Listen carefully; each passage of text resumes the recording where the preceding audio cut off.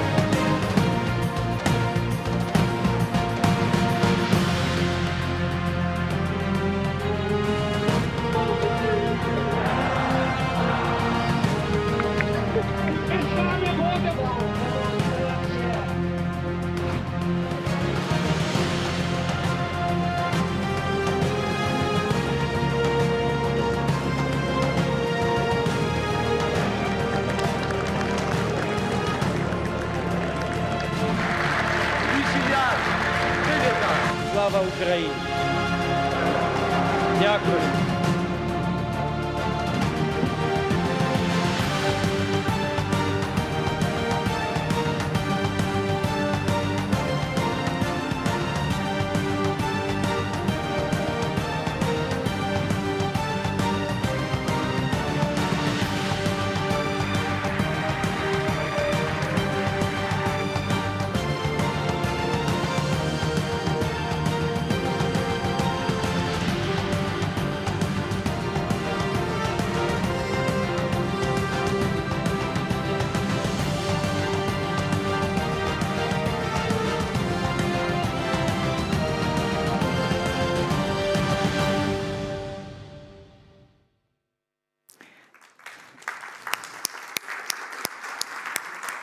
Dear ladies and gentlemen, welcome. Welcome on this 40th anniversary of Europe Day. We celebrate today this amazing European integration project that was a direct answer to the set of events we commemorated yesterday.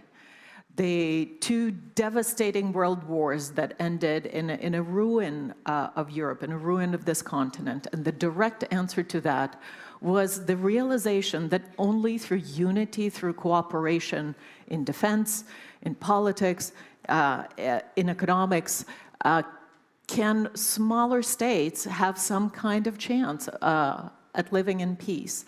And in some important way, what's going on in Ukraine today, this war, proves this theory. It is no coincidence that a major European war erupted in a place that was not fully integrated into these pan-European and transatlantic security and political structures. And so Ukraine has set out a course for transatlantic integration into the European Union and NATO, and it is my distinct pleasure to welcome a first panel of this day that will discuss some of these very pertinent and important questions. I ask to join me on the stage Deputy Chairwoman of the Verkhovna Rada of Ukraine, Olena Kondratyuk. Online, we are joined by President of the NATO Parliamentary Assembly, Marcos Perestrello. Welcome. Senior Representative and Head of the NATO representation in Ukraine, Mr. Patrick Turner. Please join us. And last but certainly not least, NATO Secretary General Special Representative for Women, Peace and Security and for Human Security, Irene Feline. Okay. So the question that was posed to the panel in general was, how do we deepen the joint defense and uphold democratic unity and empower civil society with a particular emphasis on the participation of women in security and defense to aid us along to conclude the struggle successfully for Ukraine? Пані віце-спікерко, я запрошую вас першою до слова. Ms. Vice Speaker, you will be the first to speak. Good morning. Thank you very much. Well, this is a great honor for me to take part in this high-profile forum. I would like to start by saying that today we are celebrating the Day of Europe, but I would be remiss if I don't mention that yesterday the civilized world celebrated the Victory Day in the Second World War, victory over Nazism and totalitarianism, while the civilized world voiced the slogan, "Never again." The Russian Federation keeps saying, we can repeat it, we can do it again. And basically the same methods that used to be used by the Nazis during the Second World War are being used by Russia now, ranging from genocide and deportation of the Ukrainian children all the way to shelling of civilians. And we understand how many casualties are there in Ukraine now, and how they abuse our prisoners of war, violating all the Geneva Convention principles. That's why we have to concentrate our efforts now. And just like the Ukrainian military who fought the Nazis in the Second World War, likewise, our military now are making the civilized, independent choice for the whole Europe. We all have to remember that Ukraine made a huge contribution in the fight against fascism and played a very important role in the victory in the Second World War. When we speak about our civilizational choice now, we all know that it is promulgated in our constitution. The accession to the European Union and NATO. And this is a very important component of our security paradigm. And I believe that for us today, it's crucial to remember that from July 2022, the European flag is flying in the Ukrainian parliament. Starting from the 1991, when the Ukrainian flag was brought into the parliament, now there are two. These flags are flying proudly in our parliament, symbolizing our independent and sovereign choice and the values that we defend.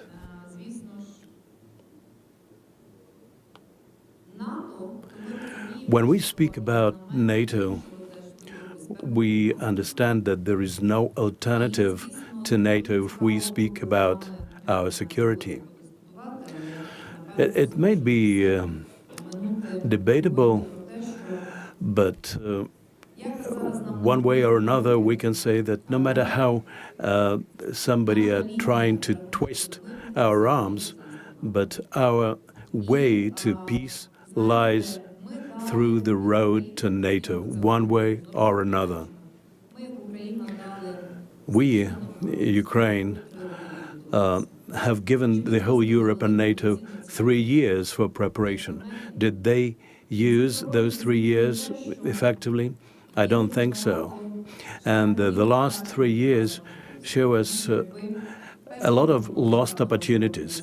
If on the first day of the full-scale invasion, the whole world accumulated their efforts against Russia, if on the very first day we were given all the weapons that Ukraine needed at that time, a lot of things would not have happened. Suffice it to mention the Bucharest summit in 2008, when Ukraine had a real chance to embark upon the road of membership to NATO. That would have changed a lot of things if that happened. We understand that without NATO's assistance, we would not be able to carry on the battlefield. That's why I would like on behalf of myself and the Parliament to thank all our partners, all the NATO allies who help us to withstand in this terrible war. Thank you. But the way I see it, all those lost opportunities show the weakness of European institutions, apart from other things, and the weakness of the general position of NATO. Why am I saying this? Just because I believe that the way to peace in Ukraine lies through strength. If Hungary is twisting our arms now, the European Union and NATO should understand how they can counter the threat which is occurring now in the European community. A case in point is the picture of Moscow now, who came to attend their parade, and the leaders of the Slovak Republic and Hungary are taking part in the parade of this satanic frenzy of Victory Day in Russia. Europe should understand all the threats to its unity. And when we speak about the actions of the European Union, and this also is related to a fair punishment of the aggressor, and we should say that the what was announced by Kaja Kallas, that there probably would be a tribunal against Russia on the basis of the European Union. I think this is a crucial point which opens up a way for the European Union to pool their efforts in support of Ukraine. As regards NATO per se, I would like to point out two important things. First of all, about the responsibility of NATO. When we speak about responsibility, this is largely about enlargement. And we know that in its history, when NATO wanted to expand its possibilities and opportunities, Sweden and Finland acceded in 1952. Turkey joined NATO when there was a threat of a war with the Soviet Union. And now Russia is trying to test NATO, and I do not exclude that they will try to test Article 5 of NATO. And it is largely depends on the allies how they are going to counteract that. And in this respect, their position towards Ukraine is crucial. Today, I also would like to recall the words of the Secretary General of NATO what he said in Munich. He said that within 3 months, Russia produces more weapons than all countries of NATO produce within a year. And this really is a graphic example of what is going on.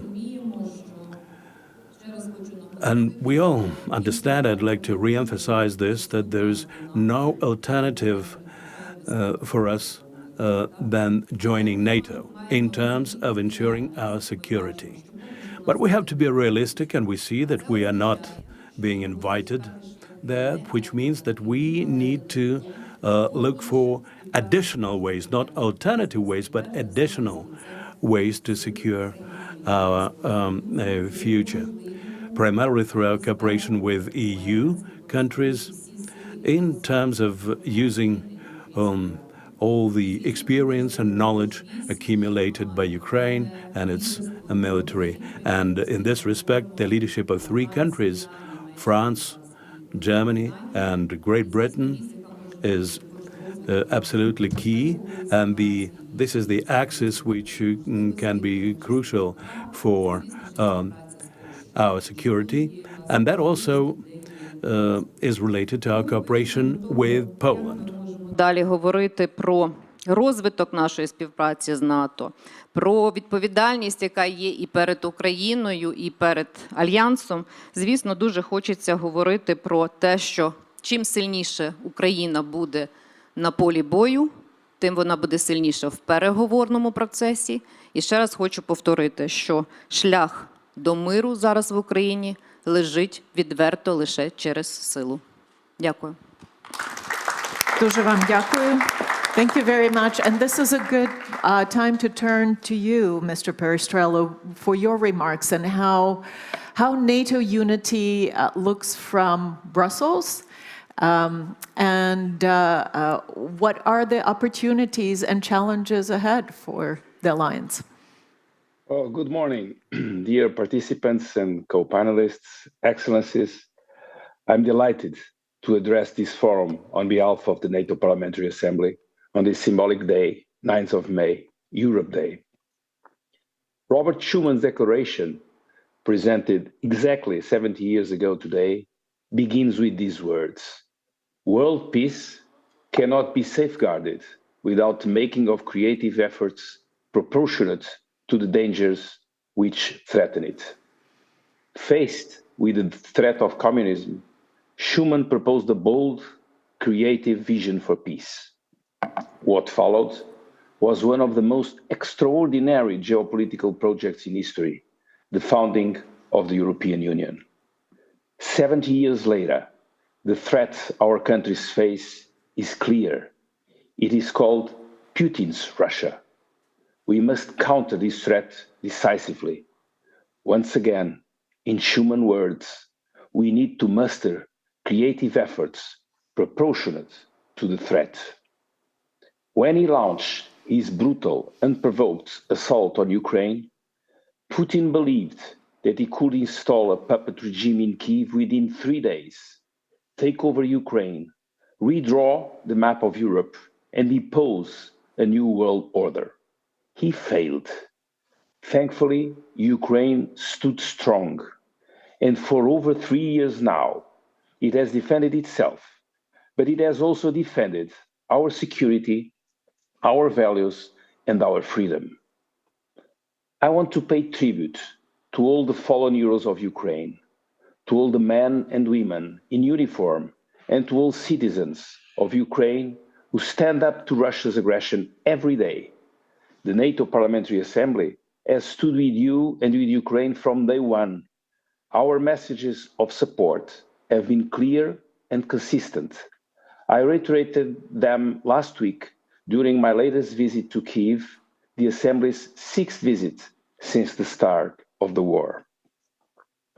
We remain unwavering in our support for Ukraine's independence, sovereignty, territorial integrity, right to self-defense, and self-determination. We are committed to supporting Ukraine's democracy, particularly through our strong partnership with Verkhovna Rada of Ukraine. We reaffirm Ukraine's right to choose its own path, including European Union and NATO membership.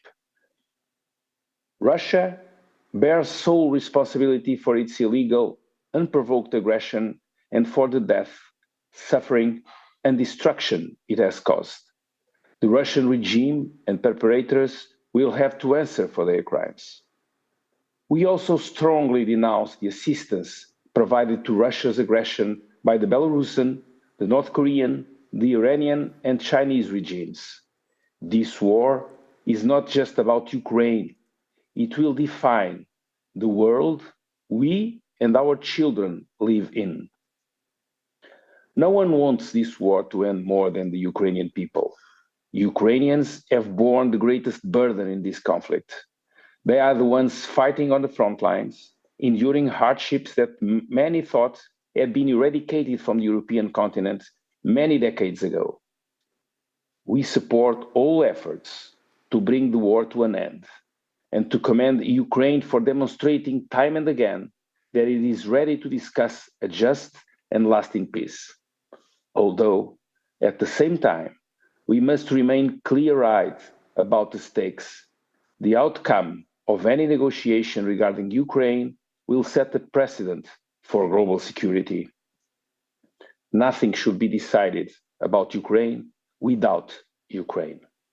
Weakness or concessions today could invite further aggressions tomorrow. Peace cannot come at any cost. It cannot be a peace born of surrender. It cannot be a peace born of surrender, for true peace can only exist when it is rooted in freedom and strength. And that is why the only road to peace is through strength. That's why our task and responsibility among NATO countries is clear. First, we must continue to help meet Ukraine's immediate needs, to give Ukraine the resources to defend itself, defend its cities, defend its people. Second, we must ensure that Europe, America, and Ukraine continue to work together towards a ceasefire and towards a just and lasting peace. Transatlantic unity is vital. We must do all we can to bolster it. Together, we must step up our pressure on Russia until it demonstrates a genuine commitment to peace.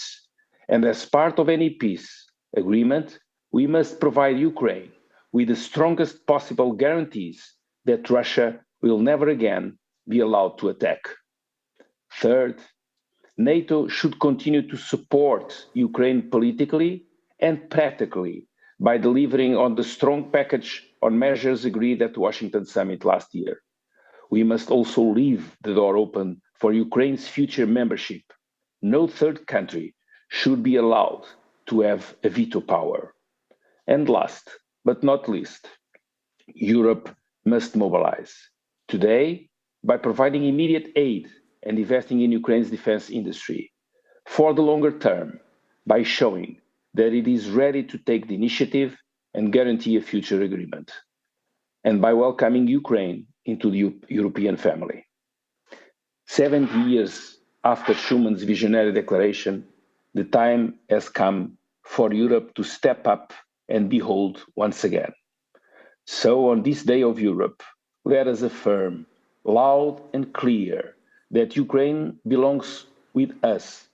Its future is Europe, and our future is decided today on the battlefields of Ukraine. Let us rise to this challenge by standing firmly with Ukraine. Slava Ukraini. Heroyam slava. Thank you. Thank you, Mr. Perestrello. Thank you for those words. Дякуємо. To Iran Felin, you have the portfolio for women in security, in peace and security, something all of us are very committed to, and those of us who are not committed to should be. So I'll turn over to you to talk about your work and mandate at NATO. Thank you very much. It's a great pleasure to be back in Kyiv, and it has a particular significance for me to have the opportunity to speak today on this very particular day, the Europe Day, a day that celebrates our values, the values that bind us, unity, solidarity, and a common vision for our continent. I think that there is no better place to talk about this than here in Kyiv today. Russia's war of aggression has marked a profound turning point for European and transatlantic security.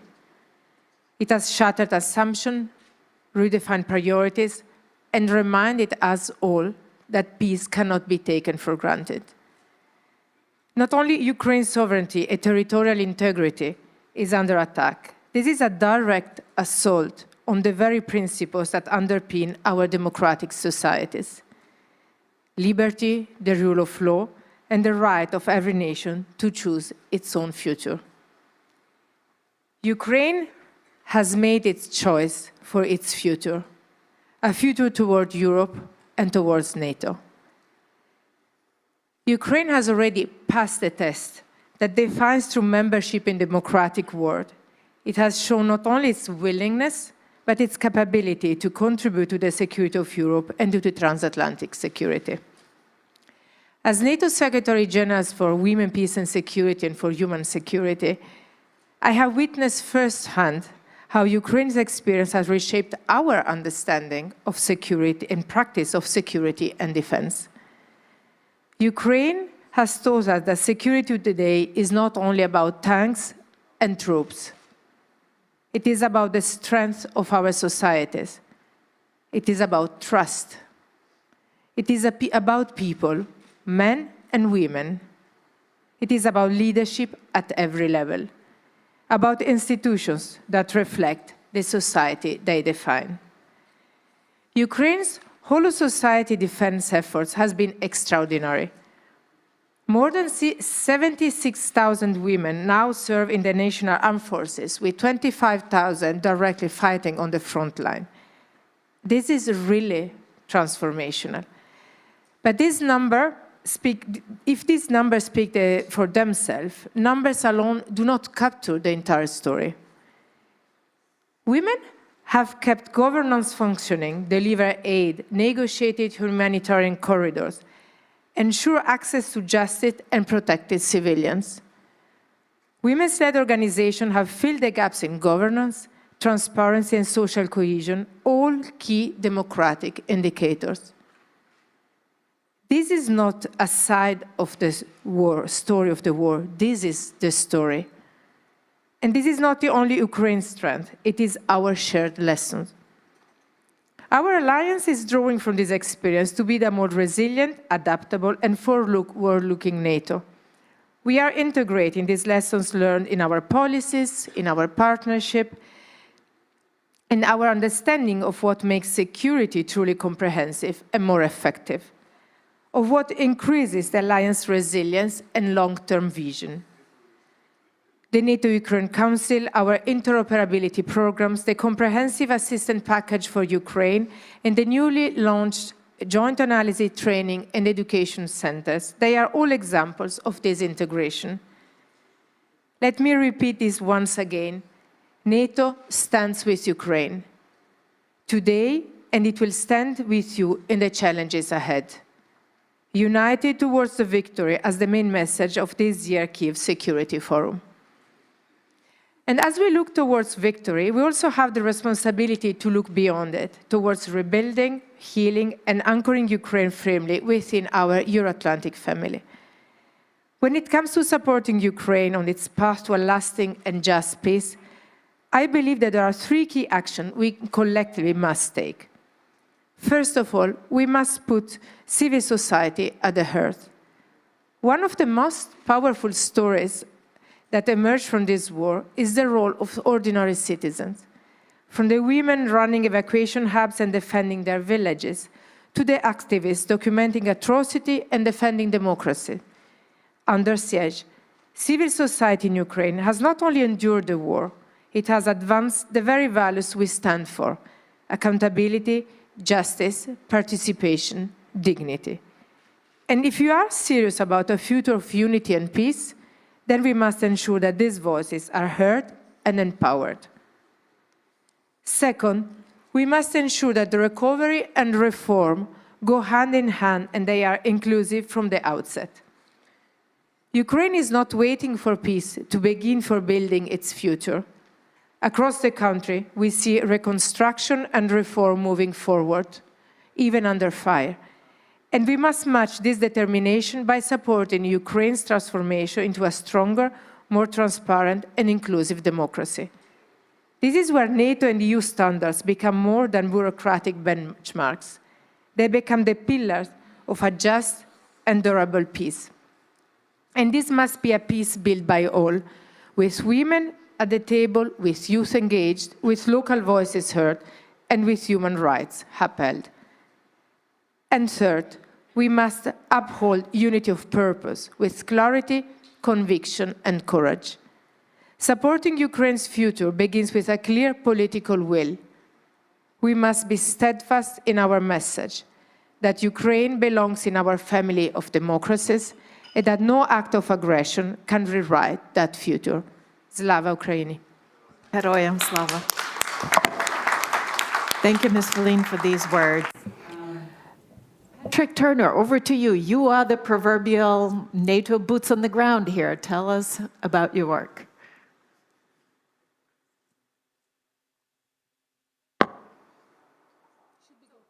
That working now? Yes? Perfect.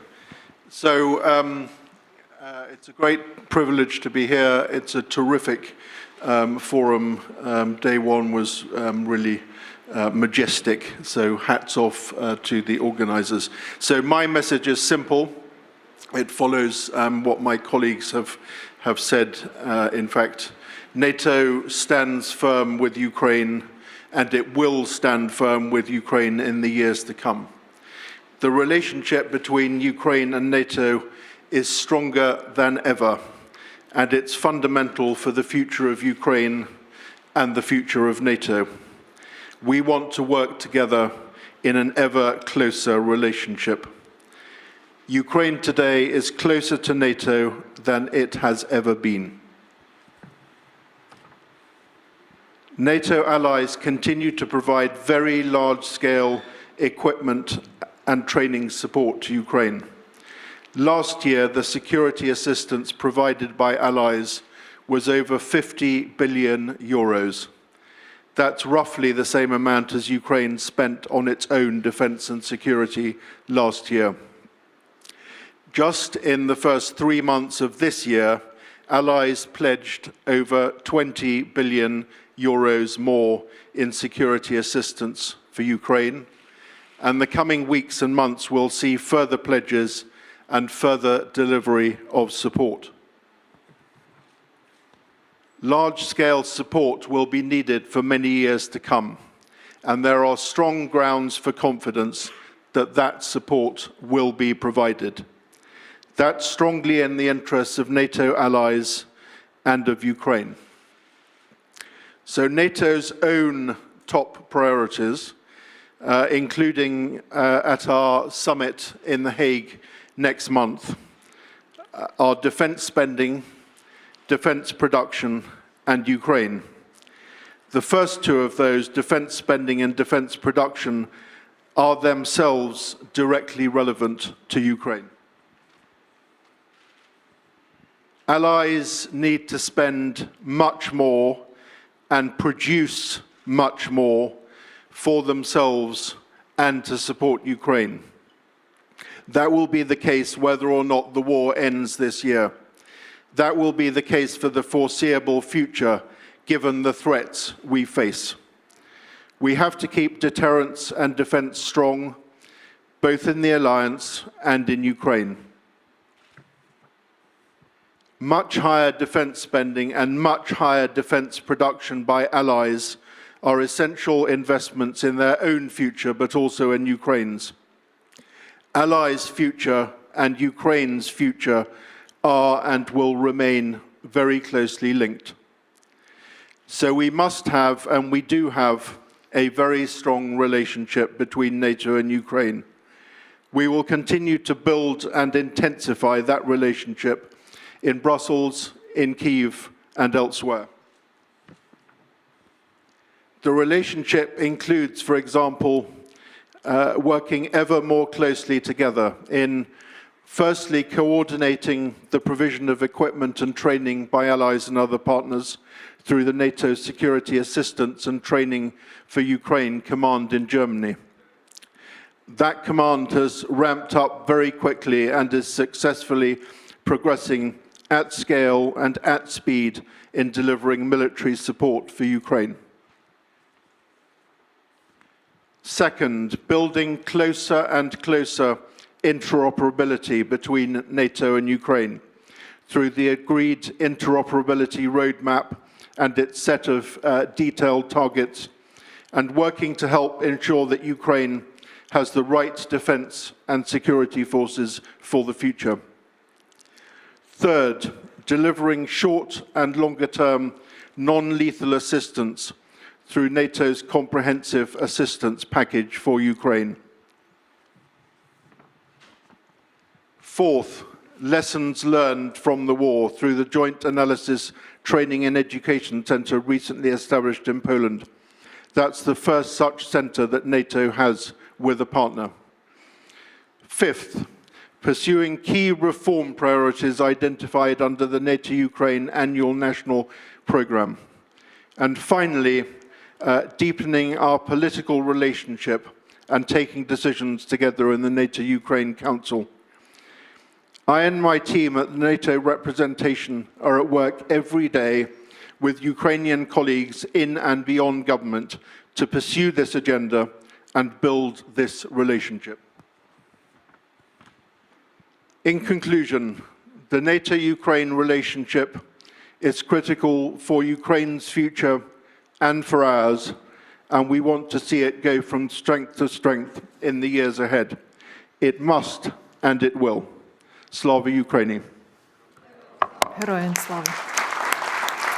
Thank you so much. I will pick up on something Vice Speaker Kondratyuk said, started us off on this panel, and I'll address it to Mr. Perestrello and you, Mr. Turner, but anyone else is welcome to react as well. She did say that Ukraine bought NATO 3 years to prepare, to get, to heed the wake-up call. But it seems that for every wake-up call, there might be a snooze button. I want you to react to that statement. I want you to reflect on some of the missed opportunities, perhaps, over the past 3 years, and what a large organization like NATO, there's a lot of, it's not exactly a nimble type of structure. How does that organization learn and react at the time of crisis? I'll go first to you, Mr. Perestrello. Well, as all organizations, as NATO has its own ways to react. The fundamental for us at the NATO Parliamentary Assembly, I cannot speak for NATO, I can only speak for a NATO Parliamentary Assembly. Maybe Mr. Turner is in a better position to talk in the name of NATO. On the view of the NATO Parliamentary Assembly, it has been clear since day one that we strongly support the path to membership of Ukraine to NATO, and we never stepped aside from that position. It's a clear position, several times reaffirmed by the NATO Parliamentary Assembly. Also from the beginning, the parliamentarians belonging to the NATO Parliamentary Assembly have been wavering on the support of Ukraine and demanding to their countries, to the countries which they represent as parliamentarians, a stronger support in all the areas that Ukraine needs support, on the humanitarian field, on reconstruction, on health, integrating refugees, economic support, financial support, and military support. And in the last months has grown strongly the idea of industrial cooperation, and they were created new programs of partnerships between companies from NATO countries and companies from Ukraine to develop military equipment necessary for Ukraine to stand and fight, and that is how we, in our countries, our members of the NATO Parliamentary Assembly, think that this support will continue. It's the fundamental for us is to keep firmly with the positions we have been advocating since day one, trying to push our governments to a stronger support to Ukraine. And that's the most relevant part of the job that the NATO Parliamentary Assembly has been doing since the invasion day. I would like to remind that the invasion was in February 2022, and members of the NATO Parliamentary Assembly visited Ukraine in May of that year. And the relation with the Verkhovna Rada has been since day one very strong, and I would like to mention the importance of the work that has been developed by the Ukrainian parliamentarians, very important to mobilize and keep awake the Western public opinion to the support of Ukraine. Thank you. Thank you so much. I hope to have answered your question. Well, we do very much appreciate the support of the Parliamentary Assembly and all the member states, but let me turn with the same question to you, Mr. Turner. Working? Yep. I would say there is no comparison between the relationship between NATO and Ukraine 3 years ago and now. What I just outlined in my remarks shows the depth and breadth of that relationship. So last year, as I say, 50 billion, over 50 billion euros in security assistance. There was a pledge at last year's NATO summit of at least 40 billion euros that matched the amount that NATO allies had provided in the previous 2 years. So that's the first thing. Secondly, ever closer working together in a whole range of areas. I set them out. But I would also say, and I said it in my remarks, that NATO allies know, despite what they have done in the last 3 years for themselves and for Ukraine, there is a great deal more to be done on defense spending and on defense production, amongst other things, but also on sustaining and deepening the support for Ukraine this year and in the coming years. That will be necessary, whatever happens. So, you know, the NATO summit next month will see ambitious decisions on defense spending. I'm not going to forecast exactly what they're going to be, but you've been seeing figures in the media. You've been listening to what the Secretary General says on defense spending, well north of 3%. But there's no point in more money if it doesn't translate into usable, deployable, ready capability, both for allies and in support of Ukraine. Thank you so much. We unfortunately are coming to the end of time of our panel. So let me just put out this question to the whole panel and ask for a very brief reflections. Yes, Ukraine will become an ally, NATO ally, at some point in the future. There are currently political and other impediments to doing so. That might take time. We all realize that. In the meantime, what can Ukraine and NATO alliance do to bolster not only Ukraine's defense capacity, but deterrence in Ukraine through allied action? And I'll go in the reverse order. I'll start with you, Mr. Turner, and work our way back. So it's the agenda that I set out. It's more defense spending, more capabilities, sustained support for Ukraine, closer working between NATO and Ukraine. We're doing that, more interoperability, more detailed work together on the future structure and capabilities of Ukraine's armed forces, and that is very much our intention. And what Ukraine is doing today, what Ukraine will be and will do tomorrow and in the future is absolutely fundamental for security in Europe, for transatlantic security. Working together is an absolute essential for NATO and Ukraine. We're here to stay. The relationship's here to stay. And I hugely salute all that Ukraine has done for itself and for us. And we intend to sustain our support. Thank you. So more defense, deterrence through defense. I'll go to you next. It is about working together, as Patrick said, and share lessons learned. So I joined NATO 4 weeks before the full-scale invasion, and so I have witnessed this increase and closer relationship between our alliance and Ukraine. And while we have changing our posture, going to more deterrence and defense, we are also learning from Ukraine. And this applies to what I work on, the women, peace and security. As I said in my initial remarks, we are all witnessing and learning from the incredible participation of women in the armed forces, here fighting together and alongside with men. And in a moment where we have to increase and strengthen our deterrence and defense posture, we talk about mobilization. we talk about generating forces. We cannot do this if we don't tap into the entire pool of talents in our population. And this is something Ukraine is already doing, and where we have to learn a lot in our respective countries. And this applies also to the different ways in which the war is conducted, so the multi-domain operations, and especially when it comes to hybrid, cyber, UAVs.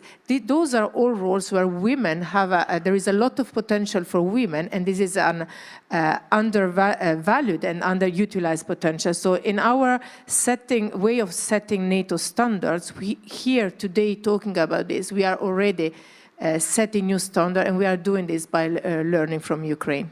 Excellent, excellent. Mr. Perestrello, I'll go to you for some final remarks. Thank you. Thank you. I would say briefly, ramp up defense spending, increase military support to Ukraine, especially air defense and ammunition, development of a common military industry, developing and increasing interoperability. I think with these steps, keeping the door open for membership, that's the best we can do to increase defense and deterrence in Europe and in Ukraine. To get that, one thing very important that should be reminded, keep and maybe and probably increase sanctions to Russia. Thank you. Пані віце-спікерко, останнє слово за вами. Так звучить якось двояко, останнє слово за мною, але... Well, it sounds kind of equivocal that mine is the last word. Anyway, having heard what was said by my co-panelists, it looks like we speak the same language, as it seems. But, you know, for Ukraine, time really matters. And we don't have the luxury of much time here, because day in and day out, we are paying with blood. I've recalled Mr. Marcus's speech in Parliament when he was on a visit here, and he said quite aptly that NATO allies were kind of naive because they thought that this war would be improbable. But if this repeats itself, this will look like a total folly on the part of NATO allies. So we have to join our efforts, and we all, together with NATO countries, have to appreciate what role is played by Ukraine now, not just in terms of its own security, but in terms of pan-European security. I'd like to repeat that a fair peace in Ukraine can be possible only through strength. I want all our partners and allies to hear this, without forcing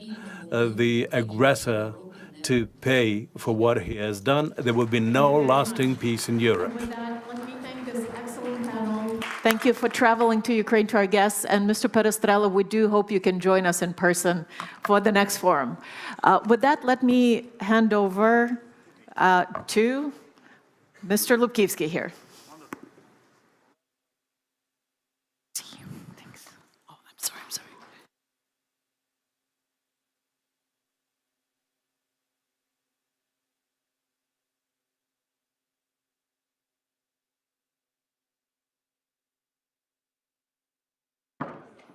Пані та панове, дозвольте...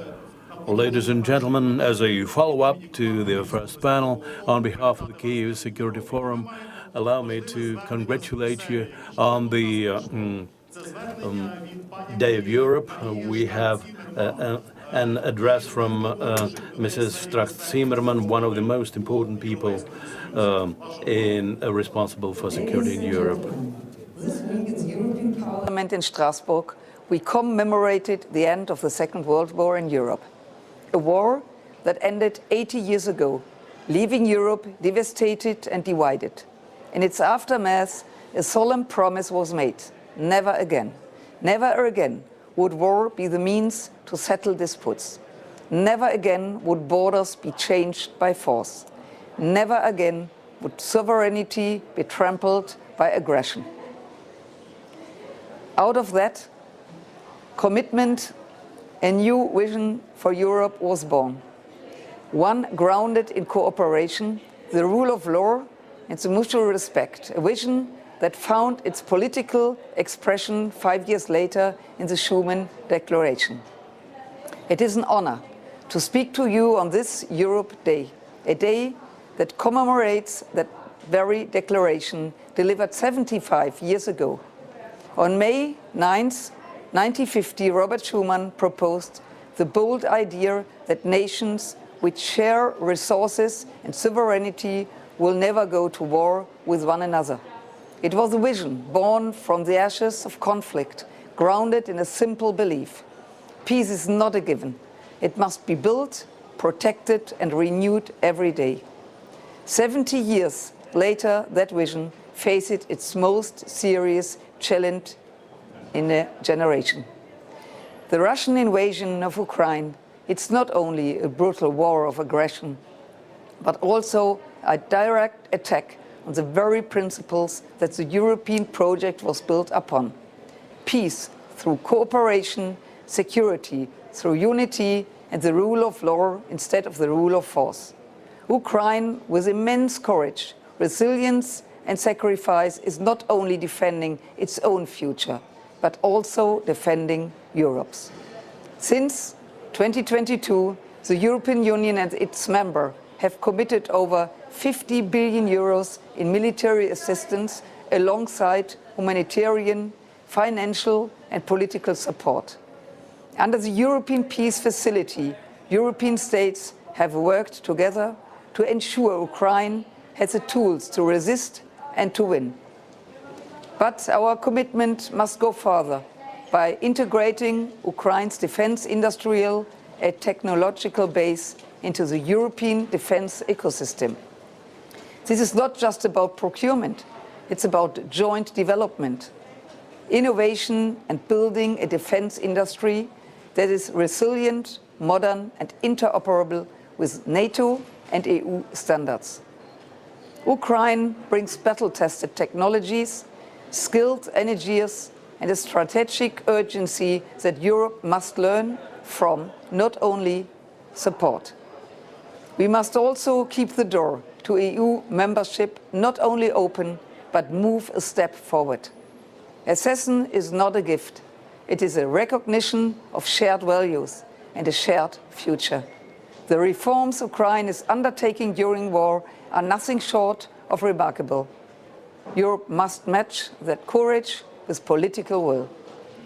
The Schuman Declaration reminds us Europe is not a finished project. It grows through crisis, evolves through solidarity, and deepens through commitment. A stronger Europe, defense based on strategic autonomy, industrial cooperation, and shared values, it's now essential.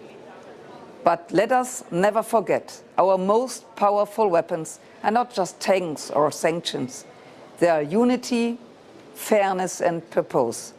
The more clearly we define our role in securing peace and defending democracy, the more credible we become to allies and adversaries alike. So on this 75th anniversary of the Schuman Declaration, we are called to act with the same vision and courage that defined its origin. So reject the logic of sharps and influence and imperial conquest. To stand not behind Ukraine, but alongside it politically, militarily, economically, and morally. Because a free, independent, and safe Ukraine is not just a hope. It's essential for Europe's peace, security, and identity. Slava Ukraini. Thank you very much.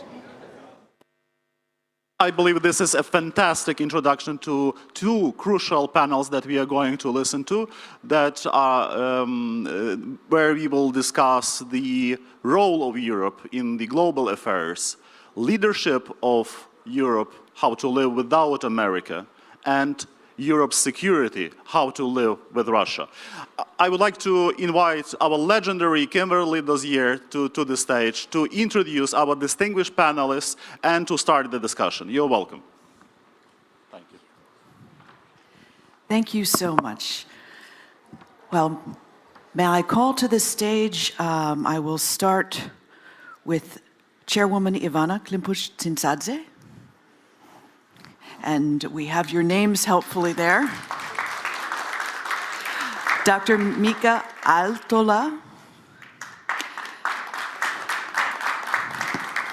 Ms. Anne Genetet, Ms. Marketa Gregorova, and Mr. Ivars Iyabs, and Chairman and former Secretary General Klaus Welle. Thank you. And if I butchered anyone's name, please let me know. So we are here to discuss Europe's strategic autonomy or progress towards that, replacing what used to be a Pax Americana of US leadership. So I want to start with my usual lightning round question. I have warned them that I would give them a provocative question that they have not heard in advance. So I'm going to key off the previous panel with the mention of Article 5. Mika, do you trust the Trump administration to honor Article 5 if Finland is attacked by Russia? Thank you for the question, and thank you for the honor of being in here. And also I'm very grateful for Ukraine's fight. I know it fights for its own sovereignty, but in doing so, it provides for European security. Answering your question, if you ask the Finns, I think the latest poll numbers showed that 70% of them do not trust that Trump administration would actually unconditionally help Finns. But that was the starting point when we joined NATO. The idea was that you cannot lock history, that you actually can do well when it comes to your own defense, build up your defense, and Finland is doing so, just decided to go over the 3% limit that I have been advocating for years. So if you take care of yourself and you are located in a very strategically important place, you are going to have friends that have your survival in their interest.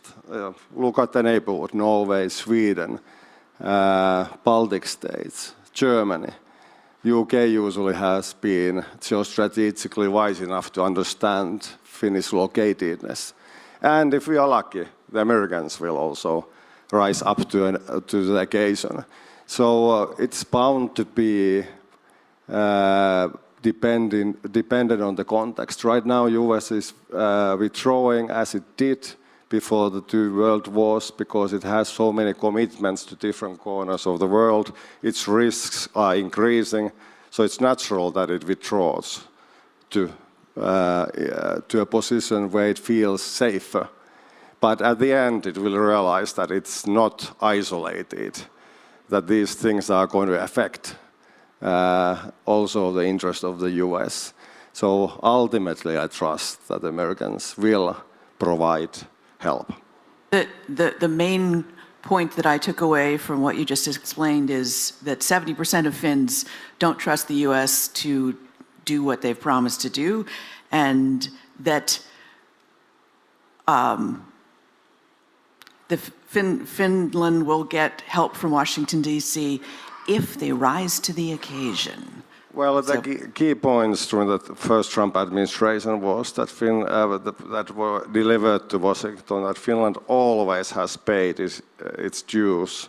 It has always taken care of its defense, and it will always be a friend of US. And that worked back then, and I'm sure that that key message works right now. Trump believes in sovereignty, and nations that are proud, taking care of their own security. That is kind of the common value basis, I think, that will work also. So you cannot base your security merely on signatures on paper. You have to actually commit things. And Finland that has always trusted on the total defense tradition that you are now using here in Ukraine. Our defense has always been based on whole of the nation, that the whole republic is mobilized. You know, our wartime army stands around 1 million people, and you know, we have 5.5 million people in Finland. Yeah, well, Finland is a little bit different, so I take the overall point that Finland didn't get as offended as some others might. So moving to Secretary General Velle, do you trust the US to honor Article 5? I think we got recently very important clarifications. So Secretary Hexet has sent interim instructions to the military saying assume risk in Europe and prioritize Asia. We had Vice President Vance who told us that now conventional defense in Europe is basically for the Europeans. The nuclear protection would stay. We have the new Undersecretary for Policies in the Pentagon, Elbridge Colby, who has given interview after interview after interview over the last 2 years saying that they have to prioritize Asia and that Europe is second. And that's a very clear message. So I think we have to start from there. There are still 100,000 troops in Europe. Thus far. But we will see what the NATO summit brings. If I take the paper of Stephen Miran on economic strategy, it says at the end of the day you have to combine maximum pressure, and you do that by bringing security into the remit, and I expect that to happen at the NATO summit end of June, so that will be the decisive moment. After that we will know where we stand. Got it. So stay tuned. Ms. Grigorova. Same question. Yes, thank you very much.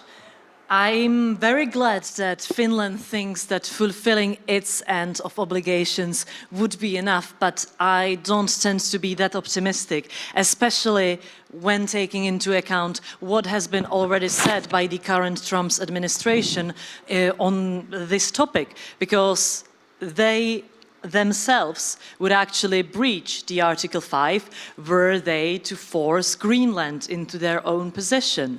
And I do think that Mr. Trump was quite clear on not really shy away from such an option if for some unknown reason Denmark would not give it up on its own volition. So if they claim that they would be themselves willing to breach it, then how are we supposed to trust them to protect us? So yeah, this I think starts the conversation well. Absolutely, especially since the last Trump administration, what we would tell each other in Washington, D.C. was take him seriously but not literally. And what we seem to be finding this time around is take him both seriously and literally, because it feels like a new, more extreme administration, at least to us in D.C. So, Ms. Genitet, Emmanuel Macron has been picking up the banner of leadership and trying to encourage Europe to come along. He has made some disparaging remarks about NATO in the past. What would France do? Do you think the US can be counted on to honor Article 5? Thank you very much. Very good question. And I first want to thank the organizers of this forum. And it's an honor and privilege to be here. And I'm here as a member of the French Parliament and clearly aligned with the foreign policy of President Emmanuel Macron. I'm from his own political party. The question for us is not as should we trust Mr. Trump or not. We have to act as if we cannot trust him. We have no choice. We have no choice, and it is to act as if you cannot trust him. We have to act as if we cannot trust him. We have no choice, and as the question of this panel says, Europe clearly has to stand up. And as Europeans, I have two messages. We have to stand up on our unity. And yesterday it was saying with the opening of this forum, we have to unite again. Clearly, this is a message for European allies. And the second message is we have to stand strong on our values. And one maybe of the most powerful value that is sometimes even contested within Europe is the fact that what we call the Brussels effect. We can create norms, standards, rules, regulations, and this is probably the most powerful extraterritorial weapon that we do have. And we have to build on that, and if we do not do so, what message will we carry on? It means that our values would be negotiable. I do not want that. It cannot be. So as of now, Europe has no choice. Either we rise or we vanish. And with us, we have Ukraine now, because Ukraine is an ally, is a European ally, and we consider things happening to Europe. We have to include Ukraine with us. So all together with Ukraine, we rise or we vanish, and I think that Ukrainian heroes deserve that we raise. Rise or we vanish. Thank you. So, Mr. Iyabs, Latvia has many people who still remember Soviet times. Yes, sure. Do you think you can trust the U.S. if Putin traverses your border? Say, does something like borderization that they're doing in Georgia? Okay. Well, first of all, let me thank the organizers for the opportunity of being here with a full admiration of what Ukrainian troops are doing, defending all of us, defending the whole Europe from that bloody aggressor, namely Russian Federation and Putin. Answering your question, I think, first of all, we are right now in the middle of reformatting or reframing the transatlantic relationship. I don't think that we have any clear signals coming in from that side of the Atlantic Ocean, because they are mixed. I mean, and I think that the previous speakers have already noted that there are different signals. And of course, we are worried about what has been said about Greenland as a NATO country and the rules-based international order in general. But the other side, at least from my perspective, which is largely a Baltic perspective, we still see our transatlantic partner, meaning the US, as an important and very fundamental part of European security. And we have done basically everything to be trusted partners on our side. I'm not talking about that the Baltic countries are increasing our defense and expenditure already now up until 5% and probably even to the north. But we have already, of course, as many European countries, our soldiers have lost their lives fighting on NATO missions. And I think this is also a sacrifice to be noted, because this is also the strength. Yeah. And in that sense, I think that the US is still a very important partner and hopefully will be such a partner. At the same time, I think that we are right now also in the European Parliament in Brussels in general in a very delicate balancing act. On the one side, thinking about the European strategic autonomy, and that is right that Europe has to be able to defend itself on the one hand, at the same time keeping that transatlantic link strong, because you mentioned the Baltic experience from the Soviet times. Let's recognize the fact that the US was the country who sustained that non-recognition policy for our countries, which really is extremely helpful for us when we were regaining our independence 35 years ago. Thank you very much. But was it a different USA that extended that non-recognition? That's what we're arguing back in DC. And on to Minister Klimpush-Tsintsadze, Chairwoman. Apologies, I gave you a promotion. I used to be Deputy Prime Minister, so that's okay. Why it's in my head. Okay. So, listening to all of this and being in a position where you need U.S. support, do you trust the White House to sustain Ukraine's war effort?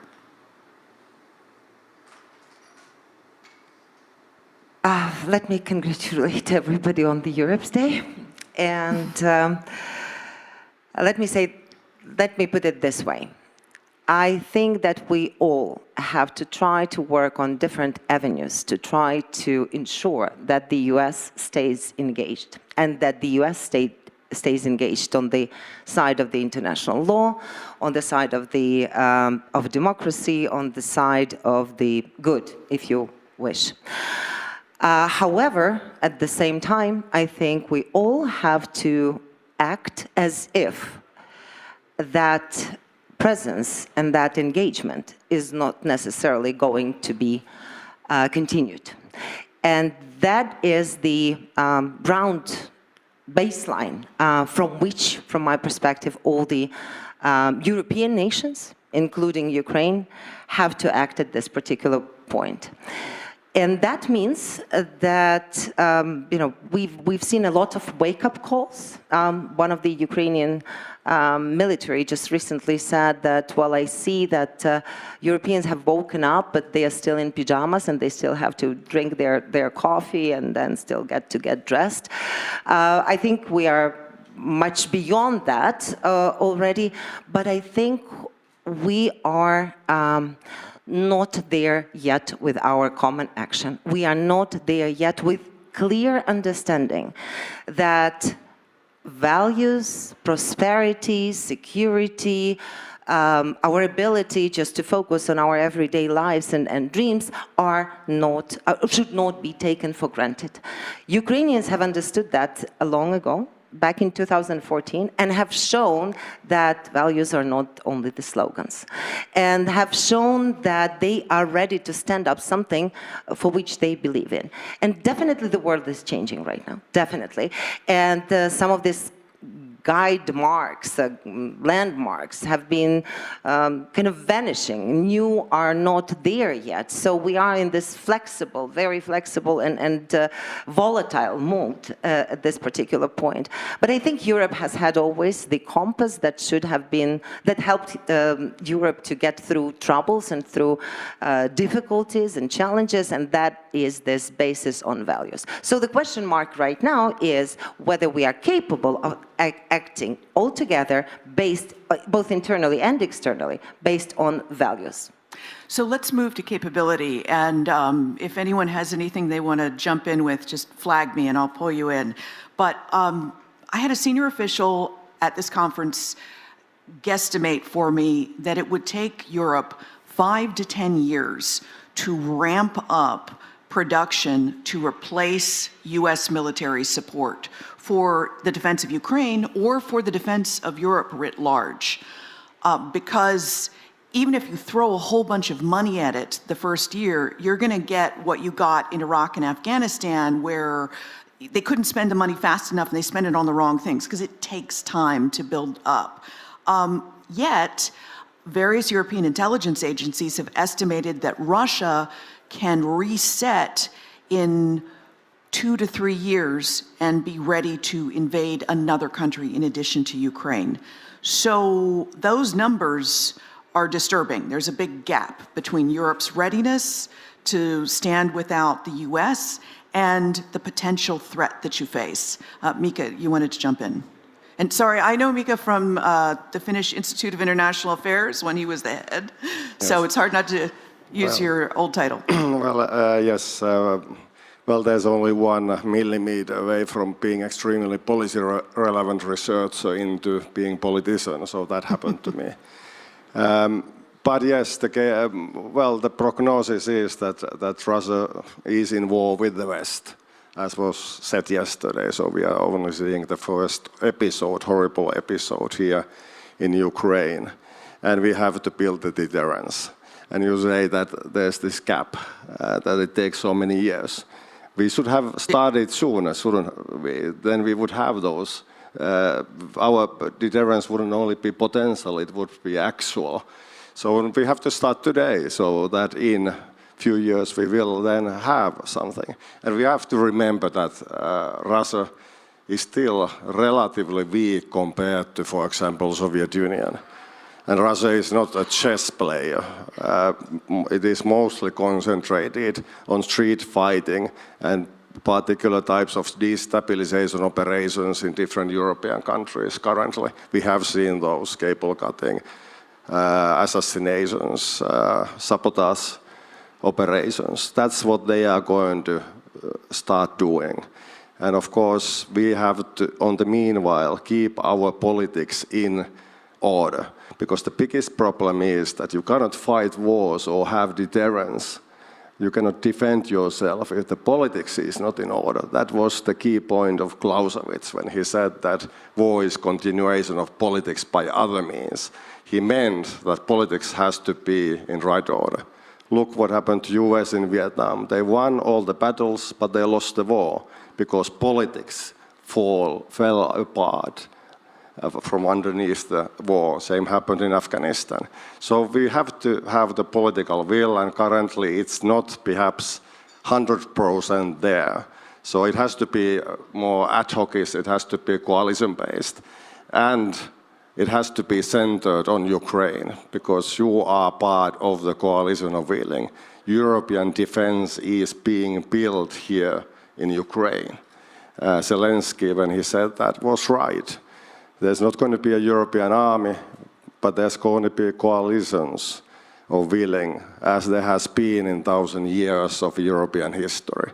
When the hardships hit us, very difficult times hit us, we usually pulled it together by those countries who were willing to take part in operations in distant corners of Europe. And Trump and J.D. Vance's derisive comments about Europe must surely help build that coalition of the willing.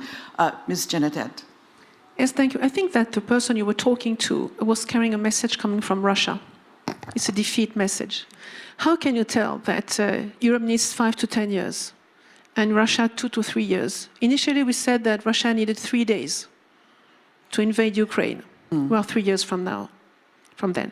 So I don't believe that. When you go into figures, the defense budget of Russia is about 100 billions of US dollars, almost. When the total defense budget, including United Kingdom for Europe, is about 350 billions of US dollars. In terms of men and women in the army, in the military forces, it's 700,000 men in the Russian forces. It is 470 millions of men and women in the European military forces. So, as Ambassador Carpenter said yesterday in the previous panel with the Atlantic Council, in Europe, we have the force, we have the money, we have the talents, we have the patents, we have the rule of law, we have everything to be a superpower. But now we need cooperation and we need to be united, and we don't need 5 to 10 years. So a follow-up for you. France has been frozen several times by protests over social spending. How will the French people swallow this shift in spending that will have to follow for self-defense? I'm very optimistic. When you look at what we are trying to call for a reserve, same as what they have in Finland. We are far from having what they have in Finland, but we had a call on to people who would like to join the reserve. And we had, just for the first trimester of the first quarter of 2025, 12,000 answers, when last year was less than 2,000. For the whole year of 2024. This shows that French citizens, despite the problem of social spending, we intend to clearly be united and move on to be part of the reserve. And the moral forces in France are growing, which is a very good and optimistic sign. So now the President will answer your question about social spending and defense spending May 13, so in a few days he will give a speech on national TV. Ms. Grigorova, I saw your hand before the minister, so I'll let you go next. Yes, thank you very much. I also actually raised my hand before my colleague from France said her points. I'm a bad teacher. And I don't want to completely repeat what has been just said. I just want to say that I absolutely agree with you.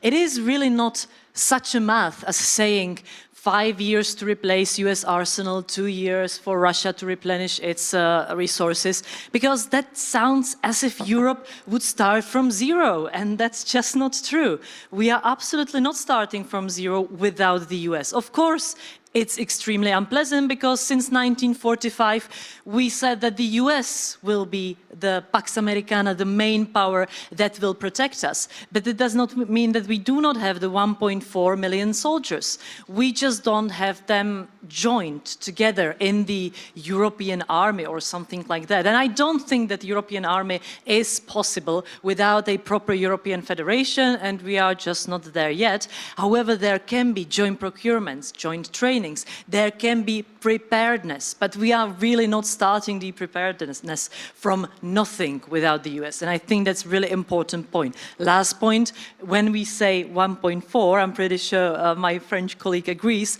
we are also including the Ukrainian army, which is currently the most experienced army in the world. And we can learn so much from them in Europe, just if there is a political will to do that. And Mr. Eryabs, I know that you've been waiting patiently, and y'all don't have to wait for me. You can also jump in on each other's points. So I welcome cacophony. Thank you very much. Regarding the European capacities, this is a continent, or a EU is a union with 450 million people and 20 trillion euros GDP. And in that sense, compared to Russia, this is big. The question is, how capable are we to mobilize those people and those resources to have a really defense union? Because right now, of course, the EU is rather fragmented in that. And this is what we observe also in terms of defense expenditure. Also, by the way, in terms how much do we really pay to support Ukraine. In that sense, I think Kaja Kallas' proposal to earmark for each and every member state 0.25% of the GDP for helping Ukraine is really a step in the right direction, because right now, I mean, the landscape is an extremely fragmented one. But as for social spending, I mean, let's be frank, during the golden years of the European Union, meaning the 60s, 70s, and so on and so forth, well, most European countries, NATO members, had defense spending up until 5%, and that didn't prevent them to develop that social model and so on and so forth. What we are seeing right now in the EU, this is, of course, very sluggish growth.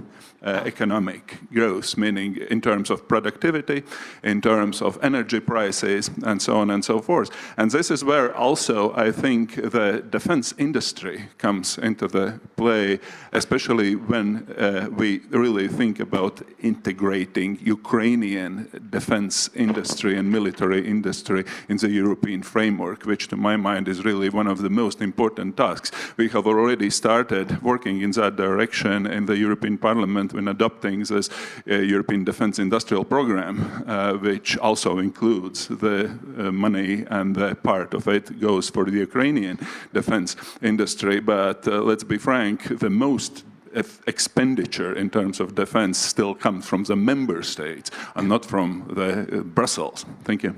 Just to red team it a little bit, I've been going to European Security Forum for almost 20 years, and I've heard all of this about ramping up spending, and it hasn't happened. And I speak frequently to the defense industry, and they say, we'd love to ramp up production, but until we get the contracts, it's not worth our time. And what is even worse, the majority of our defense industry in the EU is right now working for export.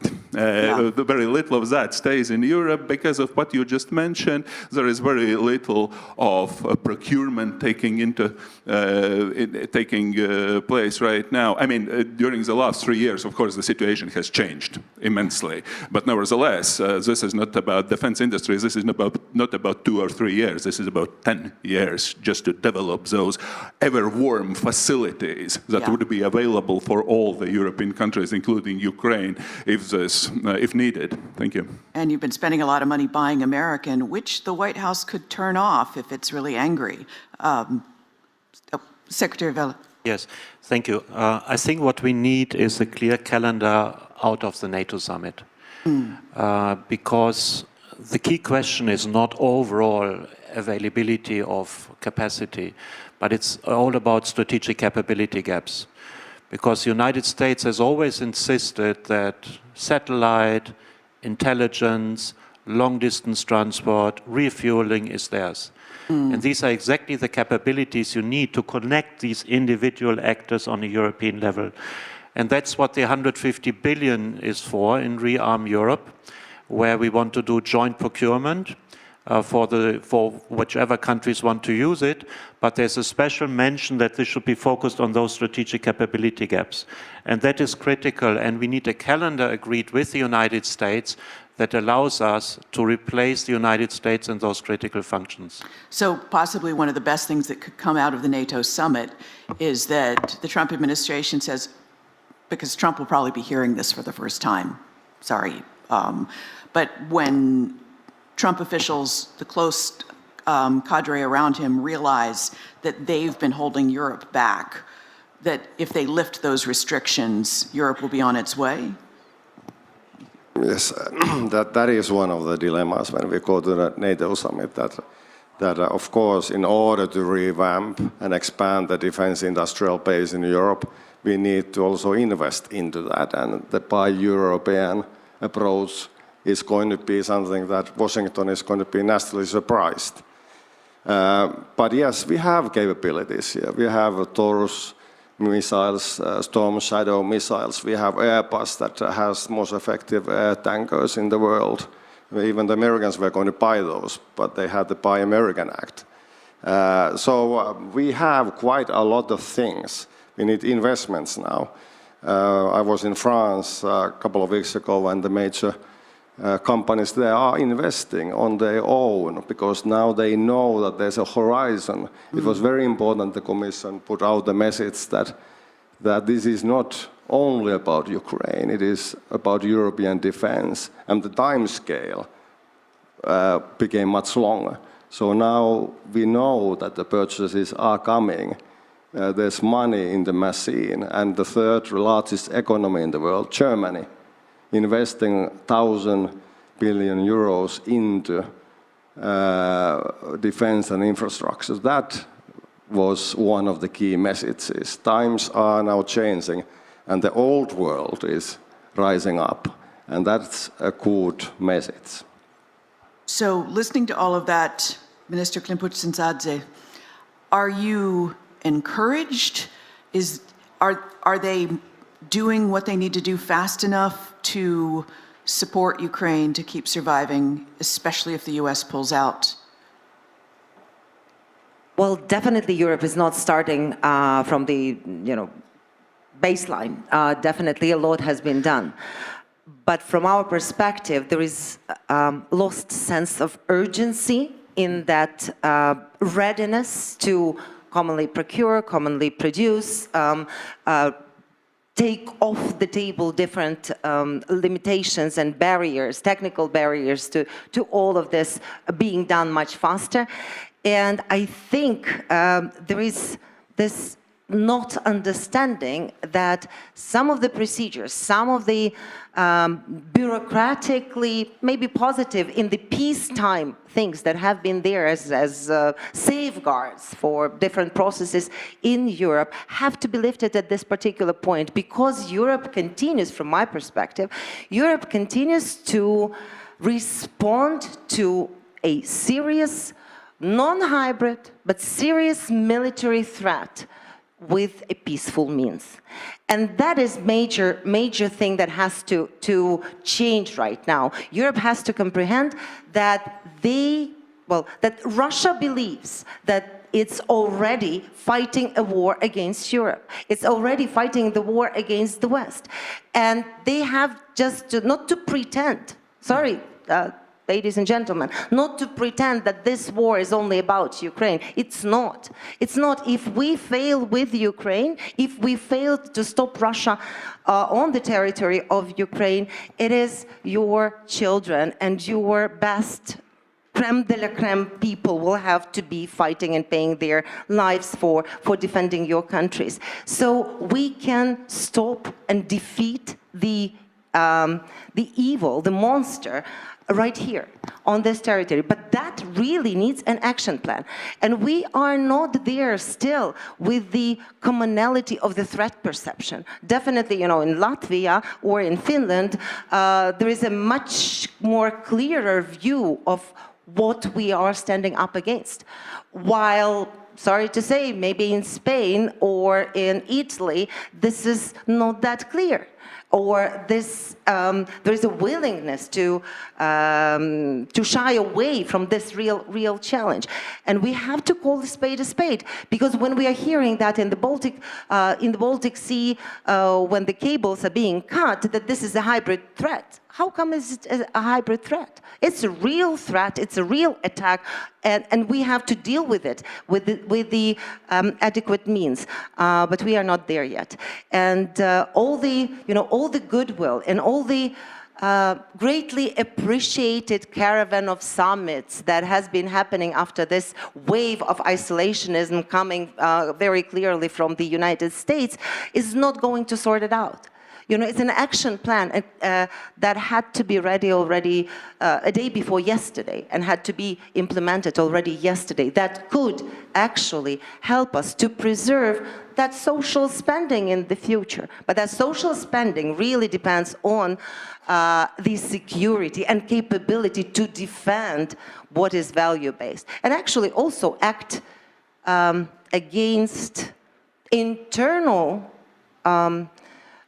challenges to the unity of the EU. This is Russian policy. Yeah. To divide, to exhaust, to destroy, to destabilize you also inside Europe. But when we are seeing that there is no readiness to actually stop harshly those who are acting on their short-sighted interest and corrupt ties with the Russian Federation, then there is a big question mark how far we can go in all this good will of understanding that, yes, we have to do more, we have to produce more, we have to be able to defend ourselves, we have to innovate. And one more thing that has not been mentioned, I think, which is very important, because Mr. Velle was talking about the strategic capabilities and so on, the war is changing very, very much. And you have heard this from many times from Ukrainian soldiers, from Ukrainian military, from your own military. And that means that a lot of that innovation that is capable of protecting in the current situation is being developed here in Ukraine. So co-production, investment in this defense capabilities that we still do have in Ukraine, and which are basically one-third of the, which are working for one-third of the capacity of production, this is also a response not only to protecting Ukraine, but also to protecting European states. And without Ukraine, Europe cannot really become stronger.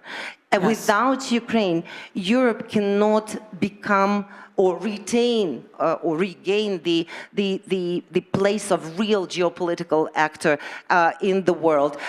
With failing in Ukraine, Europe will lose its credibility, its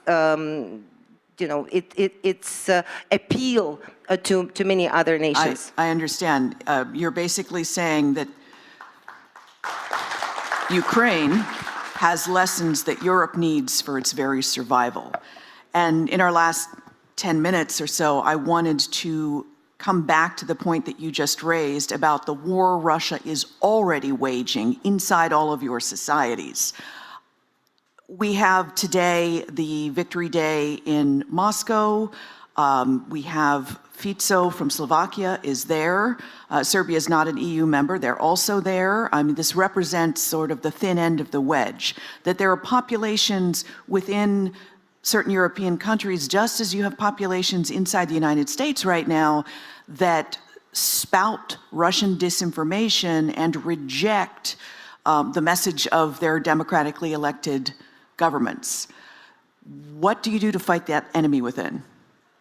Yeah, well, I'm a coordinator in the Democratic Shield committee, and we think about that quite a lot. Of course, there are different political families present there, so we see kind of the spectrum of opinions in Europe.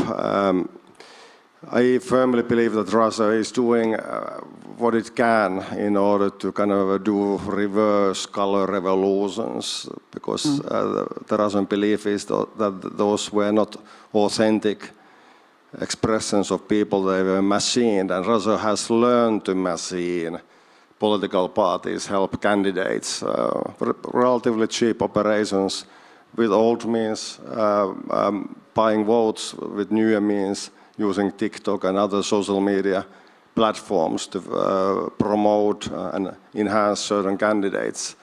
And the candidates are happy because they get, well, basically a campaign machine for free. We saw what happened with the Romanian presidential first round last fall. That's one of the key points. We should also recognize that Putin, as an intelligence operator from Eastern Germany, he knew the manual back then, and it included supporting terror also in West Germany and Western Europe.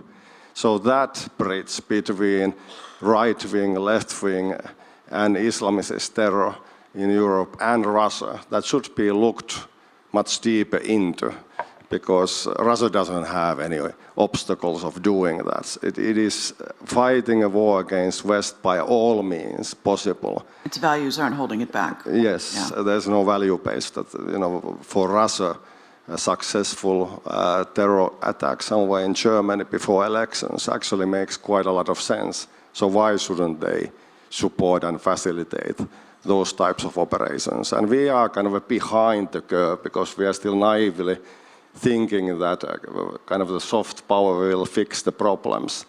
It won't. We should have more active defense and shield, active operations. But what Russia sees is weakening West right now. So Russia and China are celebrating in Moscow. They see victory that is approaching. And why should they right now sees what has been working for them? We should understand. And seems to be working in the United States.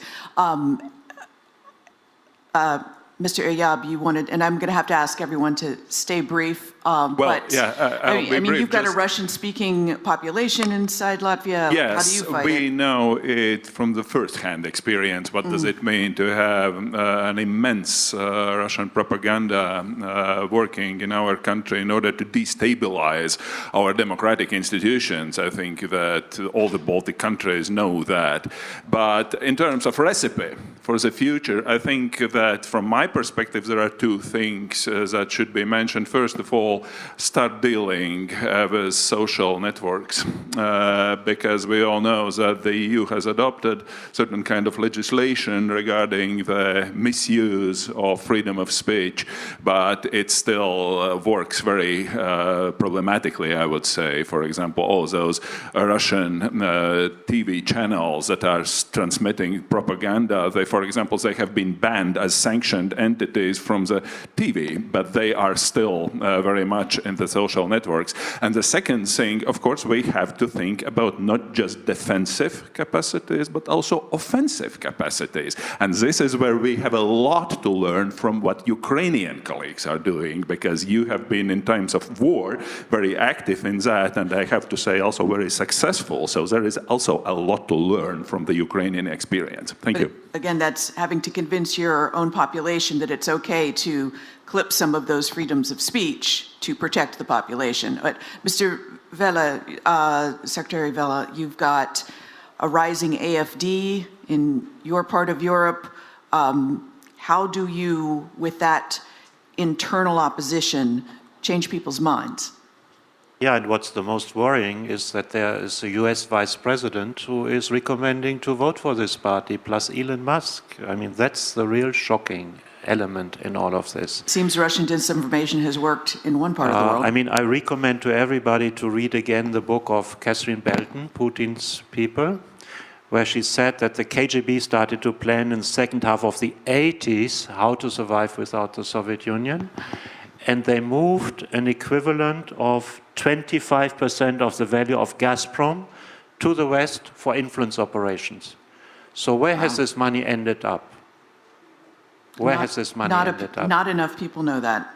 And not enough people have, like, the program in Finland where you train kids how to spot disinformation. Ms. Janitet. We clearly need to fight Russian propaganda, which is very insidious, including in our country, in France. It's very strong. And personally, I think we all have to talk. And this forum is a good place also to fight Russian propaganda.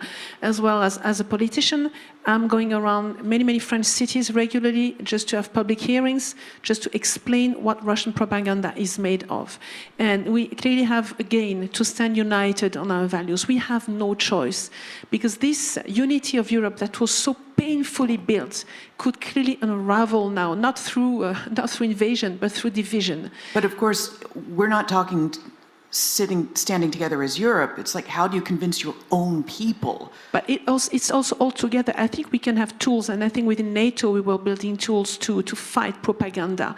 And it's also, we can do one by one, each on our side, but again, to fight this Russian propaganda, we have to be together. And I want also to highlight there is a cyber defense that we are building in Europe, which is NIS2. It's a norm, once again, but it should be ratified shortly, and I hope France will do it shortly. We are late on schedule, but all European countries should ratify this NIS2 standard cybersecurity weapon, and this will be very important for us to fight Russian propaganda. But again, history will not wait for those countries who hesitate. Yeah. We have to fight propaganda. And I'm glad you brought up cybersecurity, because attribution is an important part of calling out disinformation. I'm going to finish with our host panelists, our panelists from our host country, but Ms. Grigorova. Yes, thank you. Thank you for finishing with the host country panelists, because I have 3 answers to your question. And the first one is actually listen to our colleague from Verkhovna Rada, because from what she said even in the previous remarks, it is very clear that Ukraine has the biggest amount of experiences with what we are discussing in this panel. So I look forward to what you have to offer in your next answers. The second, or the 2 other points. The first one is, I do think that we need to stop keeping the fight against disinformation and foreign interference elitist. There is no way that another fact-checking organization, with all due respect to fact-checking organizations which need to exist, but there is no way that another one will resolve the anti-establishment movement and the rise of mistrust of people in the system. Thank you. Really, this needs to be a whole of society approach. The whole of society needs to know why we are fighting and that we are fighting.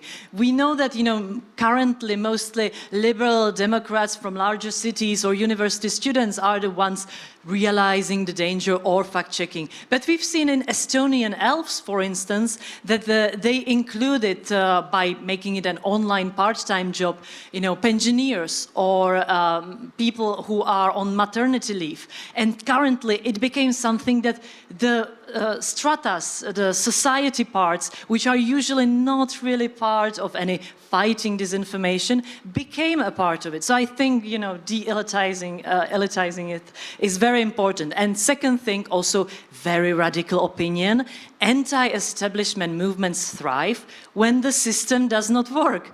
So what we really need to do is take up the political mantle and start making the system work. In Czechia, most people fell into the anti-establishment movement during COVID pandemic because the government completely screwed up the solution of COVID pandemic. So people started to mistrust the system, the institution. You can mistrust politicians. You should mistrust politicians.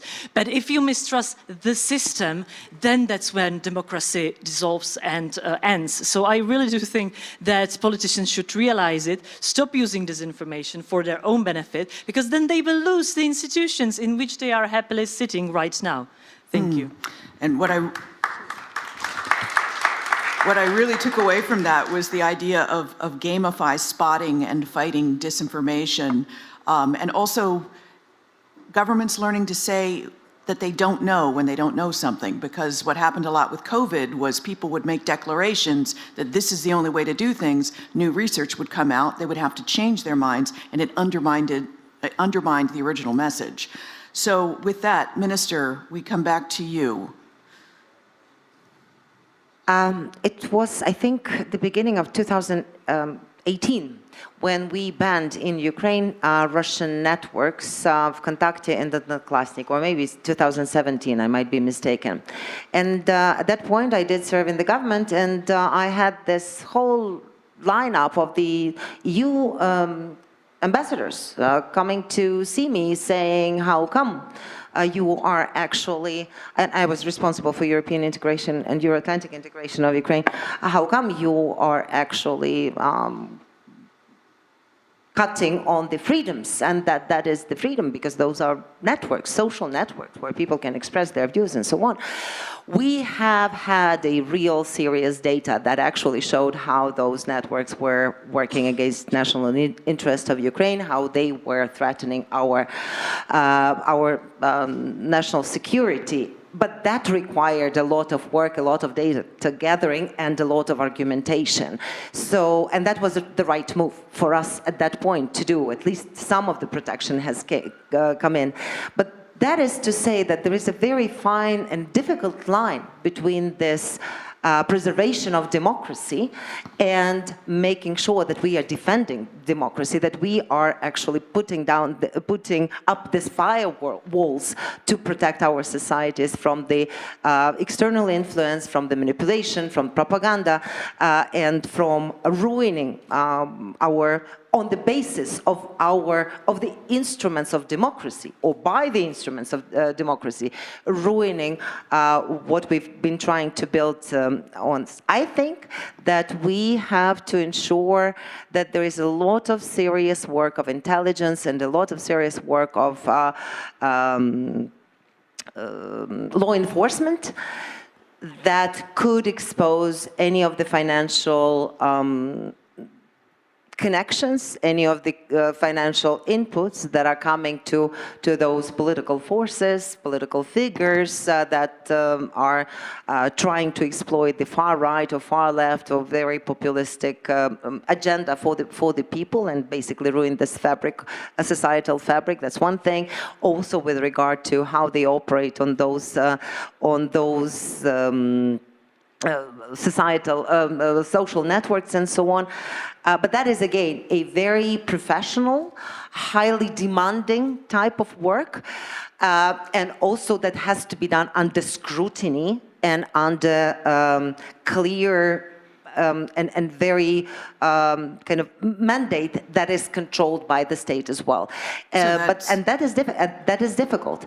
But that has to be, states have to put some resources in that in order to protect them, on the top of what my colleagues were saying with the all society effort to try to push back on this. Thank you. That's a great place to end, that while Europe is catching up with its overdue homework of building its own capacity to defend itself, it's also got to think about defending the psyche of its very people.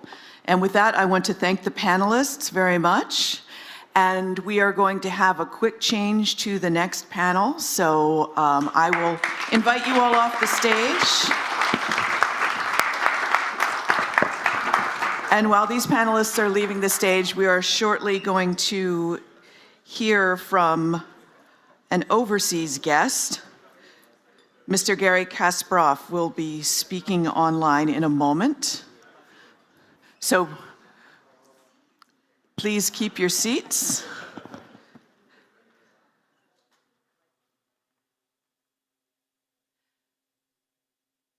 Danilov, would you like me to, shall we listen to the video and then I'll call up the guests, or shall I call up the guests? Oh, there's no. There is online.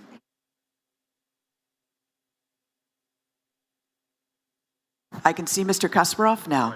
Yes, please. So please invite the guests. Okay.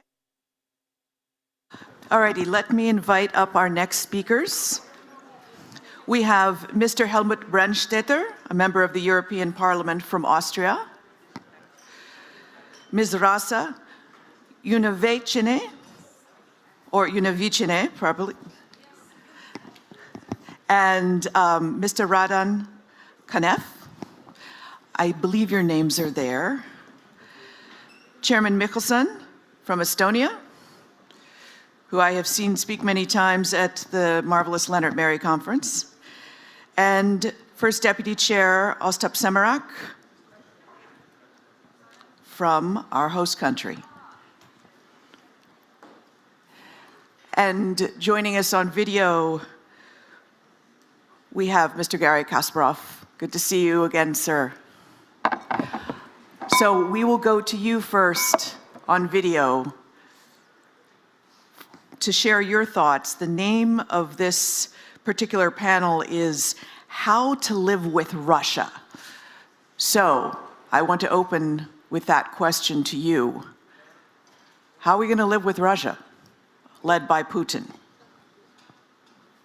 You changed the question.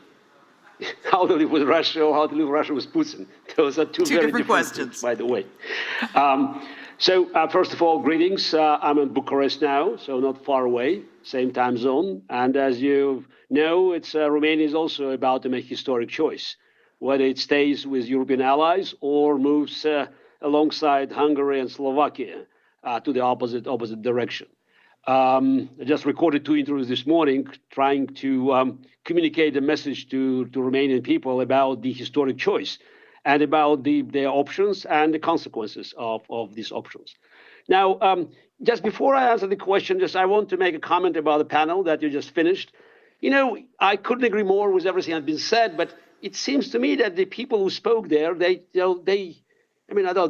came from elsewhere. So talking about France, Germany, and other European countries that had such a massive influence of Russian propaganda and, of course, the political consequences, the forces that openly aligning with Putin's agenda, including genocidal war in Ukraine, you know, nobody wants to talk how come that these parties, they gained this prominence, as if, you know, there was nothing else. I mean, how come that Putin got so much money? And why not talk about those politicians like Angela Merkel that built this dependence of Europe on Russia, or French President Nicolas Sarkozy, who basically negotiated this shameful peace, so-called peace, with the Republic of Georgia, covering up Putin's naked aggression back in 2008. Nothing is happening in a vacuum. And there's a failed European policy to recognize the threat coming from Russia. My first article talking about existential threat to the free world from Putin was published on January 4th, 2001. And I've been saying about this growing threat year after year. But Europe didn't want to hear that. I mean, even today, the 4th year of this war, of this naked aggression, after the full-scale invasion, of course, the war started in 2014, Europe was still, you know, contemplating what's the best way to help Ukraine. North Korea has provided more to Russia than the entire Europe for Ukraine. It's a shame. The first thing that we should do now is, because you actually split this question, leave with Russia or leave with Russia under Putin.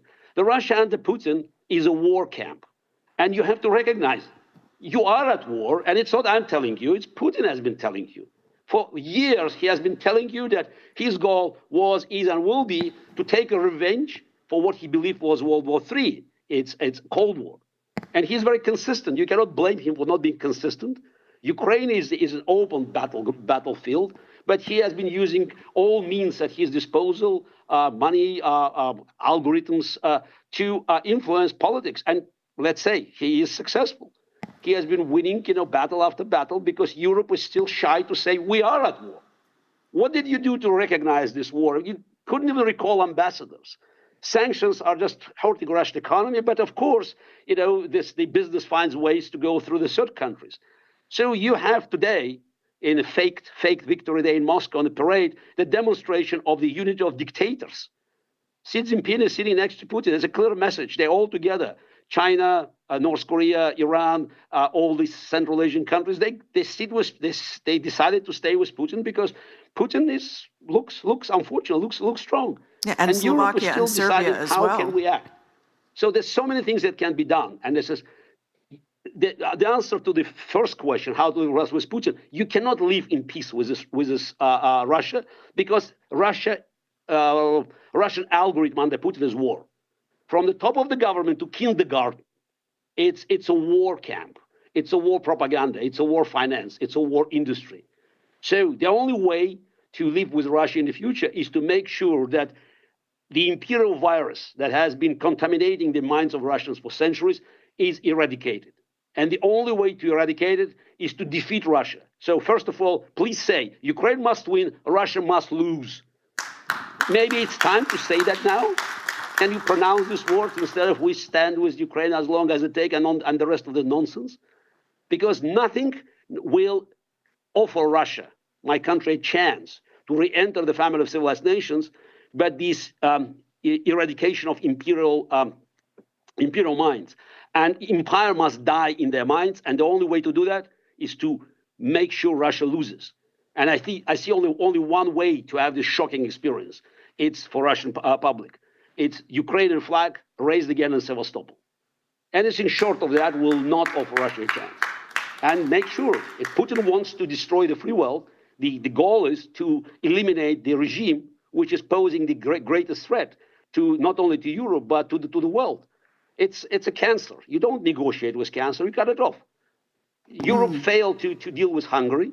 Then you had Slovakia. You may have Czech Republic now. And of course, you have political forces like AfD in Germany or Sarah Wagenknecht, don't forget far left. You have France and other countries where the pro-Putin force is gaining ground. Even in 2022, 2 months after, or the next 2 months after this full-scale invasion, more than, I think, 52 or 53% of French voters in the first ballot presidential elections voted for openly pro-Putin parties in France. So this threat is real, and I think it's time to recognize it and to offer a chance for Russia to recover. I'm not sure Russia can recover in this current geographical borders, because the country is in terrible shape, and of course China is waiting, patiently waiting for the moment where they can recover its what they call lost territories in the 19th century.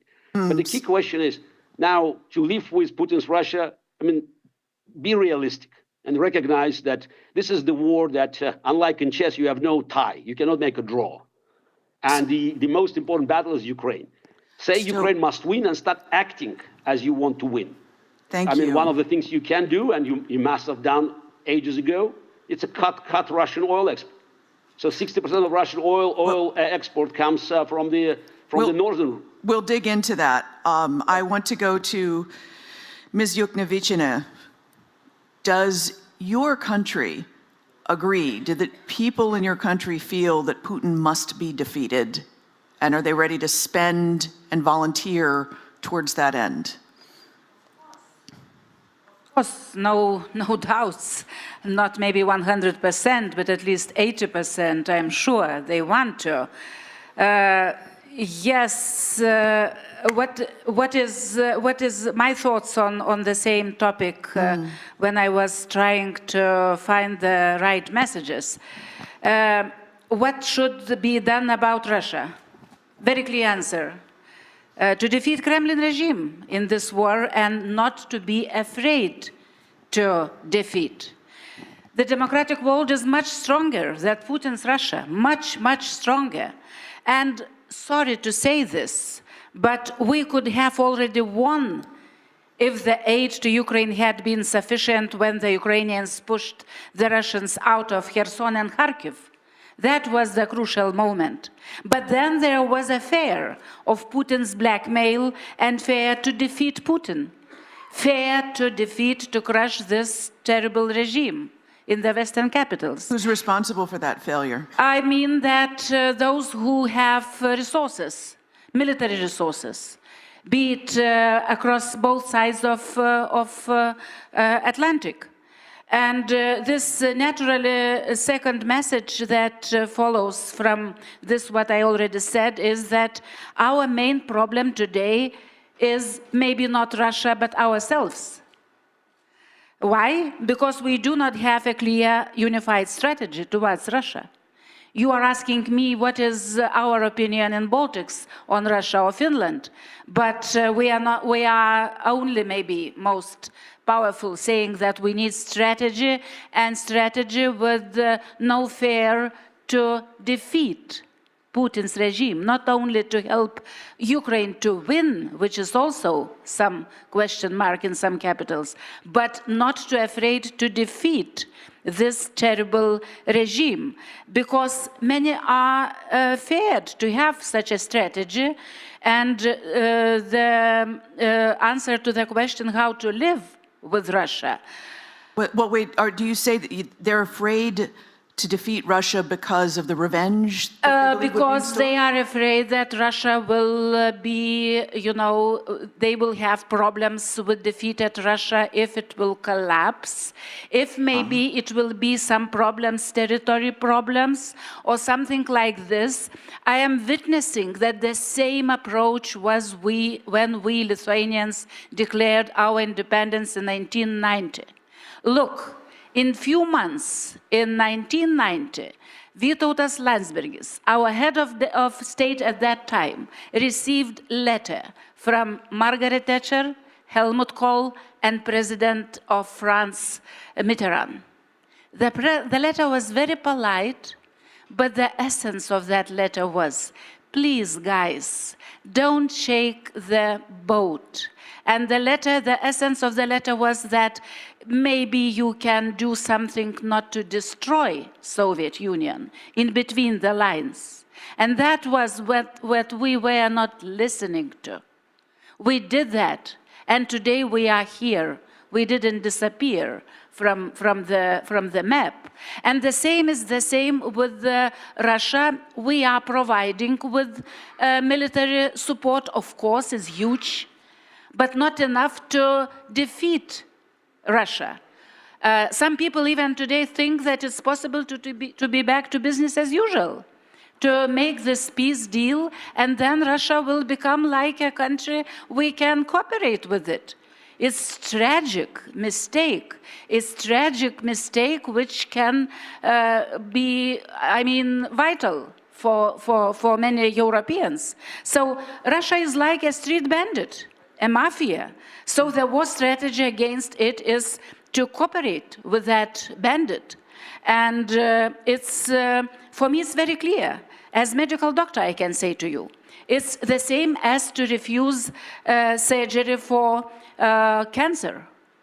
So we have to use this radical surgical treatment with the long-term chemotherapy. After that, deputinization, I mean, and the best surgeon who can do this today is Ukraine.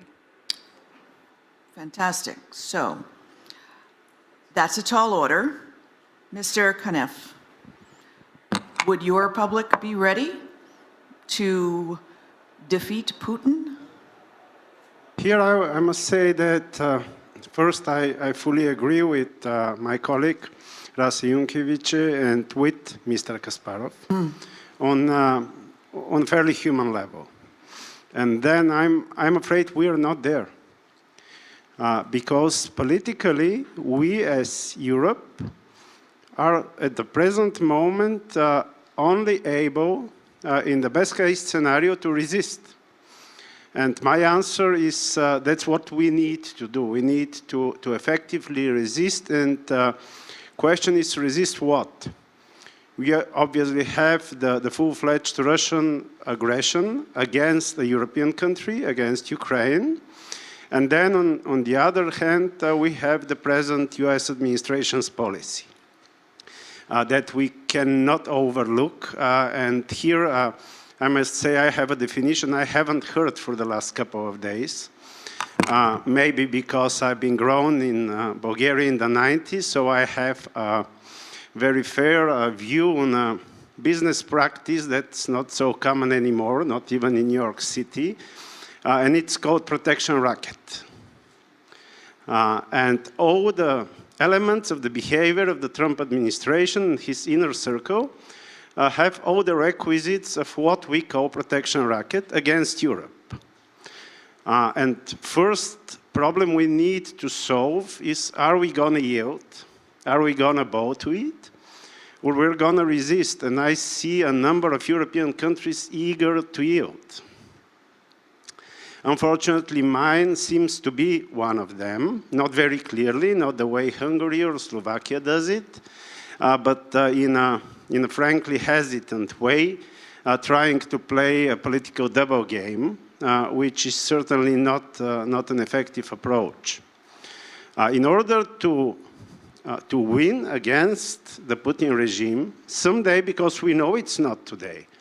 I'm not very, let's say, enthusiastic to present a solution which is not realistic today. We need to effectively resist today. We need to be extremely united against this threat. To be extremely united, it means to have a defense union, a European defense union. I would say something more. It means to have a European Union. Because a union which is not a defense union, politically is no union. And we see it in Europe now. It might be economically highly effective, or even not effective enough, even from that point of view, because of the lack of unity and hard force.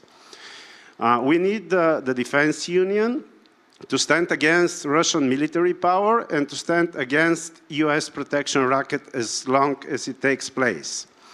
And I must say, there is obviously a number of member states that will not join, not presently. That is the big problem. Would not join in a campaign to defeat Russia? No, they won't join a defense union. So they will not be part of it. Hungary won't be part of it until Orban is in power. Slovakia won't be part of it until Fico is in power, or maybe never, frankly, about Slovakia, looking at their political history. Bulgaria might easily not be part of it. Romania is under question mark, which is an unpleasant surprise. It was without a question mark just a few months ago.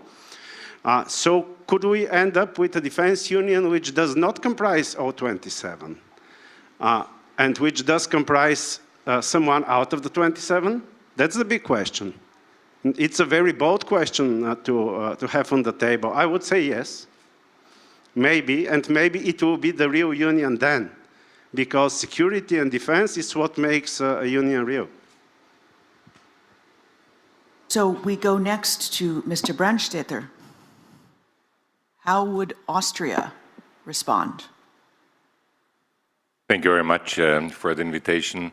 I'm very honored to be here. And every time I come to Ukraine, I've been a few times during the war as the chair of the Austrian-Ukrainian Friendship Group of the Austrian Parliament. I really see what a resilience and what a great people and what you're doing here for all of us in Europe. And I want to stress this point.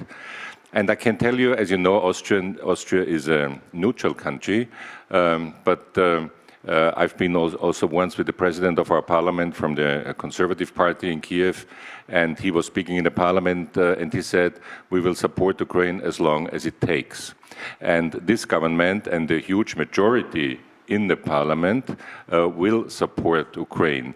But, and now it's a very important point, there is a growing right-wing, I say right-wing extremist party in Austria, so-called FPÖ, and they have a treaty, a treaty with Putin's party from 2016. They have a very good relationship, and they would stop all support and they would stop all sanctions. But it's not only Austria, it's the unity of Europe, and I think this is the first thing we have to work on.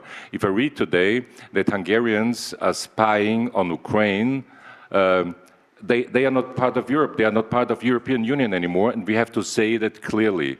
We need this European unity because otherwise we will not have a chance.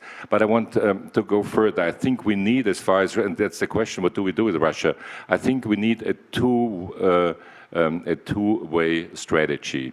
First strategy, the Russians have to feel the pain. We need more sanctions.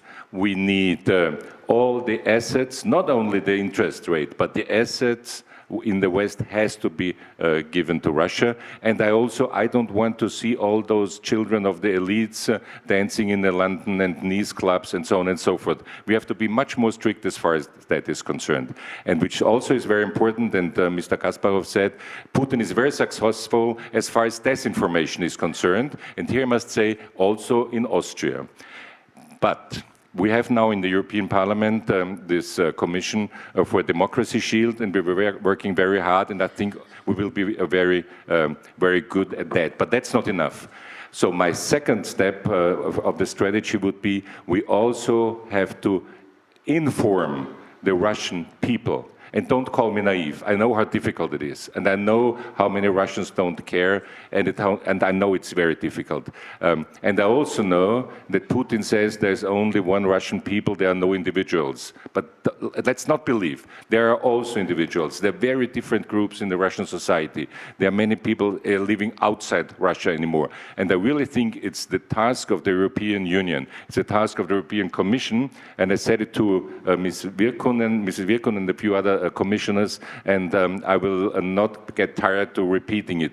We have to have a strategy to inform the Russian people that they are lied on every day, that all what they got told in television, whatever, that's all lies, and to explain them what's really happening.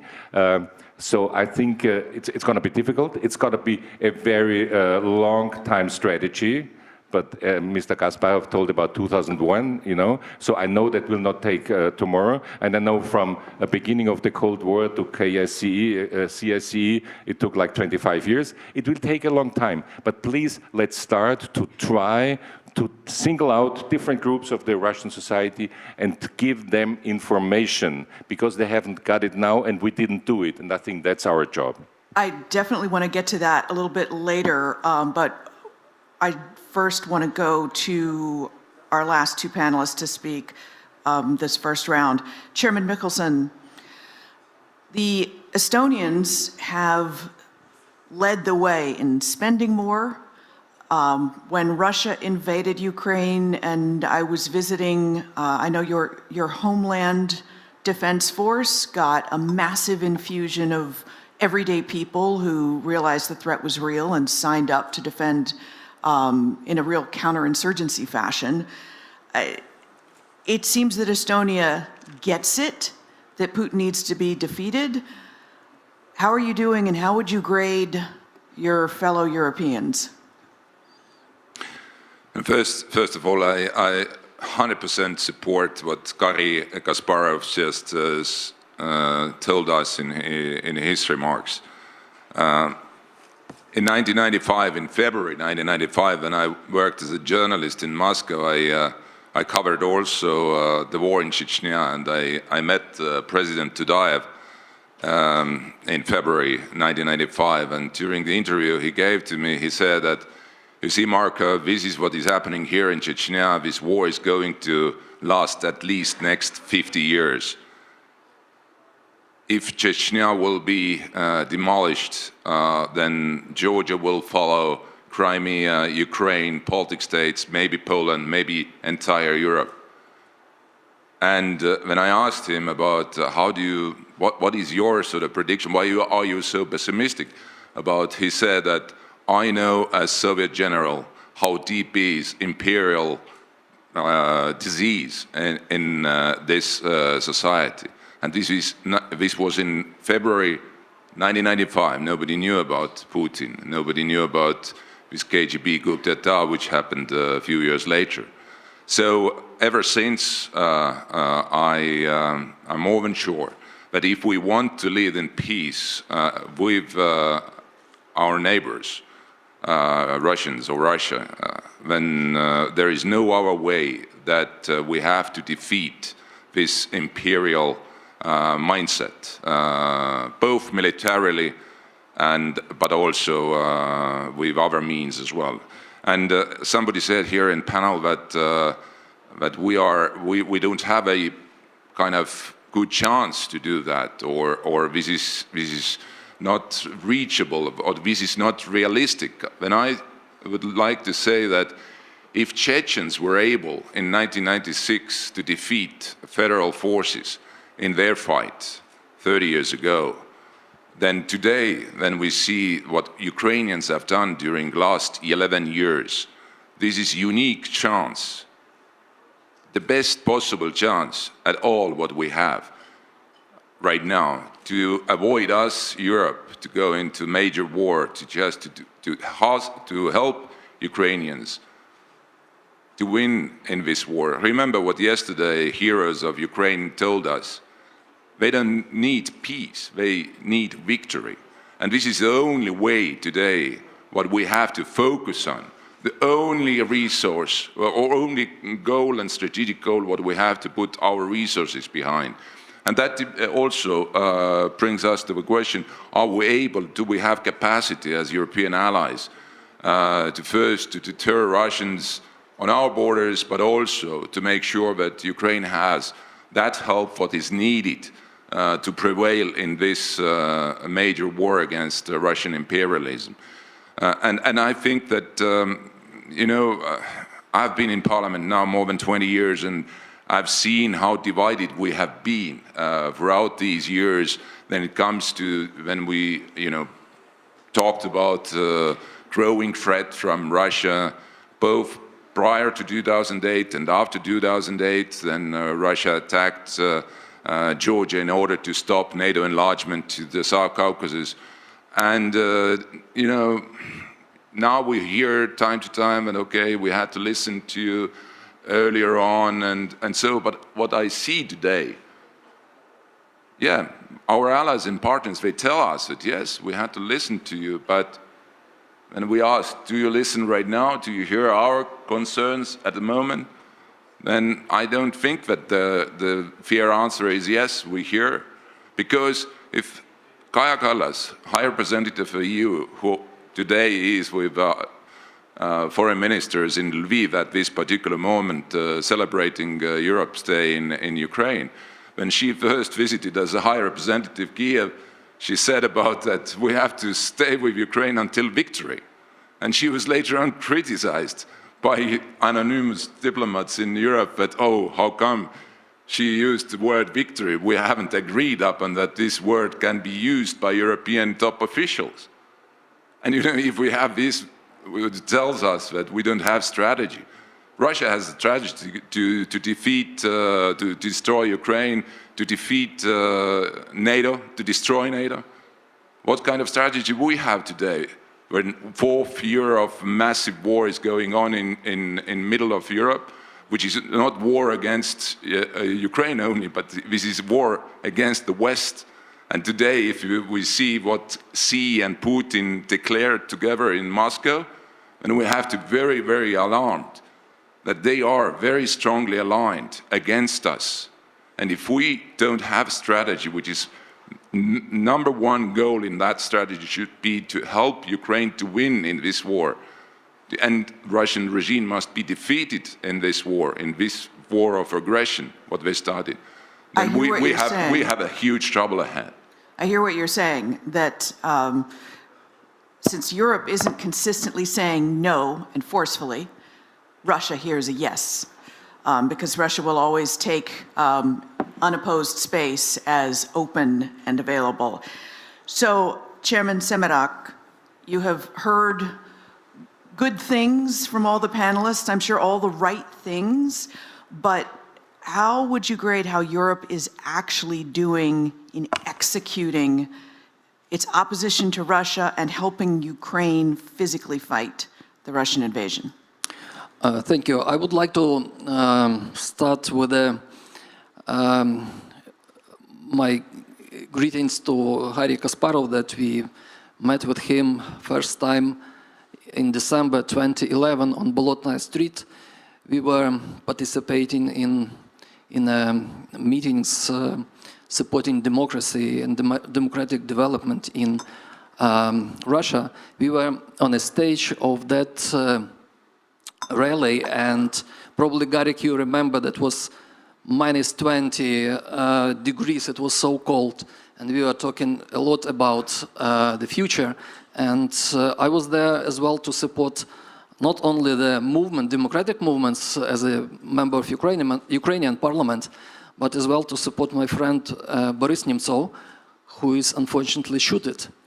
On that stage, as well, Navalny was, now he is died, and Garik, unfortunately, cannot be in Russia, in Moscow, because of the politically motivated prosecutions. And I'm fully supporting his words about the task to defeat regime and to defeat today's Russia. I remember words, and I fully agreed with the words that Boris Nemtsov told me, that only when Russian and Ukrainian governments will be serving in both our countries, will be democratic governments, that is the only chance for the peaceful life and for the cooperation of our two countries. And that is not only about Ukraine and Russia, that's about Europe. If we will look in the latest 35 post-Soviet history, Ukraine-Russian relations, today's war, that is not the first one. The first crisis, so-called Crimea crisis, happened in 1991, and it was during 3 years and finished by the dividing of the Black Sea fleet. Then we have to remember territorial conflict on Tuzla Island. Then gas wars, 2005, then 2008, 09, 2013, then annexation of Crimea in 2014 and Donetsk and Lugansk. But unfortunately, plans were absolutely with a bigger scale. Mentioned Nemtsov when he was first deputy prime minister, and that was in a period of Yeltsin presidency. He told me that he, together with Chubais, presented to President of Russian Federation Yeltsin the plan of the so-called plan of the economic annexation of Crimea, and it was in 1997, 1998. But what is interesting, that President of Russian Federation Yeltsin stopped them and told them, guys, Crimea is a part of Ukraine, don't touch it. And he was fully ashamed after that, and my conclusion is that Russia can cooperate with Europe only in a sense if there is a democratic government.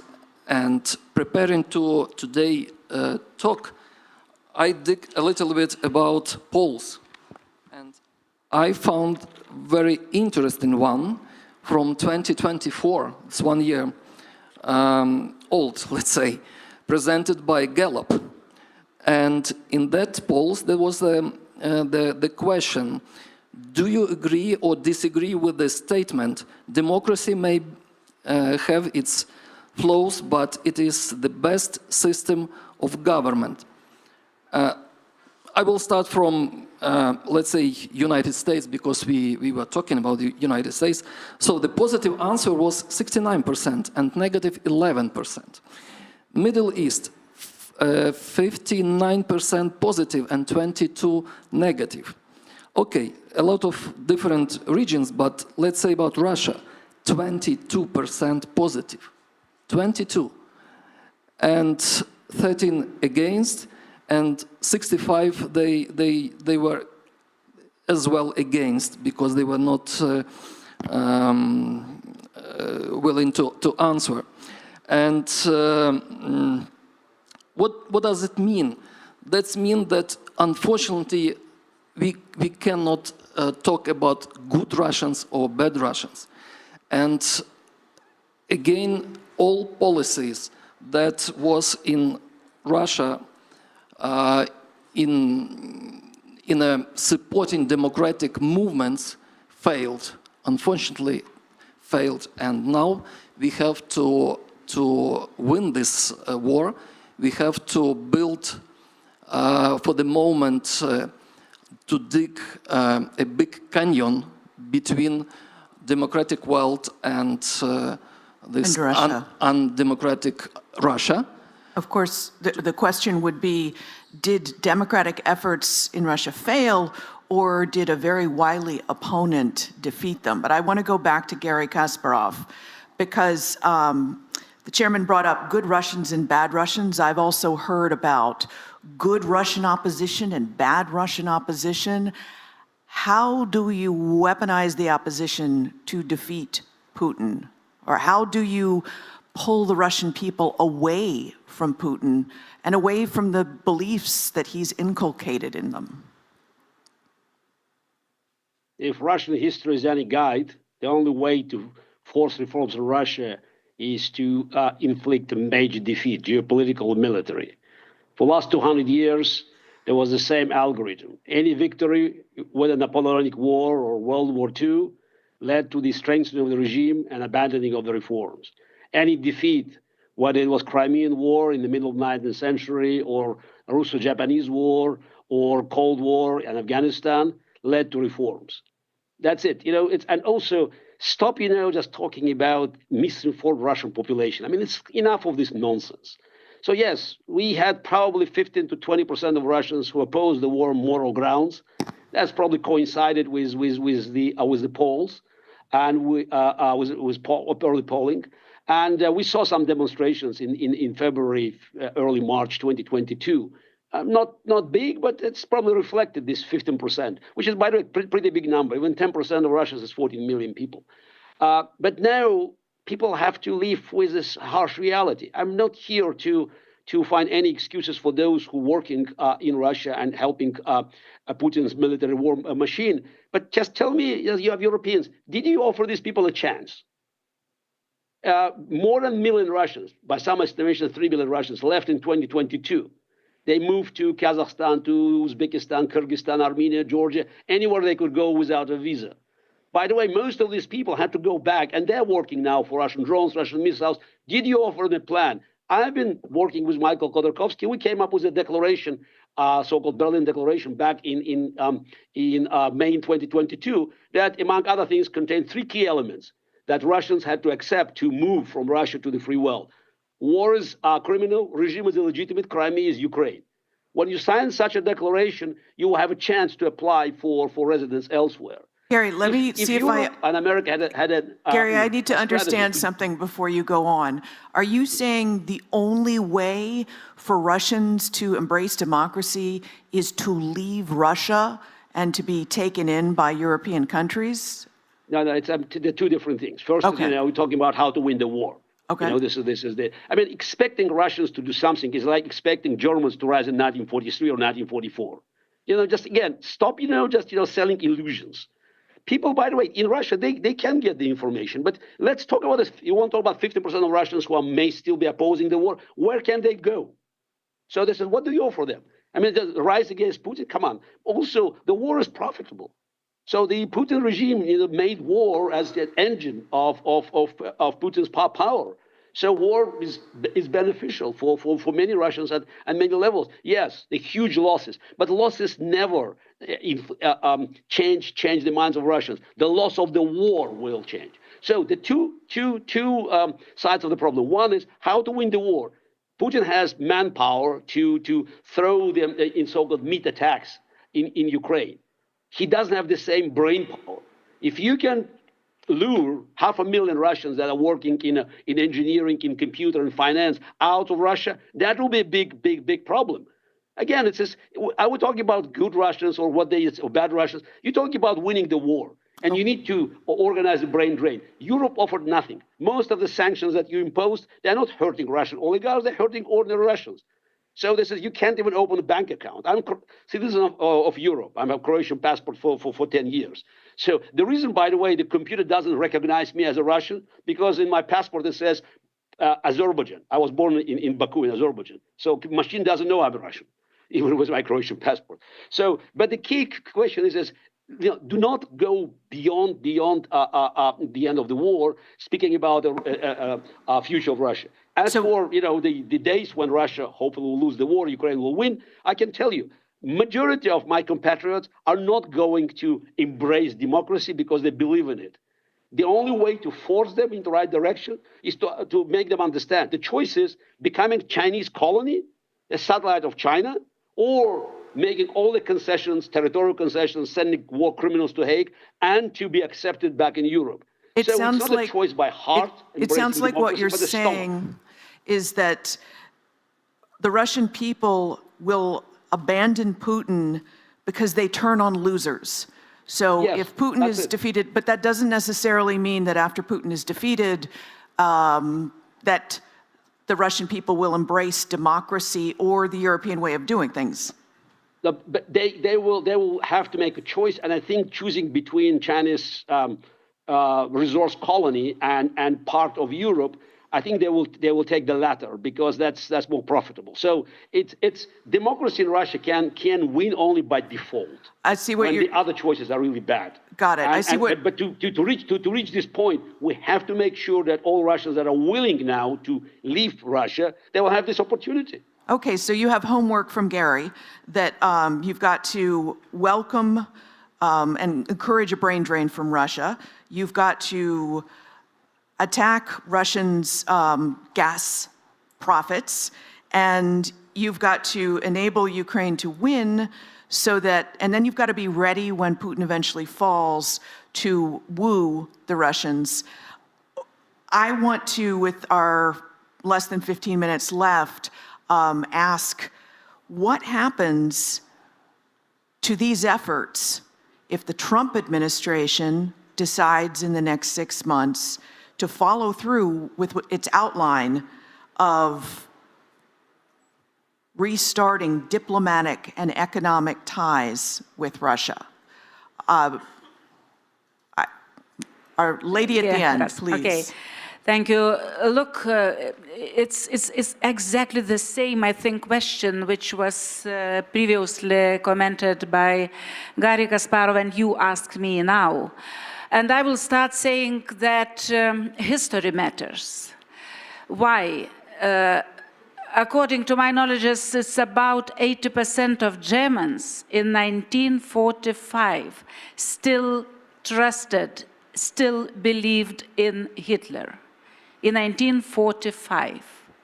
And what happened? Only when he was defeated and only after decades of denazification process, Germany today is very different and very good example, by the way, for Russia. Of course, maybe it would be more difficult with Russia to deal the same way because it was longer than Nazism or fascism operated in Germany. This country never ever had democracy, different regimes, only totalitarian regimes. But nevertheless, look what happened in Eastern Germany during the last European Parliament election. What happened? Look to the map. It's exactly like division, the same division, Western Germany and Eastern Germany, when we look to the outcome of the election. Why?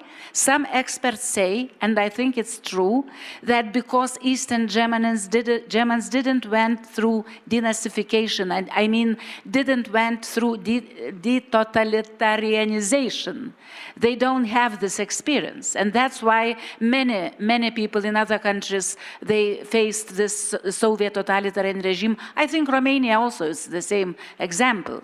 So, answering to your question on Trump, I think it would be, I already mentioned, didn't mentioning Washington, D.C. It would be historical mistake. Historical mistake. What if they will do this, what they are doing? Again, history matters. Imagine the same deal with Hitler.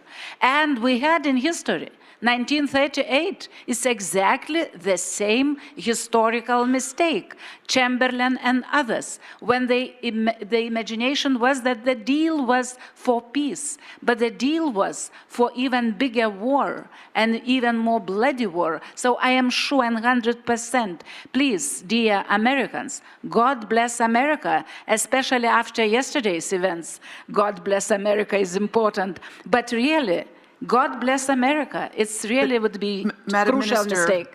Madam Minister, I just have to do a follow-up. If you were sitting across from Pete Hegseth in your previous role as defense minister, God bless America wouldn't be enough to change his mind. What would you tell him?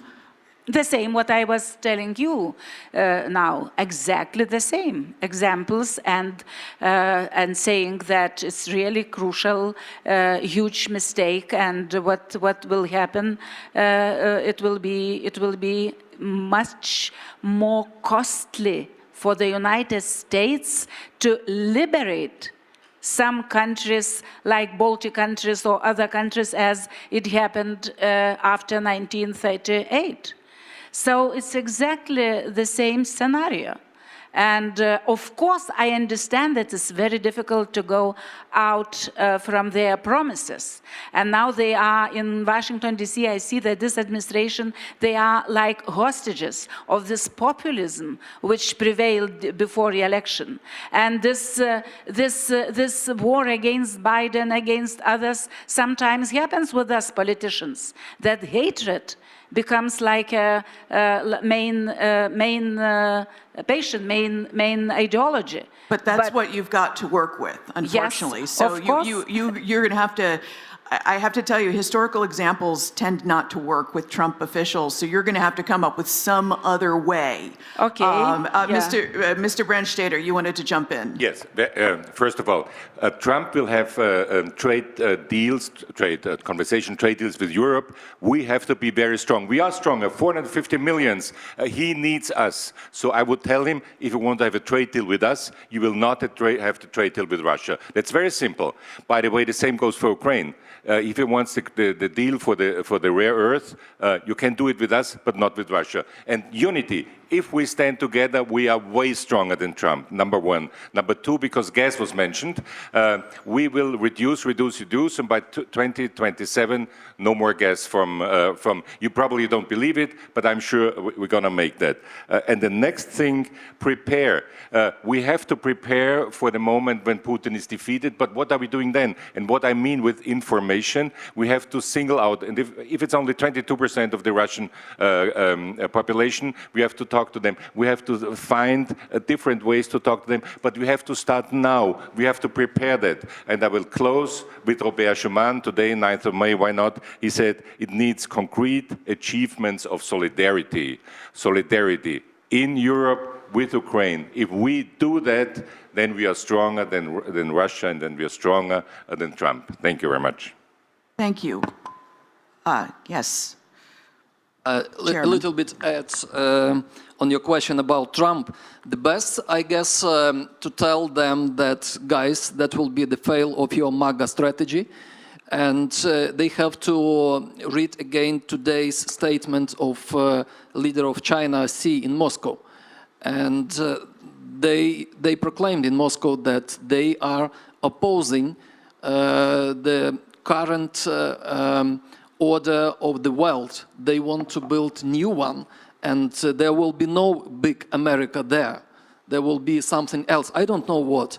And from my point of view, if we are asking or talking about what is the best answer to, in this case, to Putin, no doubt, the best answer to Putin and his regime is the successful Ukraine, successful Europe, united Europe.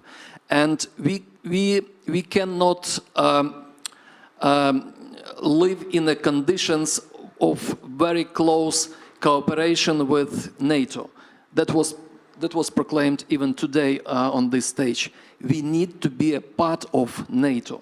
Ukraine is in a moment that is the moment that we have to be a part of NATO, and that will be the part of that European success, the success of the democratic world. But the Trump administration has said not only will you not join NATO, but they are threatening to warm up relations with Russia. That's got to be an existential threat for you. Right, but they want America to be great again. And without that, that is impossible. Mr. Kneff, what would it do to your population? Could they steel their spines and stand against Russia if Washington was in cahoots with Moscow? Short answer, no. And that's a big problem. And that's the problem that we are facing in Europe. In the eyes of many Europeans, as in the eyes of the regime in Kremlin, as in Washington, in the government of Mr. Trump, Europe, the European Union, seems very, very weak. So the way the Americans now look at us is the same way that the Russians look at us, and it's the same way a significant part of our population, forming a majority in certain member states, looks at the European Union. It's very weak. And that's why I'm saying following the path to victory is a difficult task. It's not enough to declare we want to follow it. We need to see the traps, and there are many, following that path. And first we need to do is to show we are not weak. And we can show it to the racketeers in Washington and to aggressors in Moscow at the same time. And we haven't done it. I'm afraid that for a couple of days here, the tone has been far too optimistic. We still hear the very strong hope that the situation between Europe and the US will somehow change in the near future. That's a clear wishful thinking. It's a possible scenario, but it's not a plausible scenario, I think. So what we must do in order to win is to show that we are surviving now. In the eyes of the US, we are not. We have no cards. In the eyes of the Russians, without the US, we are no one. No way to survive. Neither Ukraine, neither Europe. In our own eyes, so.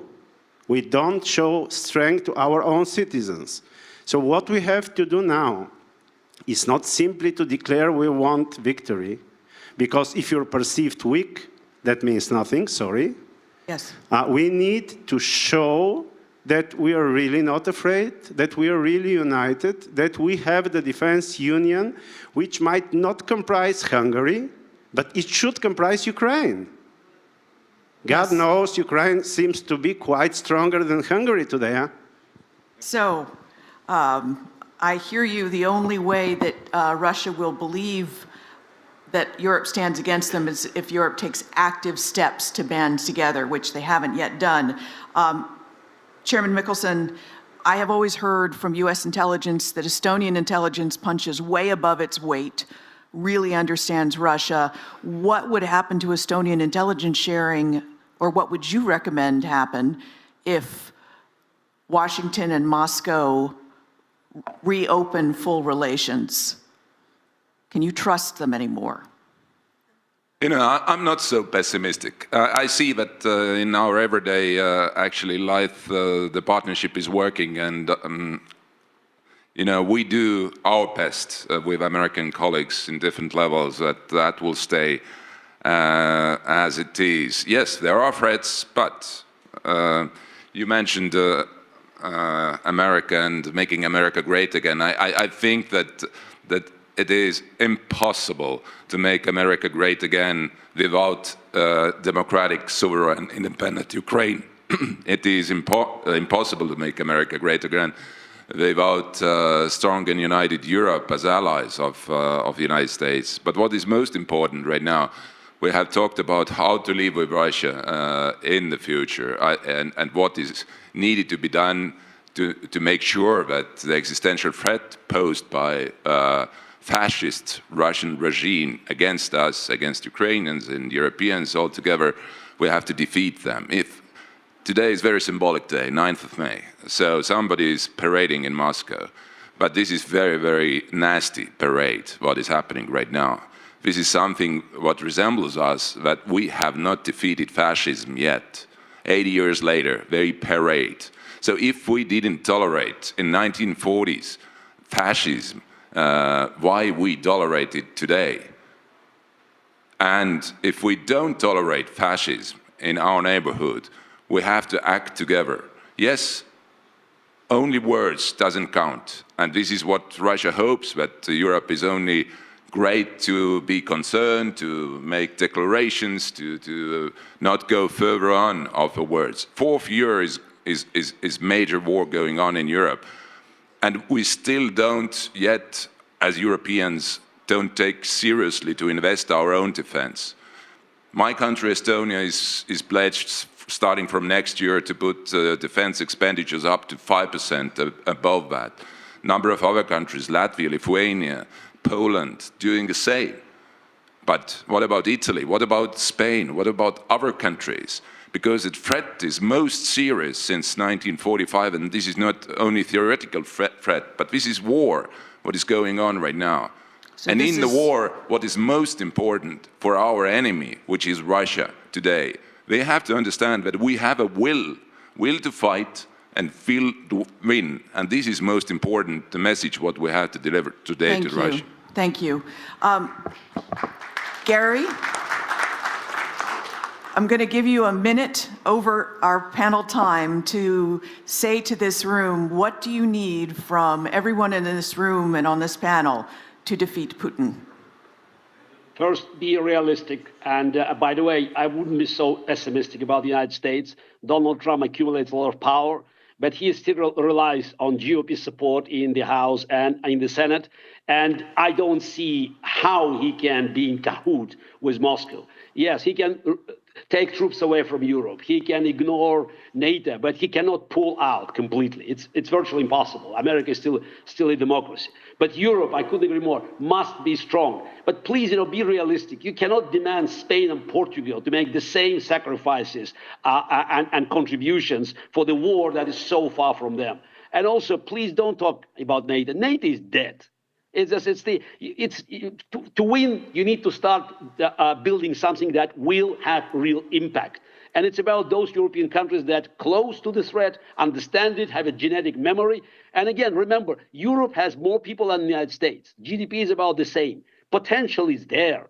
And you have to send a message that you're serious, you want Ukraine to win, because the way I see it, and many of my colleagues in Russian opposition, it's victory for Ukraine first, freedom for Russia, hopefully then. Thank you so much. Mr. Kasparov, panelists in the room, I thank you. And audience, I invite you to head to lunch.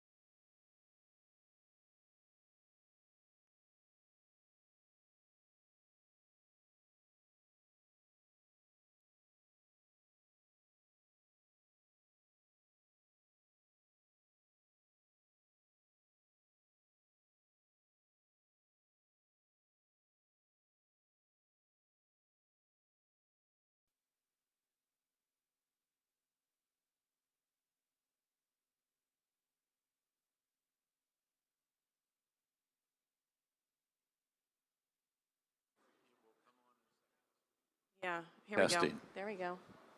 Control room, yeah. Okay, it looks like everybody's taking their seats. Thank you very much for coming back after lunch. I think everybody will be able to stay awake post-lunch with this panel, so thank you.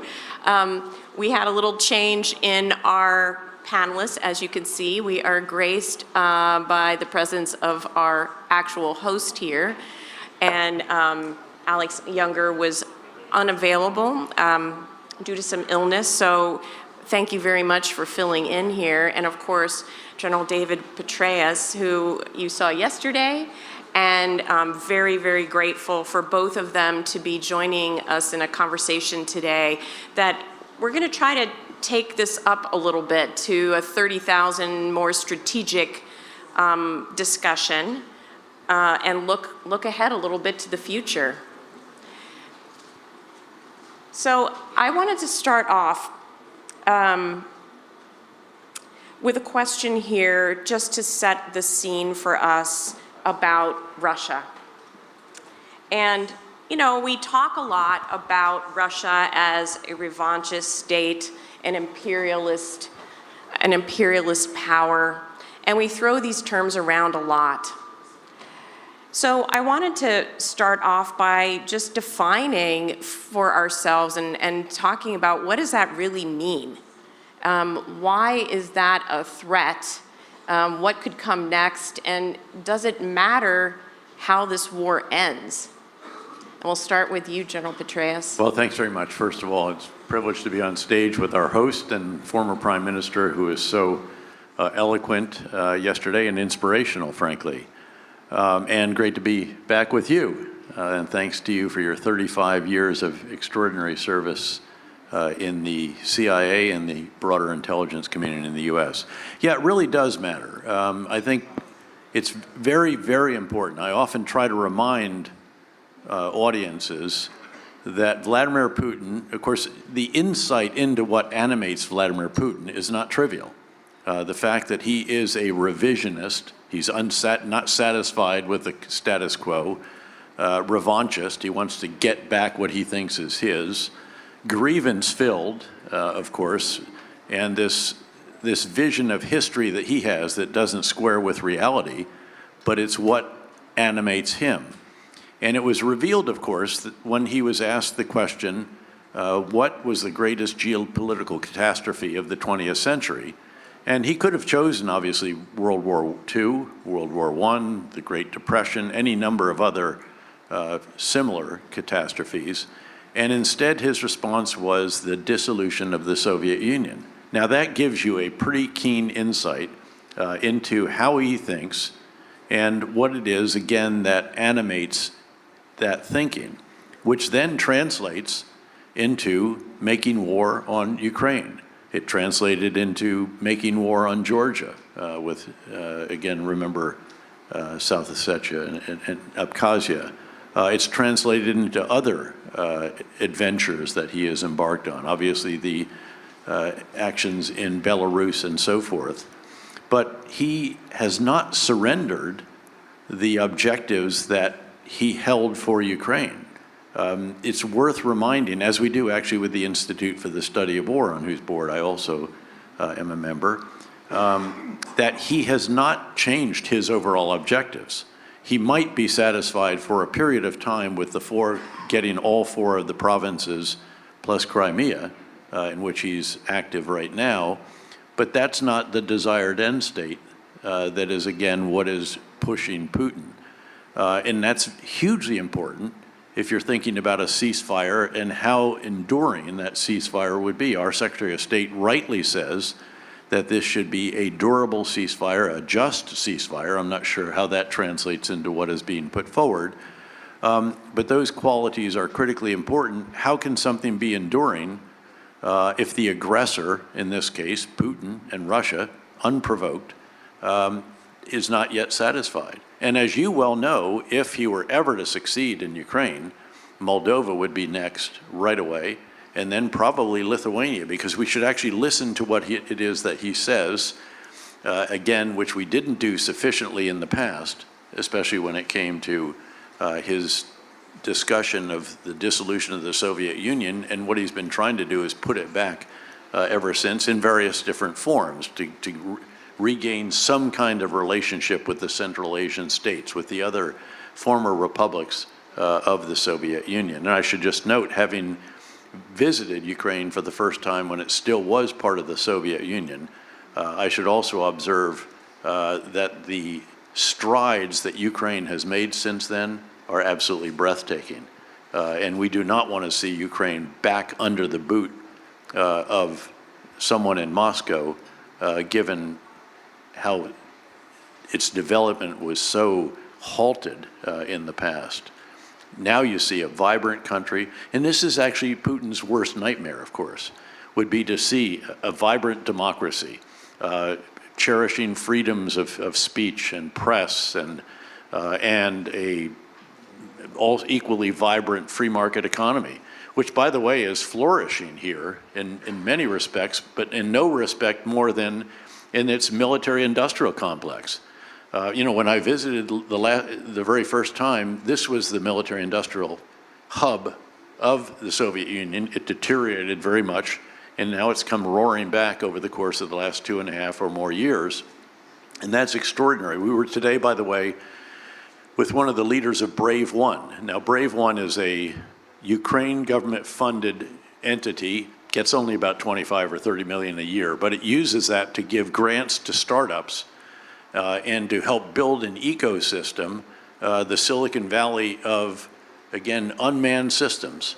It now, just last week, I think it was, it now has the Amazon of defense production companies. You can go onto the system, that the military system, the software platform, and then you get access to the Brave One listing of all the different items that you can actually buy online now.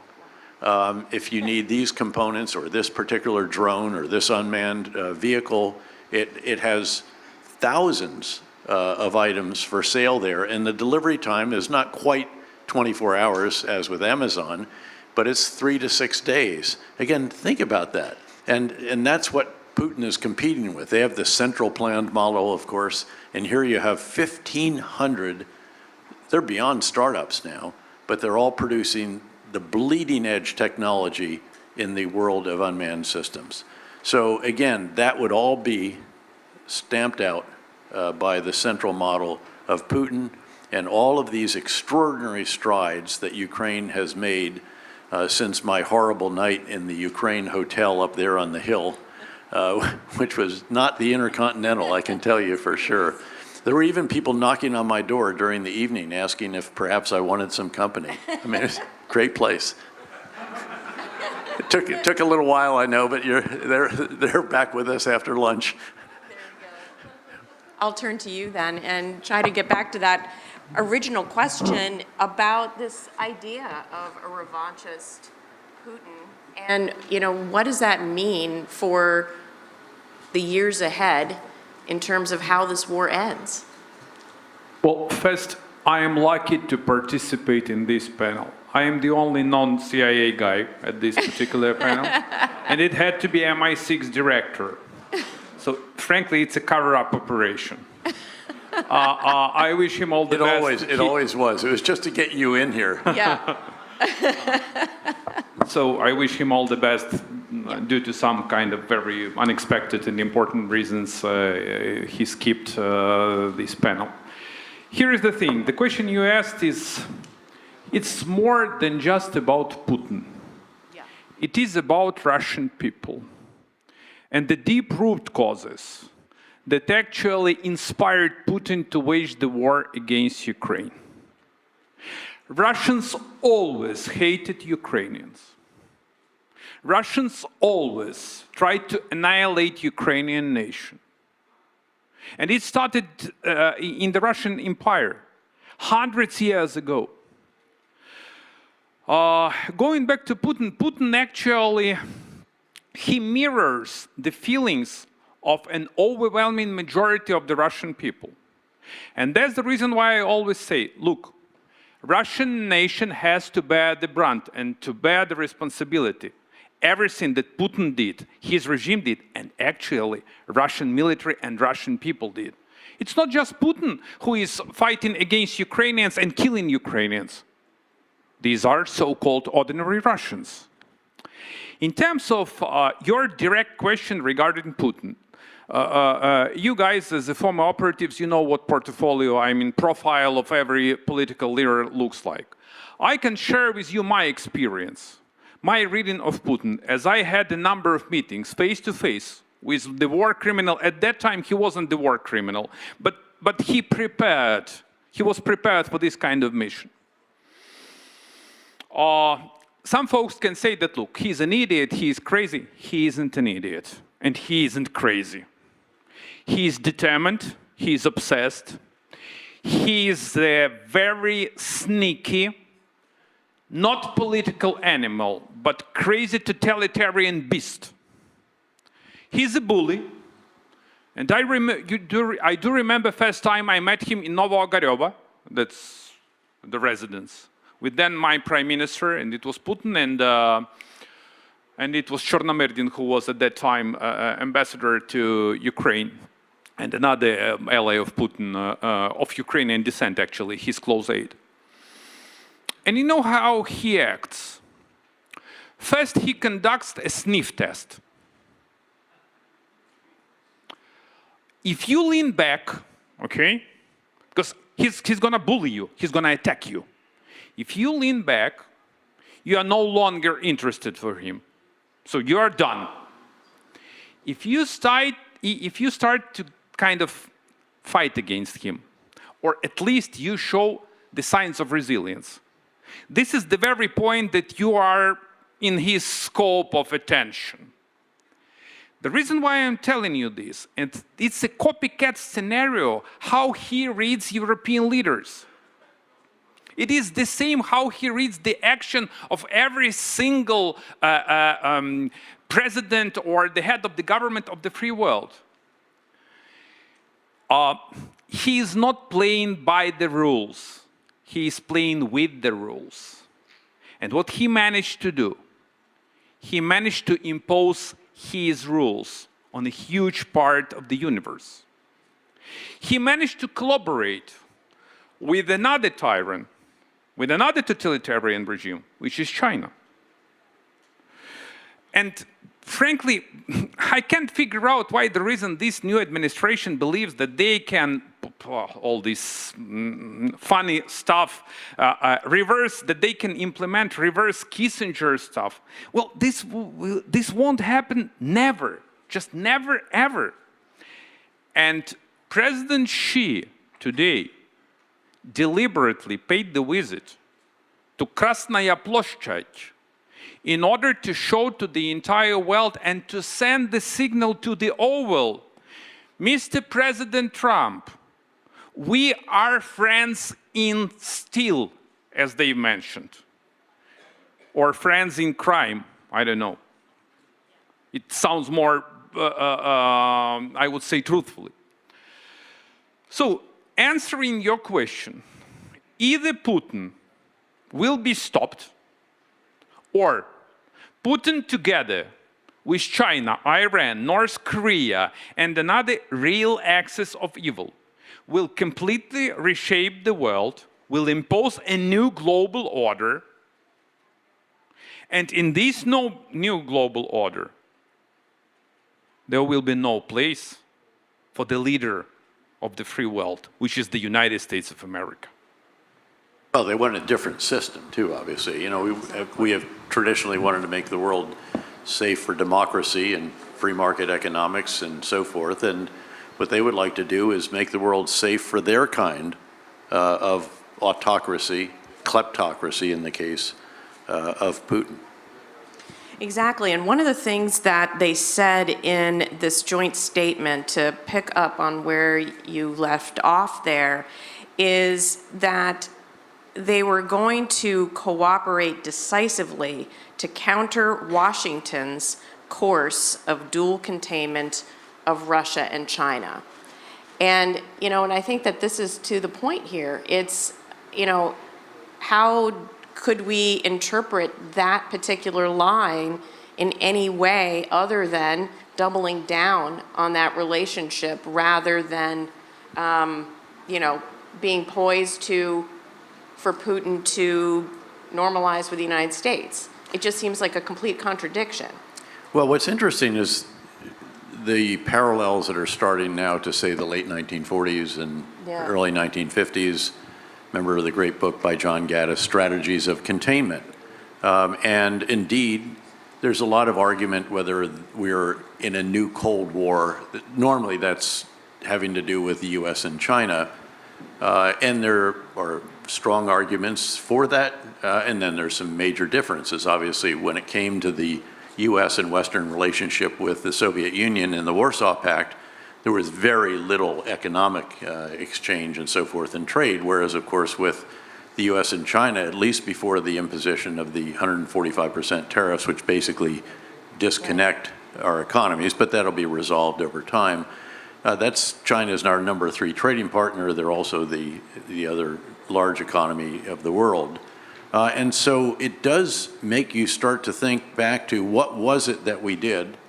Again, you also remember the great book by Dean Acheson, President at the Creation. It's one of those kind of moments, I think, that we are seeing very, very clearly this new axis of evil or authoritarians or aggressors or whatever it may be. All four are working together.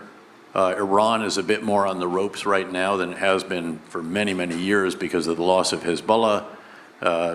Hamas very much degraded very significantly. Their own air defense is degraded, and they're very much on notice when it comes to their nuclear program. North Korea, the Hermit Kingdom, but they're providing millions of artillery rounds. They're providing soldiers now whose distinguishing feature is that they will blindly rush into combat. There's not great training, great equipment, great kit, and so forth, but they are fierce in an offensive.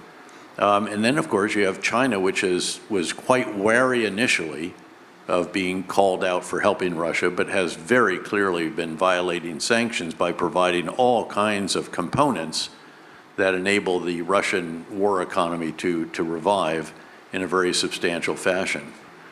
So those four are working together, and again, I think it's time to pull Gaddis off the shelf, time to pull, again, recall how George Kennan contributed to the intellectual discussion at the time that resulted in the very successful strategy of containment, albeit many decades later, and with a substantial face-off between NATO and the Warsaw Pact. And there could be, again, the kind of architecture reemerging that facilitates that kind of approach, given the reality that we face today. And I will remind you what we often used to say to each other, that when you're in the CIA, you learn how to deal with the world the way it is, not the way you'd like it to be.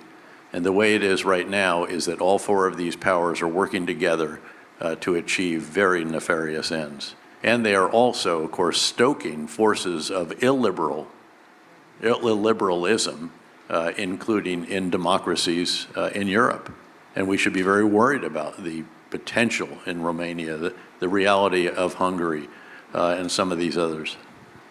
Well, I want to stick to this theme of this being a global issue.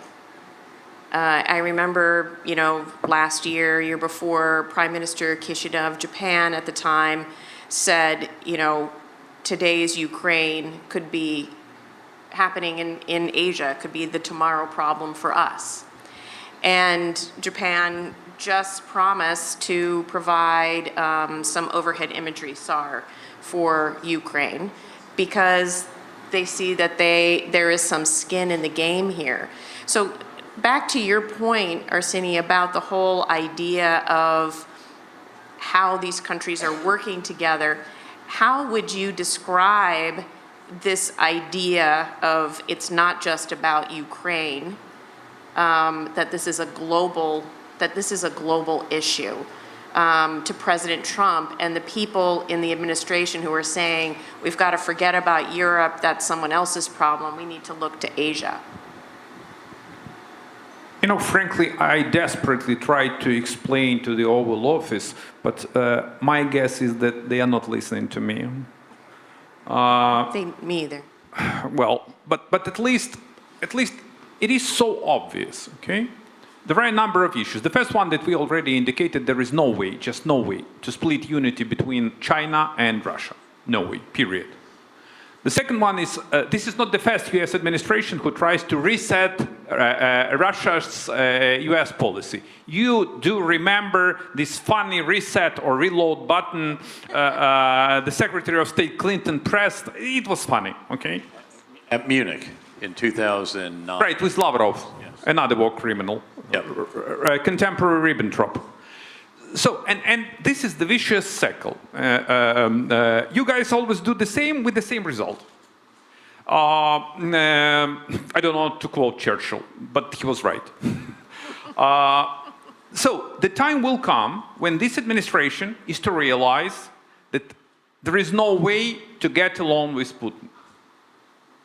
Because, look, you are still a vibrant democracy, and you will be a vibrant democracy. I hope so.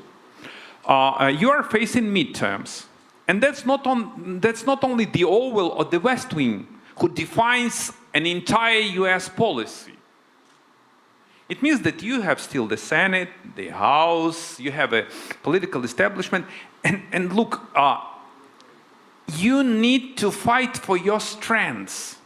Otherwise, you will be deposed out of this monument of the leader of the free world. What happens if Ukraine fails? This would definitely trigger a domino effect all over the world. And we couldn't even imagine what would it happen if Ukraine failed in 3 days or 3 months, as everyone predicted. I can't even imagine the implications, the dreadful implications of this. My gut feeling is that it was clear that if Putin had to be successful in conducting his war against Ukraine in the short run, his military, I don't know, would probably occupy even some EU member states. I don't want to exaggerate, but for sure that Ukraine already stopped imperial ambitions of both Putin and his close allies. So that's the reason. There is a zero chance probability, in my humble opinion, that Ukraine is to fail. Ukraine is to survive, and we will preserve the Ukrainian nation, the Ukrainian state, and Ukrainian independence. And the time will come, look, the time will come when Ukraine is to restore its territorial integrity. Similar happened with Germany. Similar happened to Baltic states, correct? Yep. So similar happened in Europe. There is no longer occupation forces in the Eastern Europe. So the same kind of righteous destiny Ukraine is to face. But in order to get to this result, first, we are out of time, and second, we need to undertake very strong actions. I really admire all these amazing political slogans, diplomatic stuff, you know, meetings, summits, that's great. But the thing is that Putin, he doesn't give a shit about this. Sorry to be blunt. What he cares about very strong actions. If you guys deploy your military boots on the ground, that's the language he understands. If you send more military, more ammo, more missiles to Ukraine, that's the language he understands. If you impose secondary sanctions and go after this bastard, that's the language he understands. And only after this, we can bring him to negotiate in so-called table. But for him, it won't be negotiations. For him, this would be an off-ramp how to surrender, but at least how to pretend that he hasn't surrendered. And let's hope that tomorrow, when I gather the German Chancellor is going to come here, that there will be an announcement that provides an additional capacity and capability to Ukraine with even longer reach. But I want to come back to a point and really underscore the point about the linkage in the world, which again is just so much more apparent right now, literally today, as a result of the meeting with President Xi, the symbology of what it is that they did. You know, we had Andrew Roberts and I wrote a book, Conflict, the Evolution of Warfare from 1945 to Ukraine, and we repeatedly emphasized in the book that what a country does in one part of the world reverberates in other parts. That is particularly true when you have the kind of linkage that we see, again, between Russia and China, most significantly, but also North Korea and Iran. And if we want China not to act on its own revisionist and revanchist ambitions, they need to see here that Russia cannot be successful, because that sends a very important message. Keep in mind always that deterrence is a function of two elements: the potential adversary's assessment of your capabilities on the one hand, and your willingness to use them on the other. And if you shrink from using them in another, they're never going to believe that you'll use them in that particular situation. But the linkage, I think, is important, and this whole idea, again, of containment, I think, should be back into the intellectual forefront. So what do we need to do in terms of a strategy? What are kind of the linchpins that you worry about or that we need in order to have that strategy of containment, you know, assuming we're going to be getting through this period and the war, you know, is most likely to continue rather than a 30-day ceasefire, which... Well, there's got to be the same kind of unity of effort that you saw during the Cold War. And unfortunately, what we saw in the wake of the Cold War, of course, was in Europe in particular, the peace dividend went way beyond what it should have been. Now, the irony here is that Vladimir Putin invaded Ukraine setting out to make Russia great again, and what he's really done is make NATO great again. And even two additional countries joining NATO that were historically neutral, Sweden and Finland, with quite capable forces, by the way. We had elements of each of those countries under my command in Afghanistan. They were also in Bosnia. So Europe now is back. I mean, the good news is that President Trump has galvanized something that no other American president, despite all of the complaints about inadequate European defense spending as a percentage of GDP, has achieved that. Again, the chancellor who will be here tomorrow has the authority to spend as much as 700 billion to $1 trillion additional euros on defense, which is extraordinary for a country that is, of course, the third largest economy in the world and obviously the economic leader within the EU. And so we've seen Europe come together in a way that it hasn't. They're scared. The French president and the UK Prime Minister leading meetings to determine how they could actually, in fact, even put boots on the ground inside Ukraine in some kind of reassurance force or something like that. It's key, obviously, that the U.S. commitment is constantly reaffirmed. There are concerns about that. I don't think those are valid concerns. We've heard the Secretary of State and others reaffirm our commitment to NATO and the Article 5 Collective Self-Defense Agreement and so on. But now as you look at this, and as we are talking here about the linkages around the world, how do we link in the other countries that should be part of a global containment effort in what clearly is a global axis of, again, authoritarians or aggressors? So, Arseniy, I think that Ukraine has done a marvelous job in trying to galvanize everybody to act, but it is, in fact, this threat from the United States that's finally really getting people in Europe going. What would be your message for all of the ambassadors here in this room who will be going back as MPs, as ministers, as friends of Ukraine?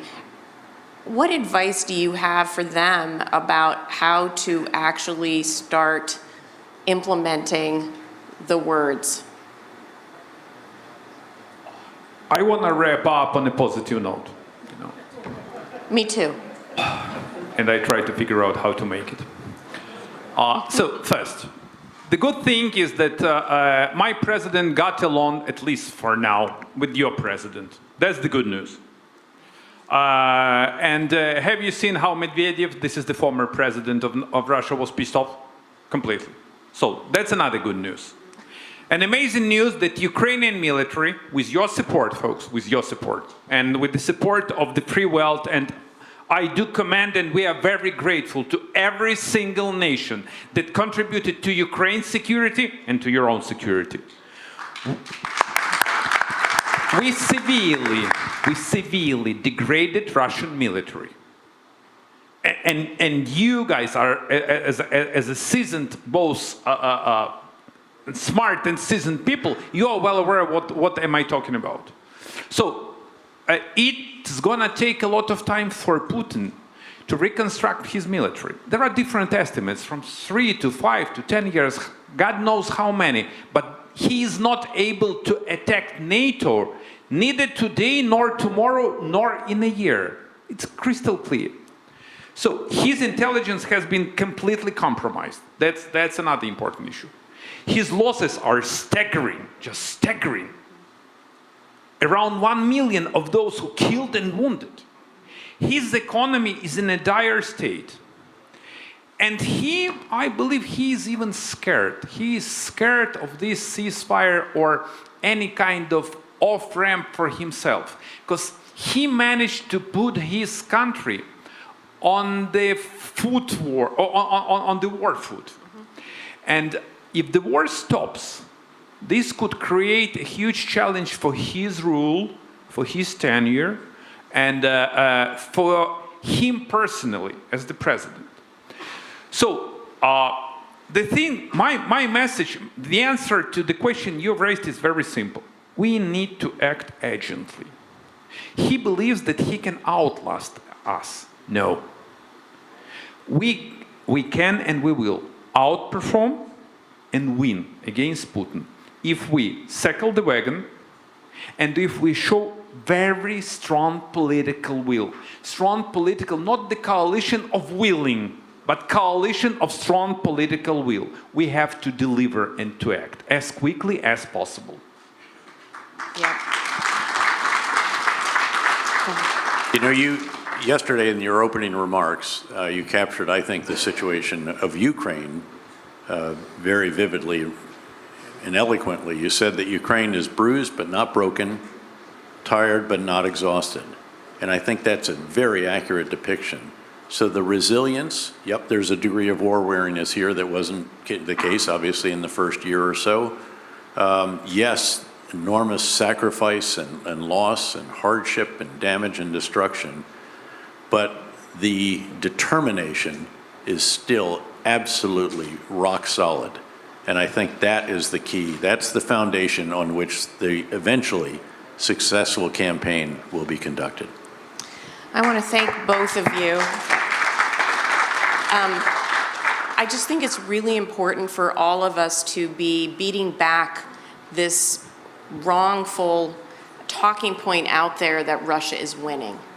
They are not winning. No. And if all of our countries could have the confidence and the chutzpah of the Ukrainians and just to believe in ourselves and our capacity, this came up in a couple panels today, that, you know, we actually, as Western nations, free nations, we're incredibly strong. And we have so much more than our adversaries do. And the first thing that we have is we have friends. They don't have that. So thank you, my friends. Thank you. Thank you.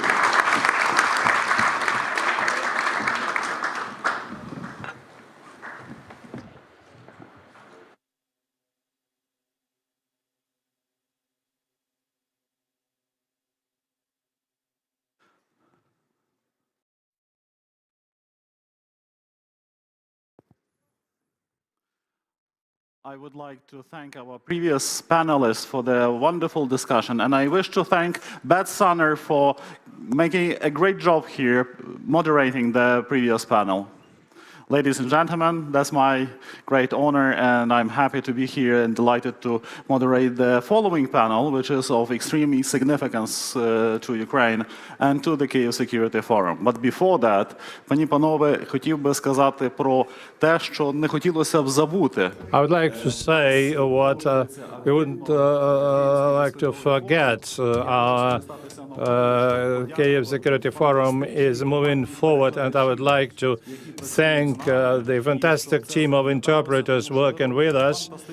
I want to thank you. You are doing a fantastically important job, and we very highly value the quality and higher class of your translation. Thank you. So let's begin. Let me invite to the stage our distinguished panelists, distinguished guests from Nordic and Baltic countries. So I'm happy to invite to the stage Dr. Mika Aaltola, now a member of the European Parliament from Finland, and he is a leading strategist whose voice has guided Finland's entry into NATO and helped reframe European threat perceptions. Mika, you're welcome. I wish to invite Rasa Juknevičienė, member of the European Parliament and former Lithuanian Minister of Defense, who has long been a resolute advocate for transatlantic unity and military preparedness. I wish to invite Minister and Ambassador Linas Linkevičius, currently a Lithuanian ambassador to Sweden, who has served as foreign minister through key moments of regional realignment and remains a tireless defender of Ukraine and European security. And now I invite Marko Mihkelson, chairman of the Foreign Affairs Committee of Estonia's parliament, who is one of the most outspoken defenders of Ukraine and a key architect of Estonia's foreign policy. Ladies and gentlemen, thank you for being with us. You have already spoken at the Kyiv Security Forum, but there is some special thinking behind today's panel, which is dedicated to the issues of the Nordic-Baltic security issues.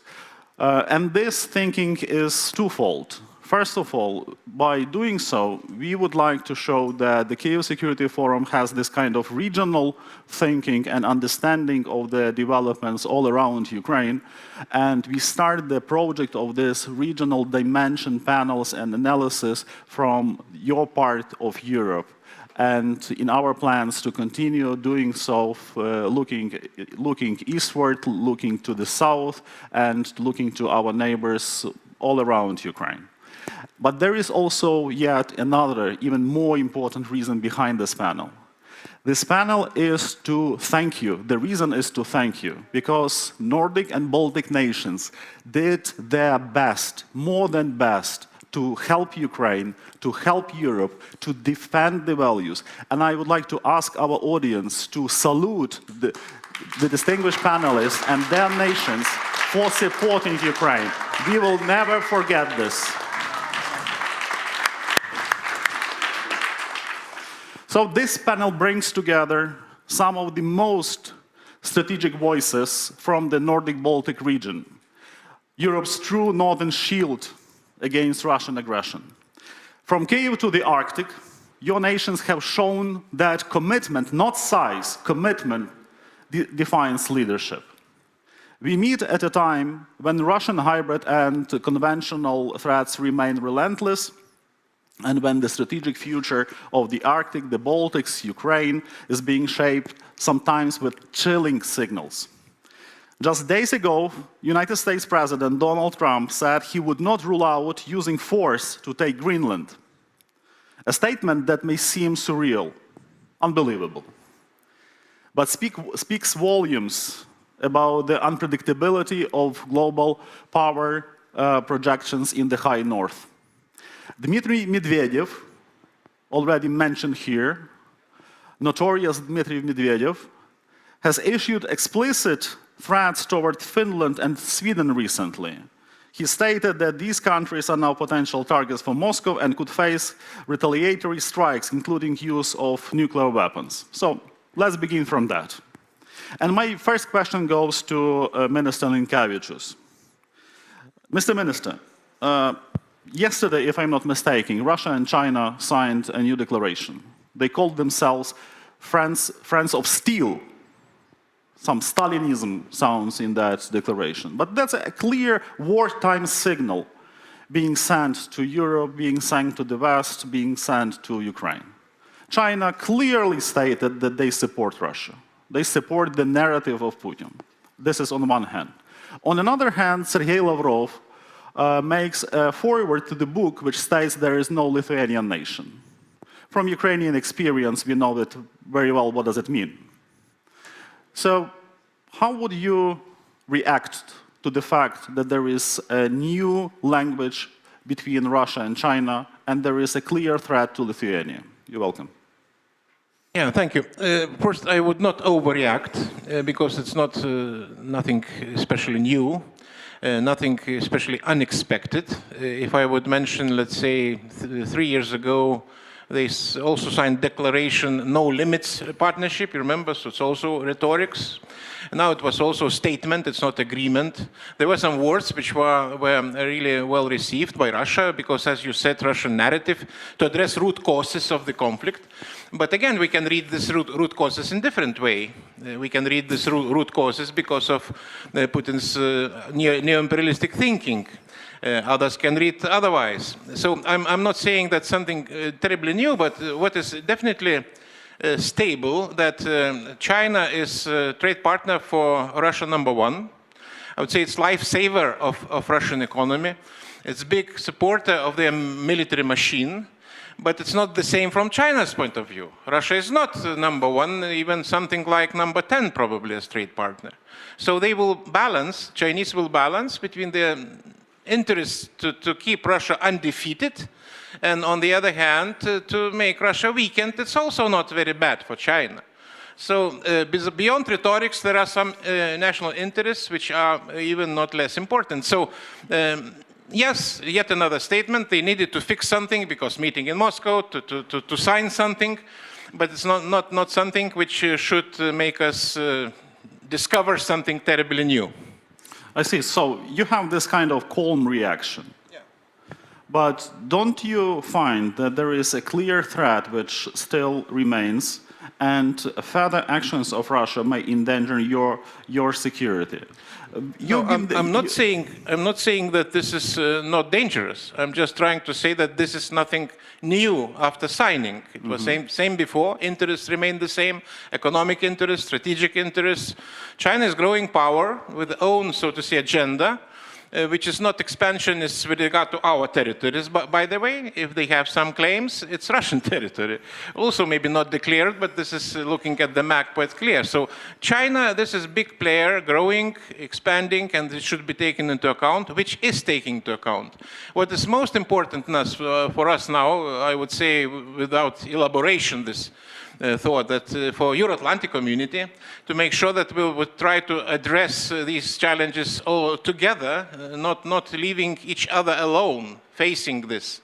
Because when we are saying that, let's say, Chinese threat, it's more American business, and Americans can say that Russia is more European business, it should be our joint challenge, and that's very important to make sure that that would happen, because sometimes really this idea is not so clear because of known reasons. So that I would say the biggest challenge now, to make sure that we will remain as strong Euro-Atlantic unity, because our division would be dream of our opponents and enemies, and to do that would be really too big failure, too big pleasure.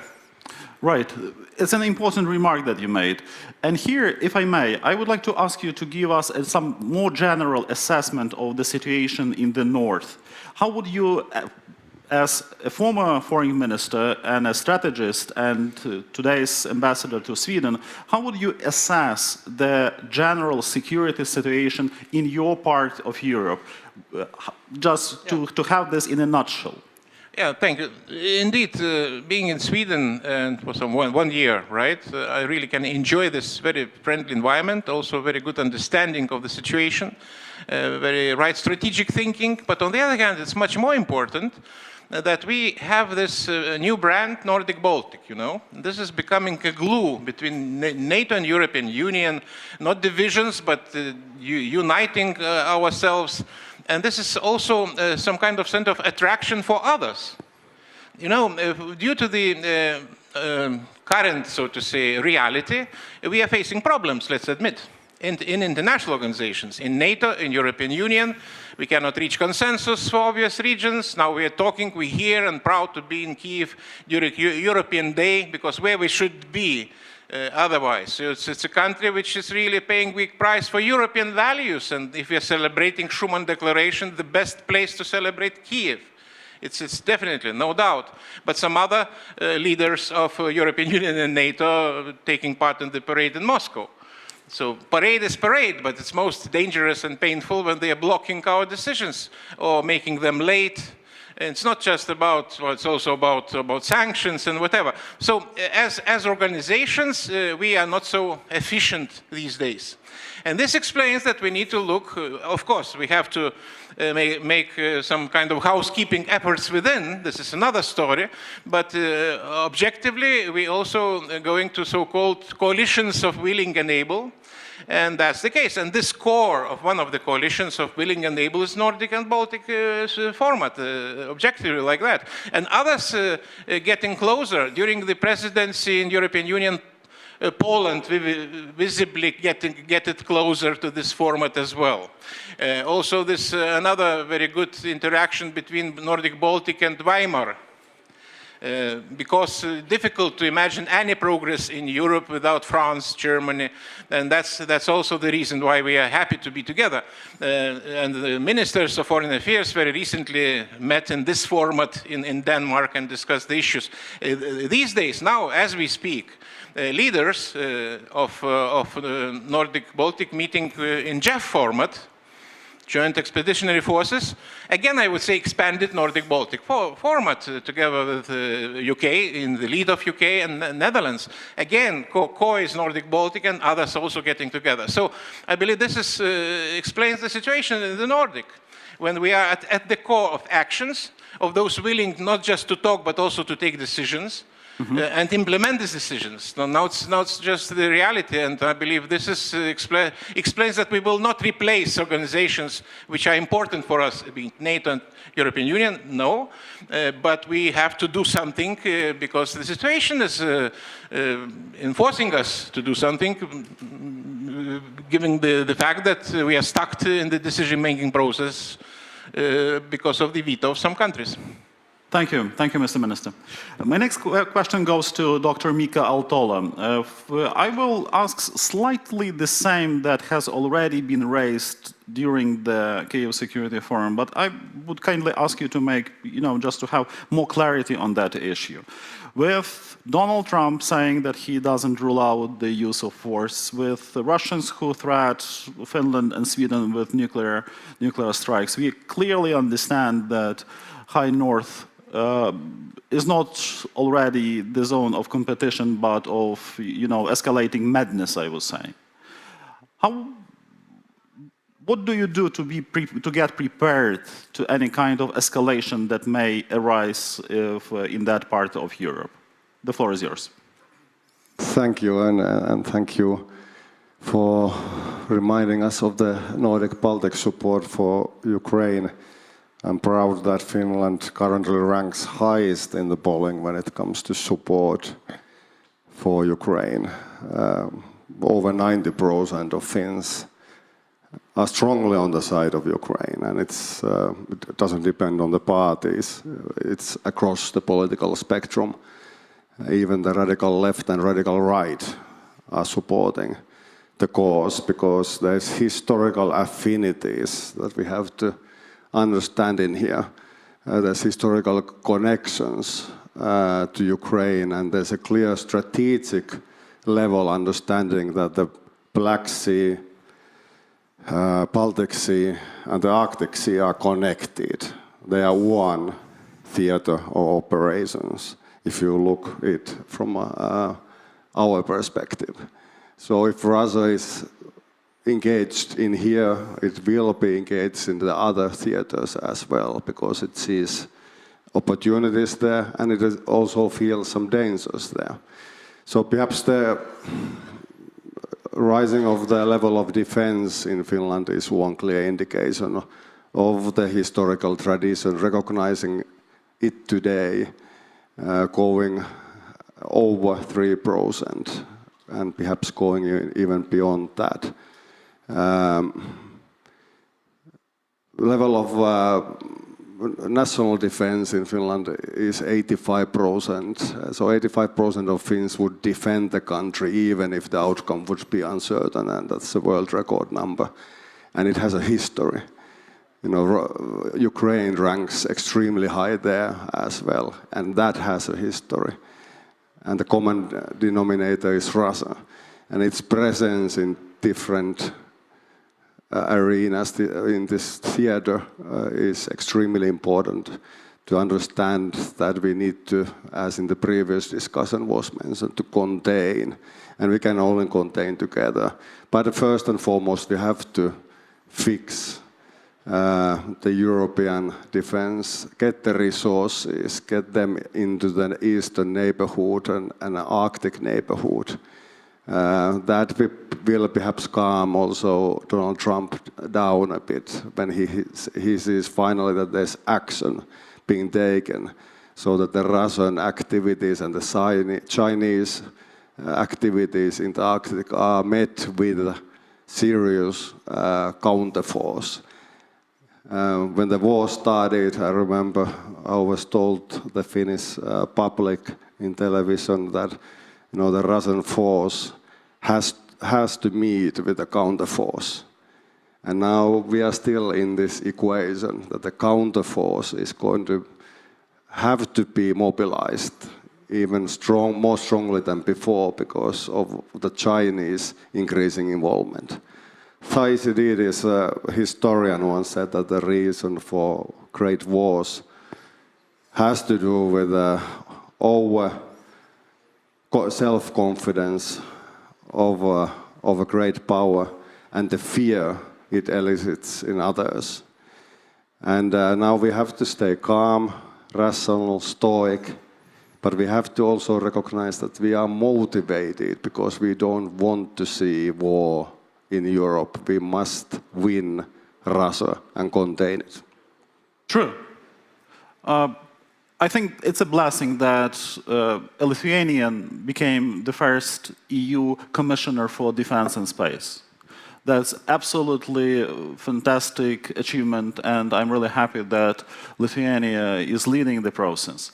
But here, as you mentioned, Dr. Atola, as you mentioned, that you rely on something what we may call a coherent EU defense policy. Is it an illusion or it's something real? How do you convince the rest of Europe that you are in danger? Well, the understanding is there. Of course, if you go to Iberian Peninsula or to Italy, it's not that strongly motivating and mobilizing. But they understand on abstract level, on a rational level, what is going on. So there is solidarity that is coming. And then there's the other side of the coin. It's the business. It is kind of a re-industrialization of defense in Europe. When Germany is investing 1,000 billion euros, it means that there's business opportunities. It means that those who are not so motivated out of geostrategic considerations are going to be otherwise motivated. So there's multiple sources of motivation. EU has resources. It can unleash resources and allow the member states of NATO to fulfill the Article 3 to be able to defend themselves and engage in collective defense.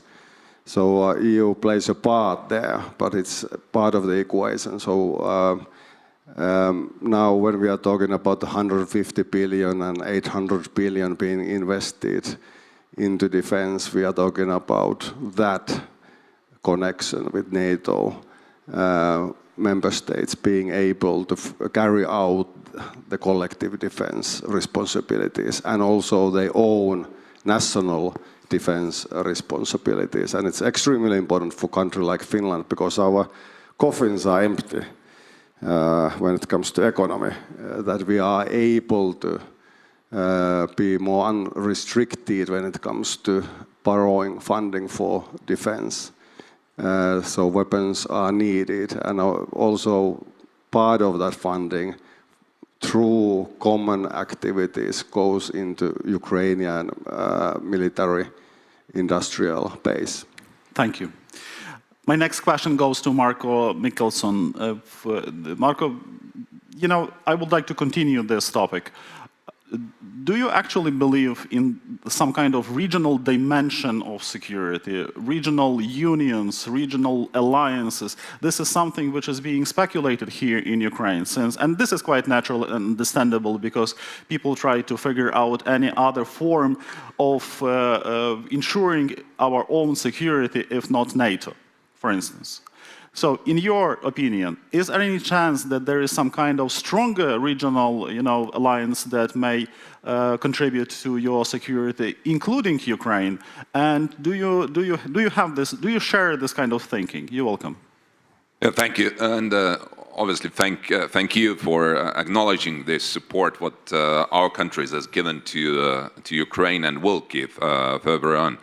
And to be honest, actually, it's a big thing to be among very good neighbors, and this what we have formed, the Nordic Baltic nations, all relatively small, very democratic, successful societies, in many ways up in the rankings in the world, and most importantly, we have a happiest nation, Finland, among us. You know, how can be bad to be in that company? And I go back already 22 years with a format of NB8 Nordic Baltic countries on a level of chairs of foreign affairs committees of our parliaments. Actually, we established that format already in 2003, prior our membership in NATO and the EU. And ever since, we meet twice a year, have joint meetings, joint visits, and to be honest, this is just incredible to see how close we are. And now, specifically after Finland and Sweden joined the NATO, and that is the first time ever in our history, ever, when we are united under the same sort of ideas and values and defense alliance. And that is something you asked about, do we believe into regional sort of cooperation? Obviously, yes. That has made us stronger. That has given each of us more the kind of feeling that we are not alone. You know, Estonians and also Latvians, Lithuanians, we learned very hard lesson, very tragic lesson during World War II. Prior to World War II, we were neutral countries. We weren't able to manage to create alliance against the possible threat from Soviet Empire. And ever since we regained our independence in '91, the very simple understood mantra for all of us is that never alone again. And that means that we're constantly working 24/7 to build stronger partnership alliances. And I think when you mentioned JEF today, Joint Expeditionary Force, which is led by the UK, I think it is high time to invite Ukraine to join JEF as well. This is something where integration of a real force in Europe starts with, and we should not be afraid that this is kind of escalatory step or move. So I believe strongly in NATO. I see that. I was just a few days ago in Wiesbaden, and we visited, we are NATO Assembly colleagues, the headquarters there, who more than 30 countries, including also New Zealanders and others, work to support Ukraine day by day in terms of trainings and logistics and so on and so forth. And I think that that political will, which is absent yet as much as we would like to see behind of Ukraine today from the West, exactly the Nordic Baltic countries can be one of those who are not getting tired until we have victory here in Ukraine. Great remarks. Thank you, Marco, for this. And I like what you said. That that's good to be Finn. That's good to belong to the Finnish nation. It's good to be among good neighbors. But also, it's yet another question that should be asked here, and this question goes to Minister Yushkevich. And I cannot but mention this. The problem is that we are surrounded not only by good neighbors. Ukraine is facing a vital enemy, but also there is a huge dilemma and huge problem which relates and which is related to Belarus. And Rasa, here I would like to raise this issue of Belarus. Do you have any kind of coherent understanding of what to do, how to help the Belarusian people to survive under the Russian occupation, which is vivid, which is clear? In your opinion, is there any way how we can help, all of us can help Belarus survive? Since Belarus, this is part of our understanding of this region, this is natural space, and this is the nation who went through probably the most dramatic revolution, which is not finished. You're welcome. Oh, thank you very much for this very important question. But before answering it, I would like to say something that, first of all, I feel so uncomfortable when you are saying thank you to us. Never do this until we will win this war together, because you are defending us. I feel really this is... It was so important for me to say this. And on another hand, I feel so comfortable here. And Ukrainians always are right, because you put this panel, Baltics together with Nordics. Finally, the Baltics are not post-Soviet, as in some countries still they say. Finally, we are not Easterners. This is not bad.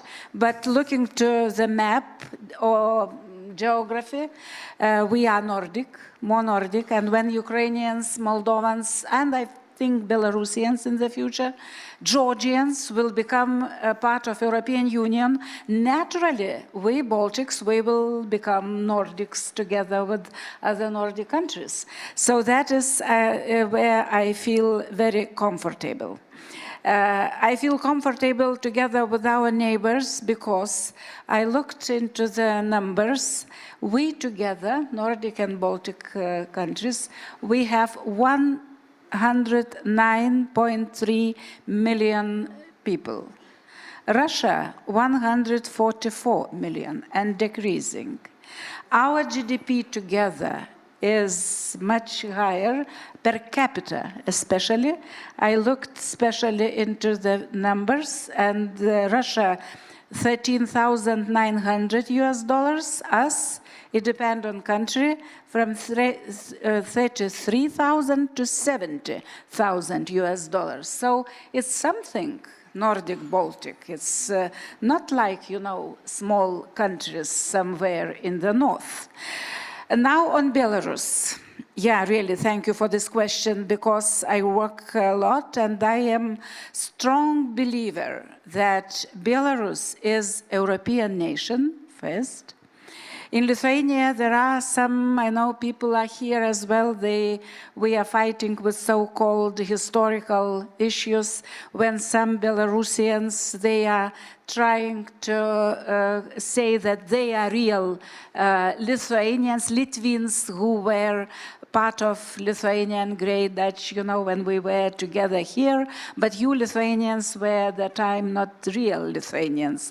So, but that is not the most important. The most important is that Belarusians, they feel Europeans, not Russians, like Belarusians. They are Europeans because of our common history and heritage, our common heritage.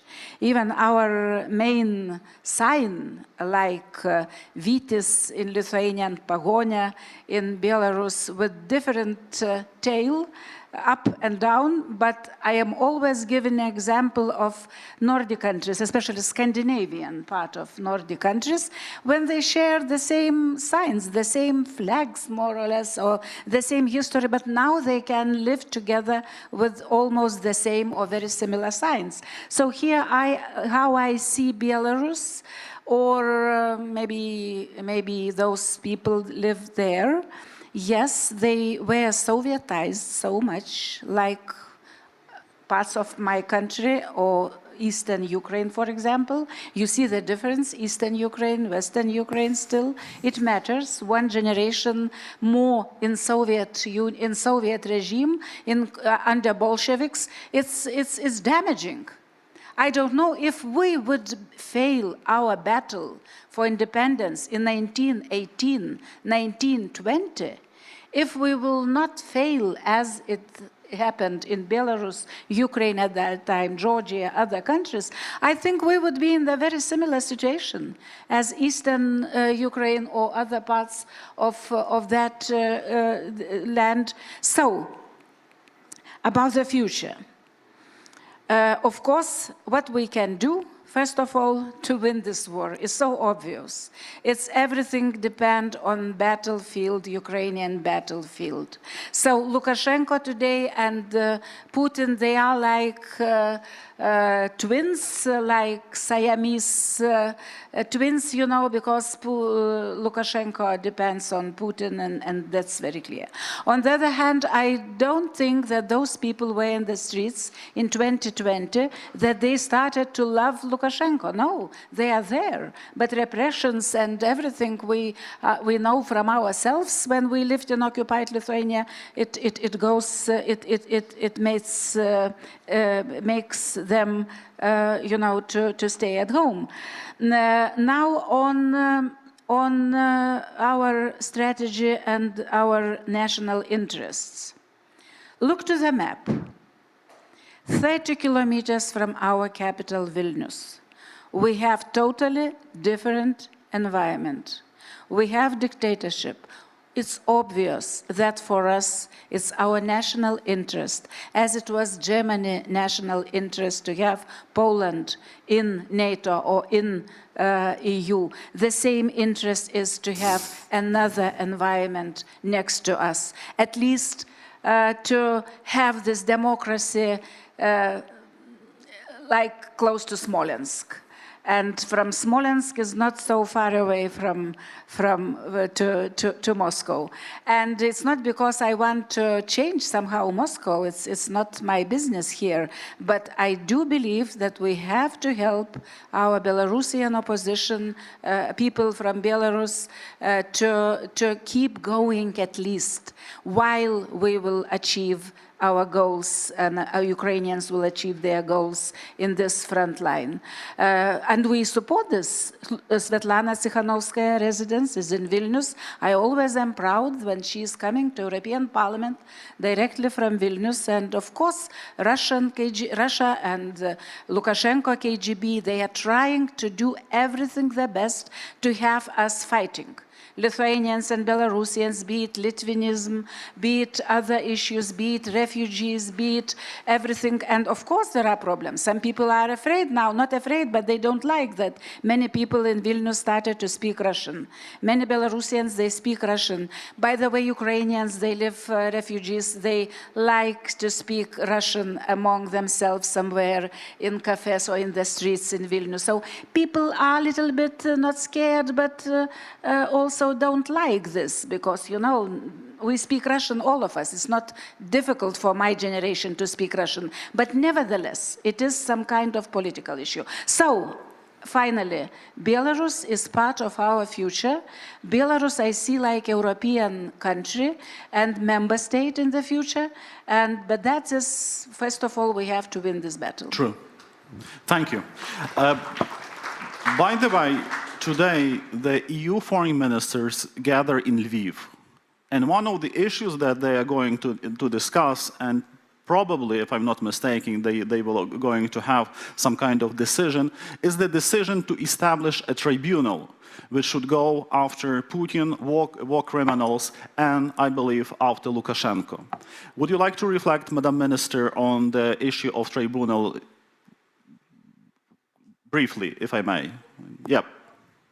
Of course, I am waiting this decision. It's going too slow, but I believe in that. So European Parliament was the first institution in European Union. We adopted several resolutions, and one of them, and all of them, by the way, were initiated by current Commissioner Andrius Kubilius. You mentioned him. By the way, many are happy that he became Commissioner, but not me, because I lost my, how to say, my collaborator, my friend and my partner, political partner in European Parliament. We were doing a lot together. I'm sorry. Yes, so you have to be sorry. But yes, of course, I believe that is, but unfortunately today's situation is little bit, we talked about this in previous panel on situation in Washington, D.C., and when we hear, listening about the future cooperation with war criminal from with the United States, so it damages all our activities, damages all our efforts for just peace, for peace to have criminals in the court, but not shaking hands with the President of the United States. It's like nightmare for me to see this language, because it's really Russian approach and Russian narrative to say that it's impossible to win this war in the battlefield. It's possible to win this war in the battlefield. Everything is possible. Just we need to have political will. But that is another story. So we have to do our best. Thank you, Mr. Minister. You would like to add something? Just, it's very important what you mentioned, because legal accountability is something not less important than defeating Russia. And now these efforts of peace searching, sometimes creating the situation or illusion that those crimes will be pushed aside. And Russia would be uplifted to the normal partnership, to have business with them. So I hope, and not just hope, but I'm sure that Europe will not agree with that approach. Those who committed crimes, they must be accountable. And place of Putin not by negotiation table, but his place is in The Hague.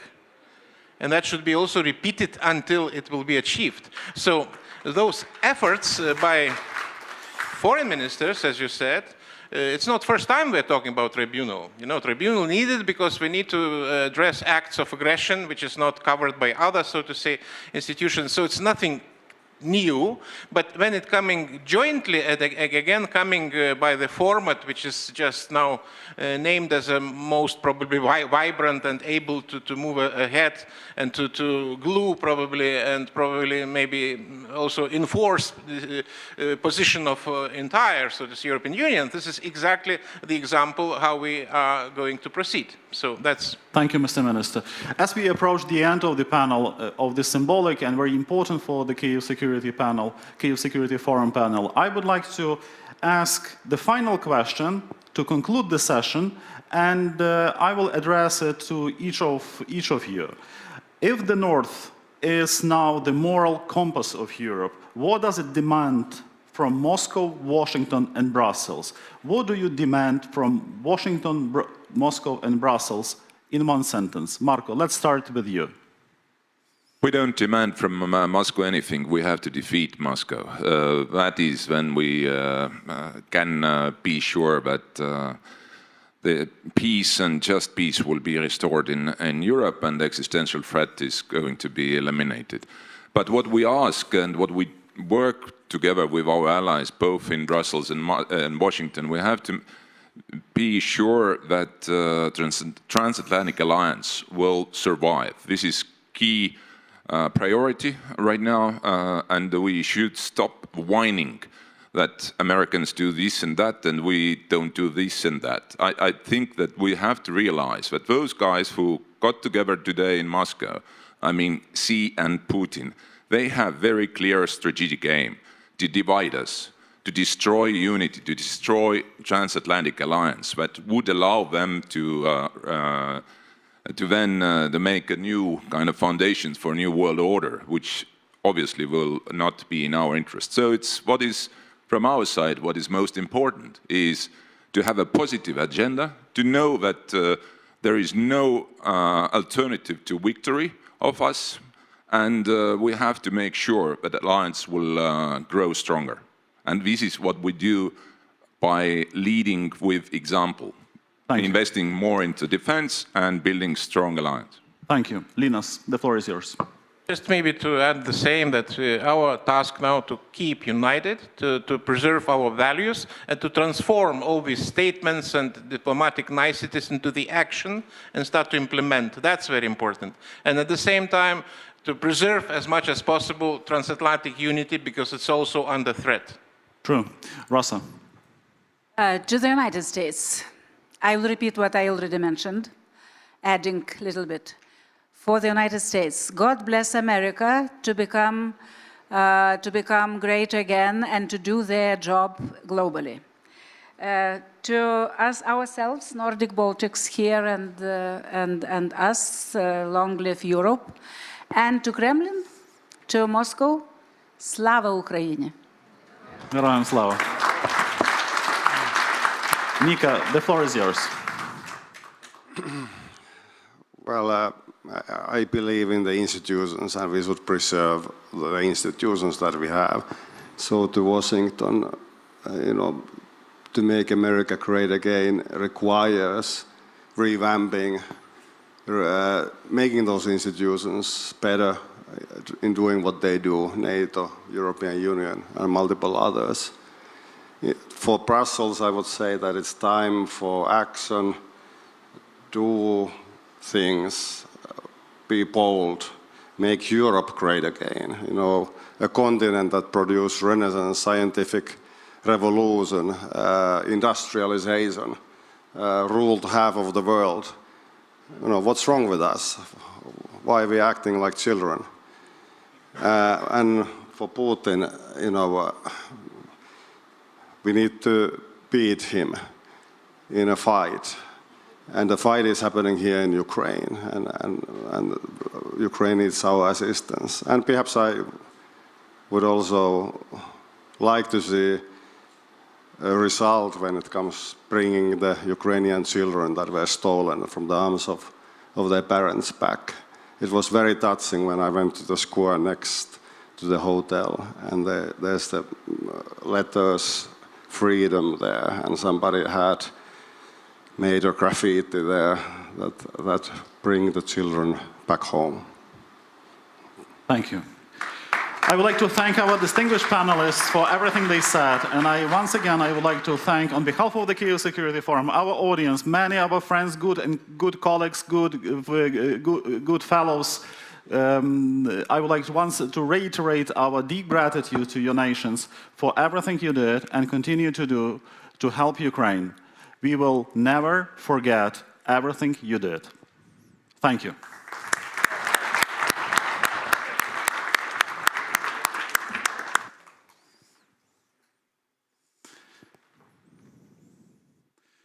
Пані та панове,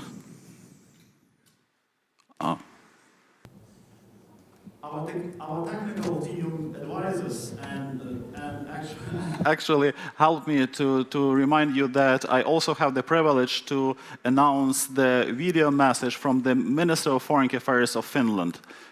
You're welcome. Excellencies, dear participants of the Kyiv Security Forum, dear friends, it gives me great pleasure to be able to address this very important forum and its audience.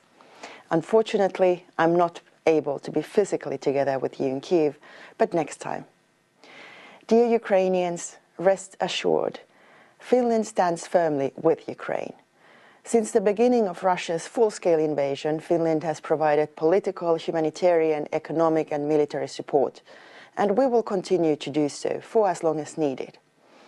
History has also taught us that international cooperation for peace is not a choice, but a necessity. For us and for the whole of Europe, this is not only about solidarity, This is about defending the foundations of our rules-based order and the principles that our democracy lays on. Moreover, this is about the values we share: freedom, human rights, and the right for each country to decide for their own future.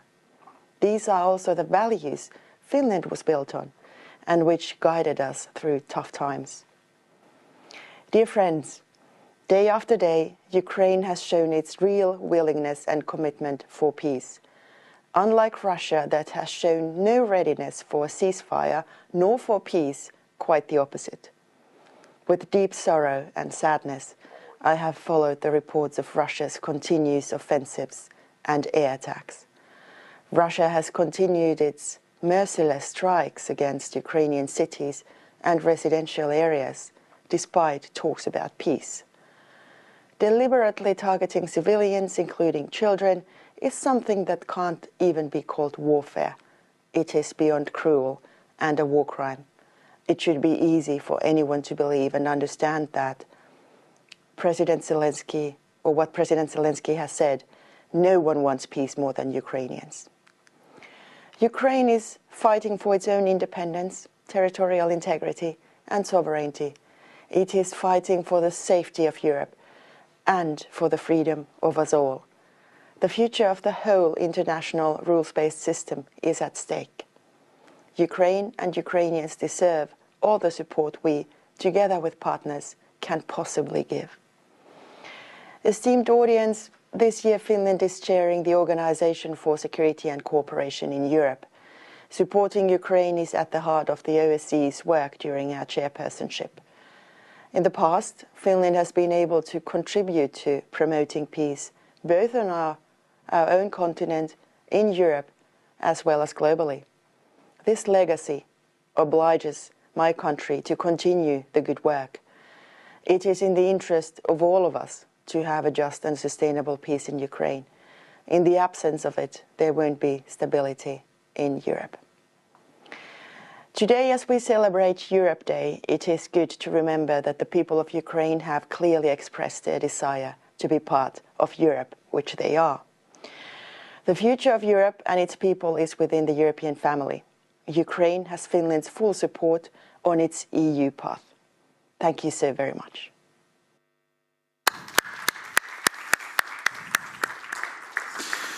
Для мене особлива приємність розпочати наступні наші панелі.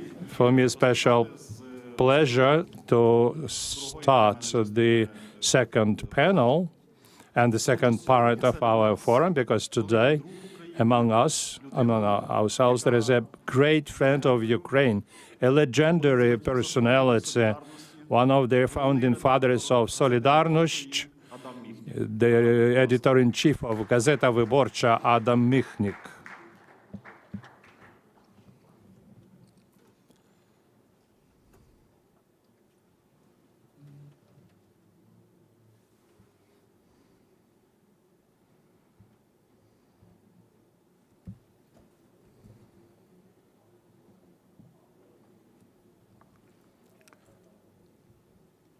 Дорогий Адаме, для нас велика честь, що ви приїхали до Києва. І це справді жест і мужності, Dear Adam, for us it's a great honor that you came here, and the support and attention are very important for Ukraine. And for me, you are a voice of a consciousness of Poland. And I would like to hear from you that thoughts coming from deep inside Poland. The floor is yours. I don't want to overestimate. I'm not just consciousness. I'm just a regular Warsaw hooligan. I would like to thank you for invitation. For me, it's a great honor to be at this time in Kyiv and to hear some words from Polish commentator. I think that Ukraine today, not only for Poland, but for the whole Europe and world, is an example of heroism, example of resistance against Russian Putin's aggression. And it's the place in which the democracy is being defended against authoritarian regime, totalitarian regime. And I would like to say that this bandit policy of Vladimir Putin and various interpretations of it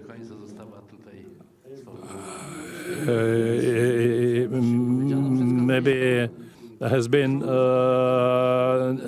not been formulated fully here, but at this conference. But it's very important. I will repeat these words. I'm convinced that Putin's policy is a policy aimed at implementation of totalitarian habits and totalitarian system as much as possible. And the first victim of Putin's totalitarianism has become Russia, which is very characteristic that before Putin went against other countries, Georgia or Ukraine, first he exterminated civil society in Russia. And the existence of civil society was challenged. So the process of totalitarianization of Russia started. Navalny perished. They wanted a different Russia, a different country. They wanted ideal Russia. Our democracies, I'm saying this as a Pole, they are democracies which failed many times. We lived through years of Nazi rule, and I'm sure that it's extremely important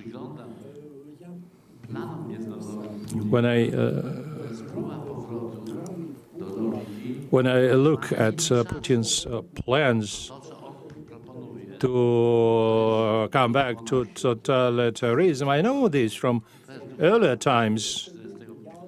This is the spirit of Yalta, 1945, Munich, 1938. This is when the strong and the power decide for all the others. Putin even can't believe that Ukrainians can resist. And Ukraine is an example for all the others, because Ukrainians are fighting and dying for us all, Poles, Hungarians. The Hungarian state has been captured by people who want to rule the same way as Putin. This is a paradox that Orban, whom I remember as a person of democratic views, today became a useful idiot for Putin. It's clear that Ukrainian situation today is extremely difficult, and here something should be done. So I would like to advise all the democracies and Europe that today it's a time when everyone must understand very well that today we are all Ukrainians. Those Ukrainians who are being killed are our brothers and sisters, and each of us may stand together with the victim of the aggressor. And I also realize that we are living through difficult times in my country, where we are going to have presidential election in which it will be decided whether a democratic option would win over authoritarian one.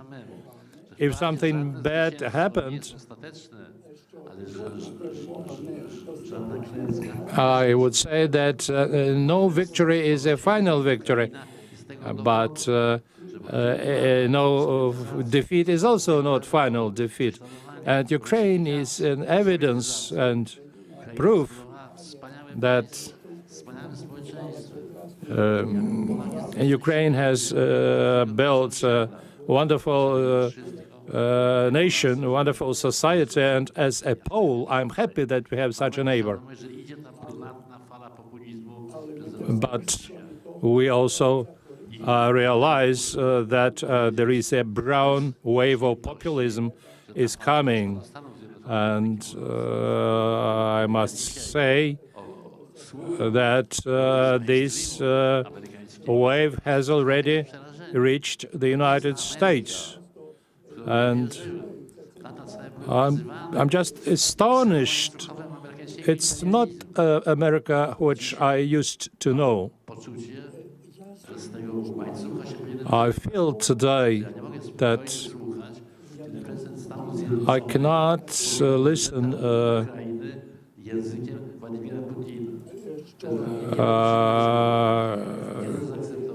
that the President of the United States speaks to the President of Ukraine with the language of Vladimir Putin. I cannot agree with this.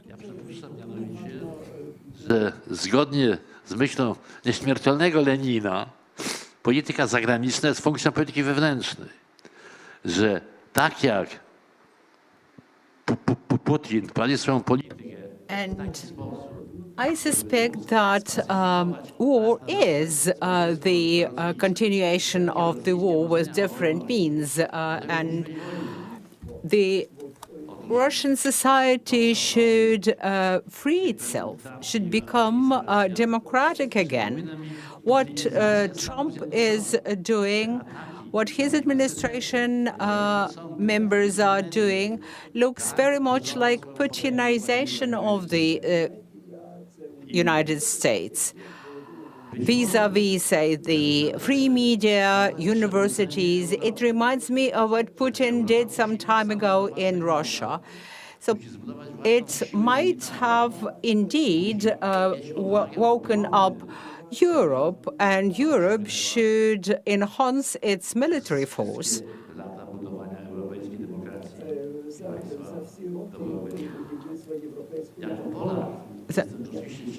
Over the years of the European democracy development, they haven't yet achieved it. I am a Polish nationalist, but we managed to stop this rise of xenophobia, Ukrainophobia, populism, and leaning towards Putin policies. So anti-Brussels, anti-European mood and strife. So now we have understood that the major danger to Poland and Poles comes from the east, from Putin's Russia rather than from Brussels. But what we've been observing today and in the very near past is different from how Poland felt back in 1989.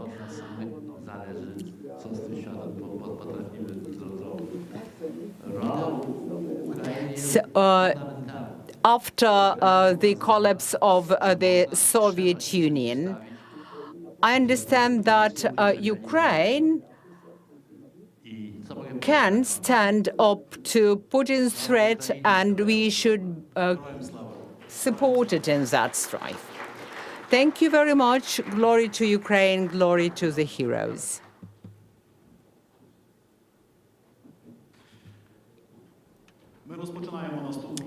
Now, our next discussion is also extremely important because it is the conversation about Eastern Europe. We are to consider whether it can affect the global relations and the pan-European relations. To join me here on the stage, and I'm inviting Ambassador Paul Jones, a seasoned American diplomat and former United States ambassador to Poland. Ambassador Jones brings deep insights into transatlantic strategy and the evolving role of Eastern Europe within the Euro-Atlantic community. Welcome, sir. Your Excellency, please join me. Okay. I would like to invite Krzysztof Brejza, a leading Polish voice in the European Parliament. Mr. Brejza is known for defending democratic institutions and confronting authoritarian trends within Europe.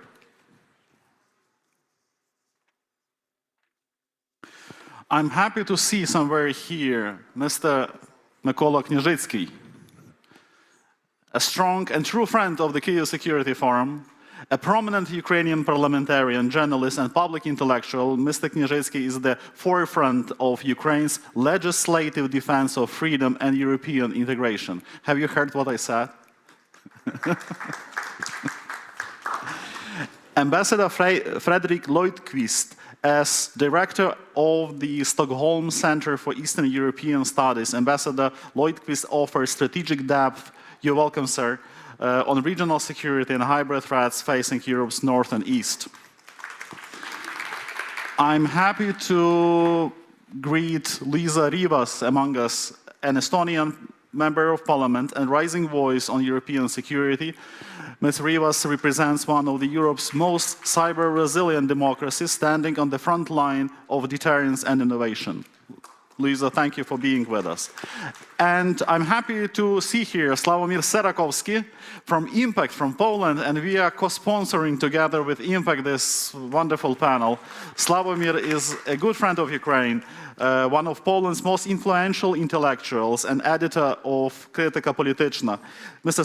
Serakowski explores the intersection of values, culture, and politics in times of upheaval. Can Eastern Europe redefine the balance of power on the continent and give voice to a new generation of democratic leadership? This is the key question of this panel. And I'm immediately heading into Sławomir, and I wish to Sławomir that you would start the discussion. Let me tell you, Sławomir, would you like to speak in Polish or in English? This is up to you. I mean, okay.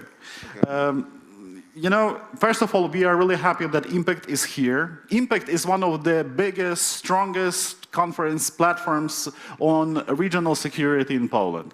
And the Kyiv Security Forum appreciates our cooperation and looks forward to new projects as we start the partnership. And I'm happy that Sławomir, who contributed strongly to Ukraine's support in Poland, is with us today, together with Adam. My question goes to Sławomir. Right now, all of Poland seems to be preoccupied with the upcoming presidential elections on May 18. The level of tension is evident, even from the fact that none of the official representatives of Warsaw that we invited to the Kyiv Security Forum have dared to take part here. None. And this is the question. Tell me, please, what is really happening in Poland? Do Polish politicians declare support of Ukraine, or they are afraid of Ukraine? The floor is yours. Hello, everybody. I'll speak in English. I understand You're welcome. It's probably easier for a majority of you to understand.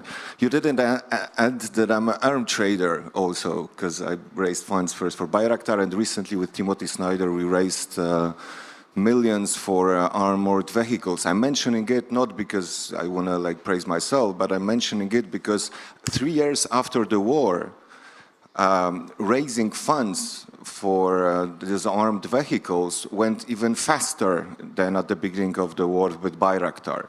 My interpretation is, of course, yes, Poles are not angels and never was, probably will never be.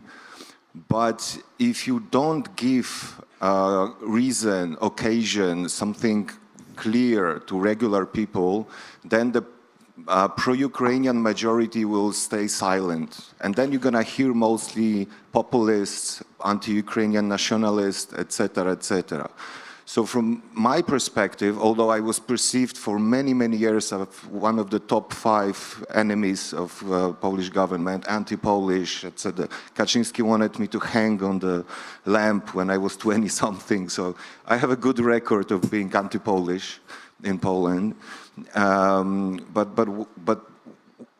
My interpretation is that in the society it looks a little bit better than we could sometimes be afraid of.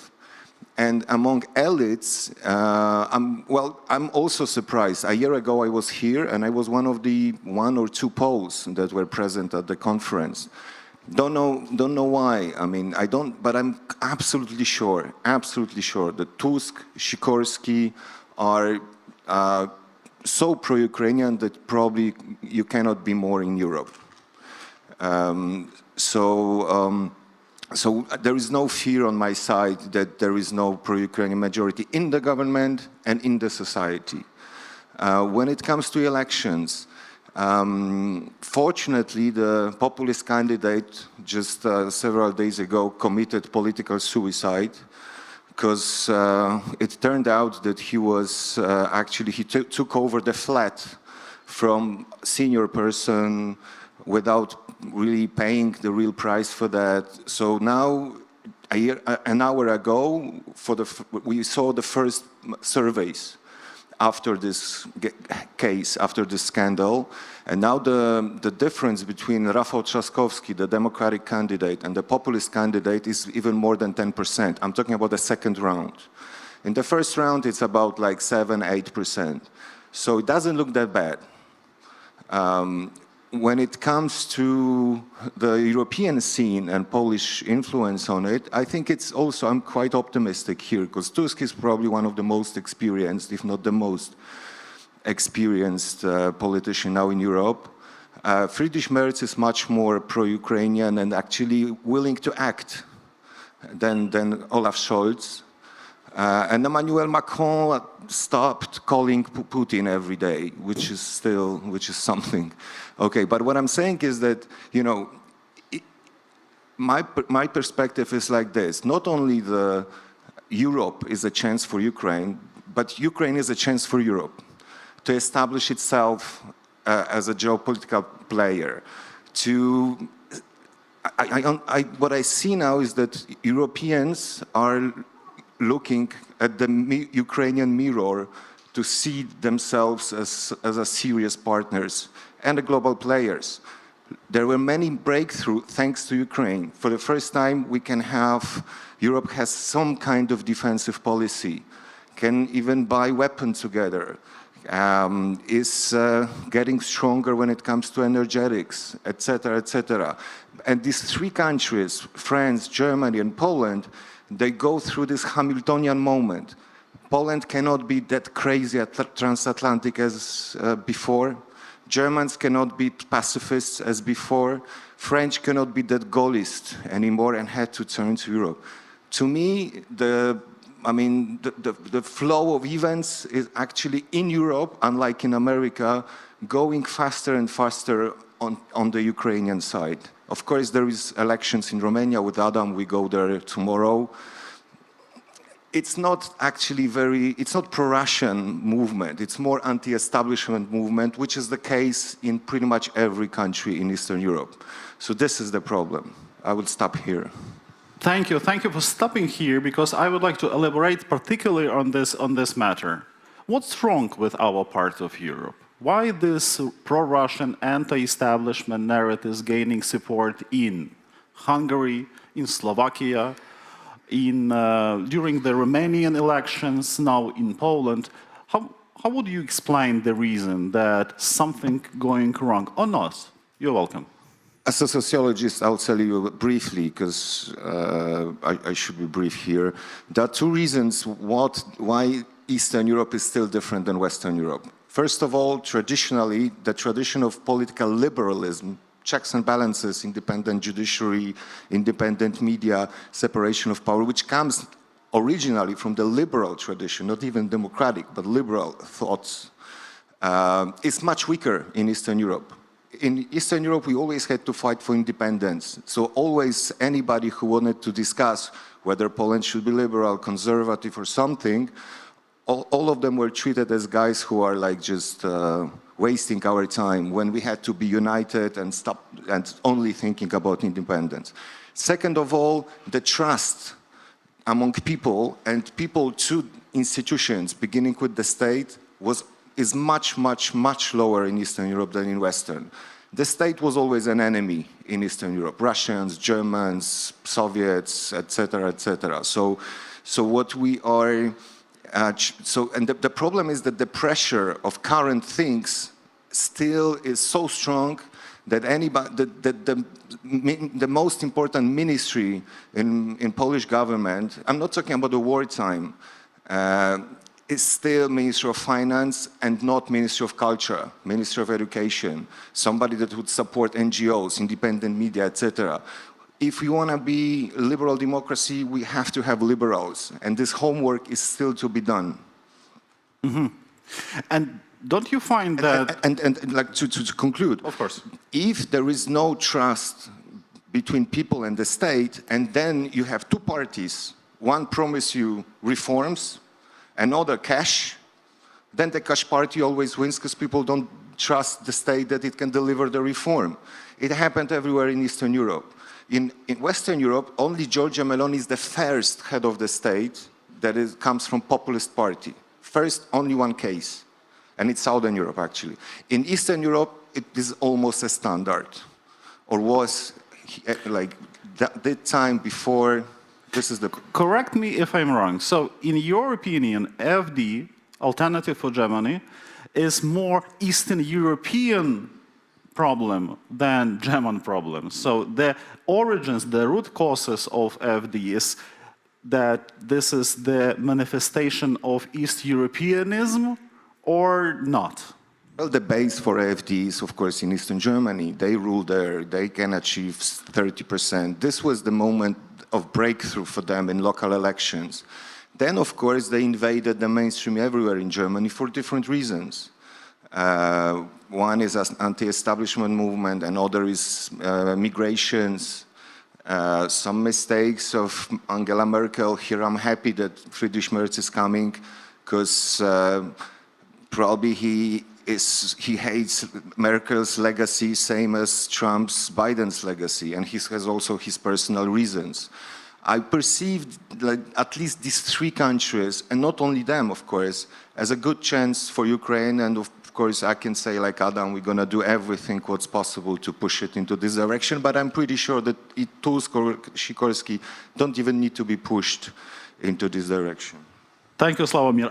I'll be back with further questions to you, but now I'll turn to Микола Княжицький. Микола, дуже дякую, що ви приєдналися. І мене перший... Mikola, thank you very much for joining us. The first question to you about the Ukrainophobic sentiments in Poland in the context of the forthcoming elections in Poland. How serious are those risks, and what kind of impact they can have on the situation in Ukraine and on the support of Ukraine in Europe?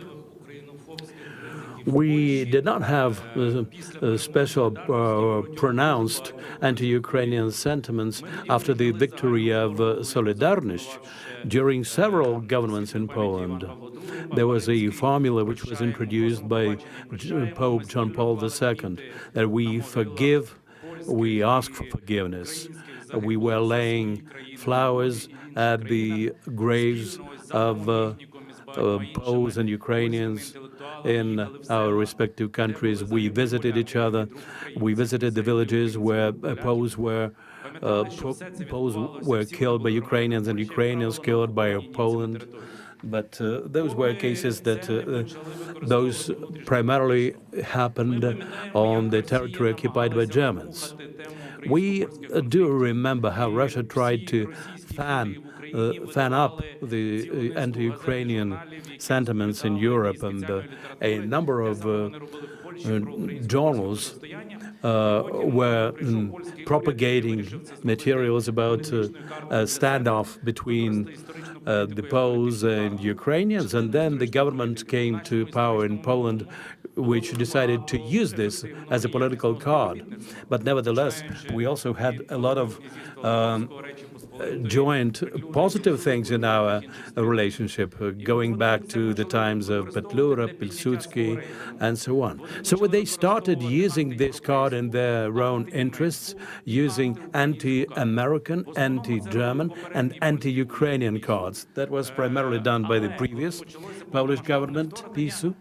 And when the large-scale invasion started, they stopped doing that. We saw that, and we thanked the Poles for supporting Ukrainians.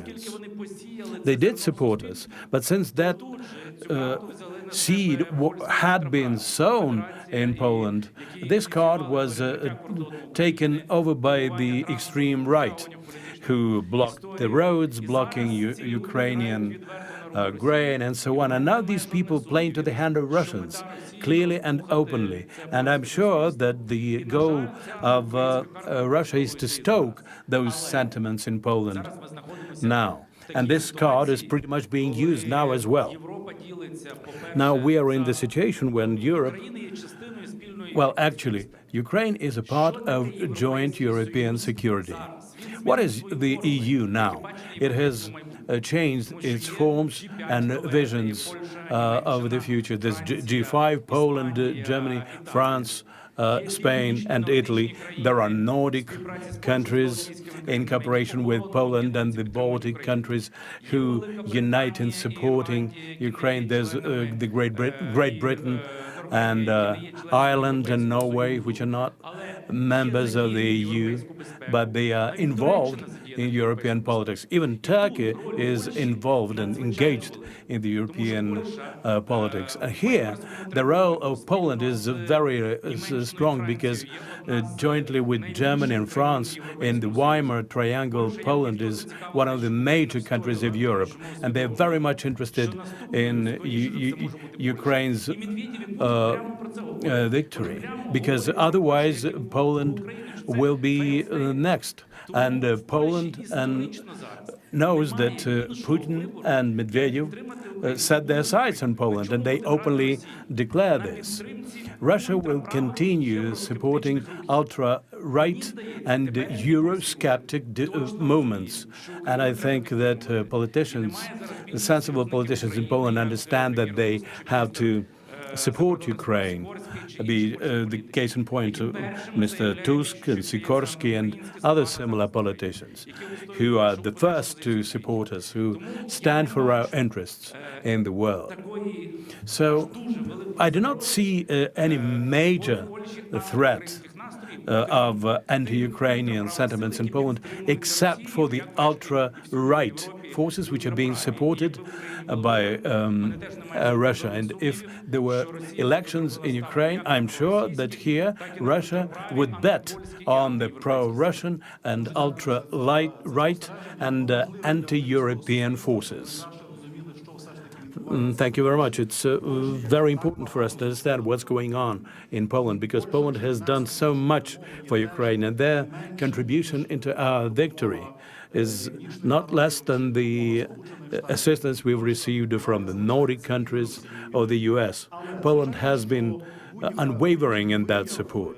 But obviously, any manifestation of hatred which can be inspired by Russia triggers a certain reaction in Ukraine. And how should we act to be wise responding to that? Well, we once used to say that Democrats in Ukraine can get united only if they face a firing squad before the execution. And now there's no alternative for us and Poland but to get united. We have the strongest army in Ukraine and cooperation with Poland in defense industry, in intelligence, the advocacy for interests of Poland in Europe. And I don't see any major contradictions here. But there is one thing which we should not forget, the values. One way or another, historically, we came out of the great princedom of Lithuanian, and that was a free society with the election of the rulers and so on. So we historically are united by the values of democracy. And solidarity was the result of a liberal democratic revolution that happened there. The same about Maidan in Ukraine. So we are united by those values. And those values are very much jeopardized in Europe. We see what is going on in Romania, in Germany, the rise of ultra-right parties for whom these values mean nothing. But Ukraine is vitally interested in that because this is pretty much something that our survival hinges on. And it's important that those values are upheld in the US, our largest ally as well, because there's a big temptation to depart from that and to set up these pseudo-religious states. I say pseudo-religious because all those appeals under the disguise of support of religion are, in fact, anti-Christian. But true liberal values are something which will unite us. My next question is to Mr. Brejza. I'm thankful to you for your presence. If you want to respond in Polish, go right ahead. I wanted to ask you, do you feel what is called fatigue from Ukraine in Poland and elsewhere in Europe? It's an honor to stand before you today, because for me, Kyiv is more just capital today. Kyiv is a symbol. Kyiv is a capital of courage. Kyiv is a capital of freedom. And Kyiv is a capital of dignity. And Kyiv is a capital in the informational war and the hybrid war. It's very important because yesterday Mr. Yatsenyuk talked about this dimension of war for our societies. It's very important, and we must be aware in Europe that this is a war not just against Ukraine. This is not just a brutal, conventional war against you. We must be aware that this is a huge informational war against whole of us, against whole Europe. This is a war against our beliefs. This is a war against our souls. And this is a war against our minds. And Russia interferes into our democracies. And Russia wants to destroy our unity, and Russia wants to break us. And I stand before you today not just a Polish politician, but also as a European. Our Ukrainian-Polish agreement has been built for years. Poland was the first country in the world that recognized Ukraine's independence in August 1991, thanks to Adam Michnik, who is today with us, a great, honest friend of Ukraine. And Poles were at Maidan in 2004, and our Ukrainian-Polish friendship was the most visible after Russia's aggression, when millions of Ukrainians, women, children, knew where to go, to Poland. It was a natural move. And we gather today to ask who will lead Europe. And in my opinion, the answer is clear. We will do it together, Ukraine and EU, side by side, defending peace, defending freedom, defending our values, and defending our common Western civilization. And I want to emphasize that Europe is not just a geography. Europe is not, EU is not just institutions. EU is not just treaties, procedures, sometimes bureaucracy.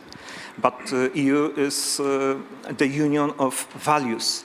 And when values are attacked, it's our duty, it's our common obligation to defend our common values. Not just to speak, but to act. And as a member of the EP, I'm proud to say that the EU is the biggest Ukrainian supporter. We have provided almost $200 billion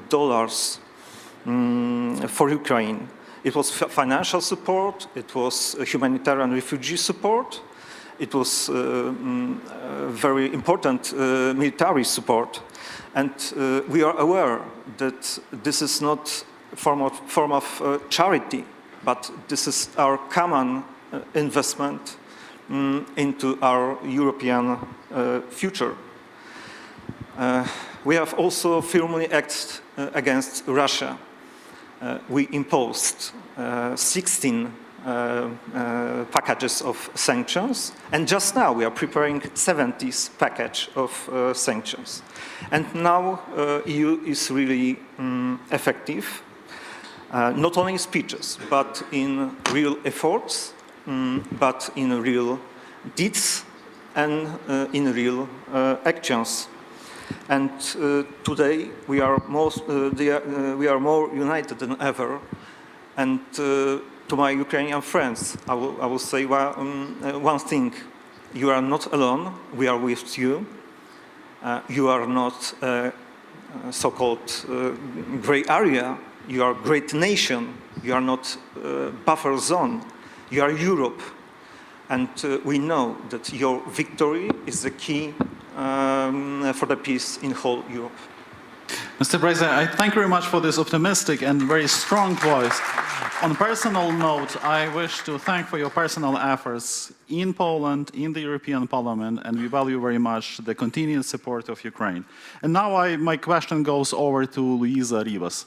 Luisa, how it looks from the Estonian perspective? I mean, the external pressure that this part of Europe experiences, what kind of strategies would you advise, or how should we act to preserve the unity within our part of Europe, and with that unity has to have an impact upon other parts of Europe? So what's your vision? How these things look like from Estonia? Thank you very much. Thank you for the organizers to having me here. It's a great honor to be here. First of all, I'm quite young, as you said in a first introduction, but still I have some historical memory from my childhood. So Estonia, together with Poland and also with Baltic states, Baltic neighbors, has been warning about Russia imperial ambitions since 2008 when they attacked Georgia. Then we did it again in 2014 when they invaded to Ukraine. We were often heard, but politely acknowledged maybe, but rarely understood. Our values, I have to say, have never differed from our Western allies. But what was different was that our perception of the Kremlin real brutality and our end of geopolitical reality, that was different. And I have to say, we didn't overreact then, or 2014 or 22. We saw it clearly, and we still see it. And in 2022, when missiles struck Kyiv, many others finally saw it too. Some thanks to, of course, the public opinion. It helped a lot. And since then, many have told us, and also for me, that, yeah, you were right. Yeah, we were right. And we still are right. But we don't have to be right in a retrospective, like in 10 years or today. We want to be listened to and now, because we want Ukraine to win this war, and we want that Ukraine will be supported not just cautiously, not conditionally, but fully, and to the victory, of course. And what's my point? I want to be very clear that Russia can lose this war. This is actually possible. And it must lose this war. Because history shows that even the tiny democratic shift in Russia or the Soviet Union has only come after strategic weakness. And we have to make that happen, that weakness, we have to make it happen. All together with our allies and Western allies, all together. But if I have to answer the question that who will lead and or who or how should lead Europe, if I could choose by myself, then I would prefer that Europe and its security is led together with Ukraine. Because if I have to ask or answer the question why, then the first thing is because my 8-year-old son knows that Ukrainian soldiers are the best in the world, and if I don't believe him, who else has to believe him? And also, Ukraine has 11 years. Just imagine 11 years. My son is 8, but Ukraine has done it 11 years, and they have this experience, and they have this experience with Europe's most brutal enemy, and we don't take their wishes and recommendations seriously. Then I don't know, my 3 kids will be the next ones who will be in the front line, defending themselves and me. And I have been actually in the front line here. I'm not sure most of they here sitting have been there. It's awful. You don't want it to be in Europe. So yeah, we can't lead Europe today without Ukraine. We have to do it together with their experience. Yeah, and maybe the last point I have is that EU is by the definition is a collective leadership, but in security issues, it's clear that big countries and bigger armed forces should step up, and I think a little bit we are seeing that already, hopefully, and I hope it's going to be that way more and more and more. And also, I have some hopes in the new Chancellor of Germany as well. I hope that will be good for the Europe and also for Ukraine. Thank you. Thank you, Lisa, for this emotional and important remarks. I fully share. And now my question goes to Ambassador Frederick Lloydquist, who is, by the way, the director of the Stockholm Center for Eastern European Studies. And here I have the question which also reflects what we see these days in Moscow. In Moscow, we see the gathering of a new alliance, a new old alliance led by China. They declare that they are going to be friends of steel and actually sending this wartime message to, first of all, to Eastern Europe. So this is an extremely difficult pressure which is imposed on Eastern Europe. How would you assess this situation in Eastern Europe today strategically from the point of view of your institution? Thank you.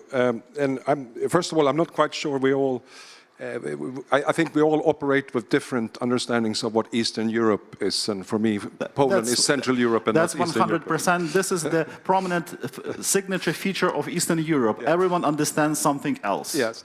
I will get to your question, but I will just like to pick up where Sławomir started the discussion, namely that Ukraine is and must be seen as a chance for Europe. And I would be amiss also with having Adam Michnik here in the audience to refer to my personal history.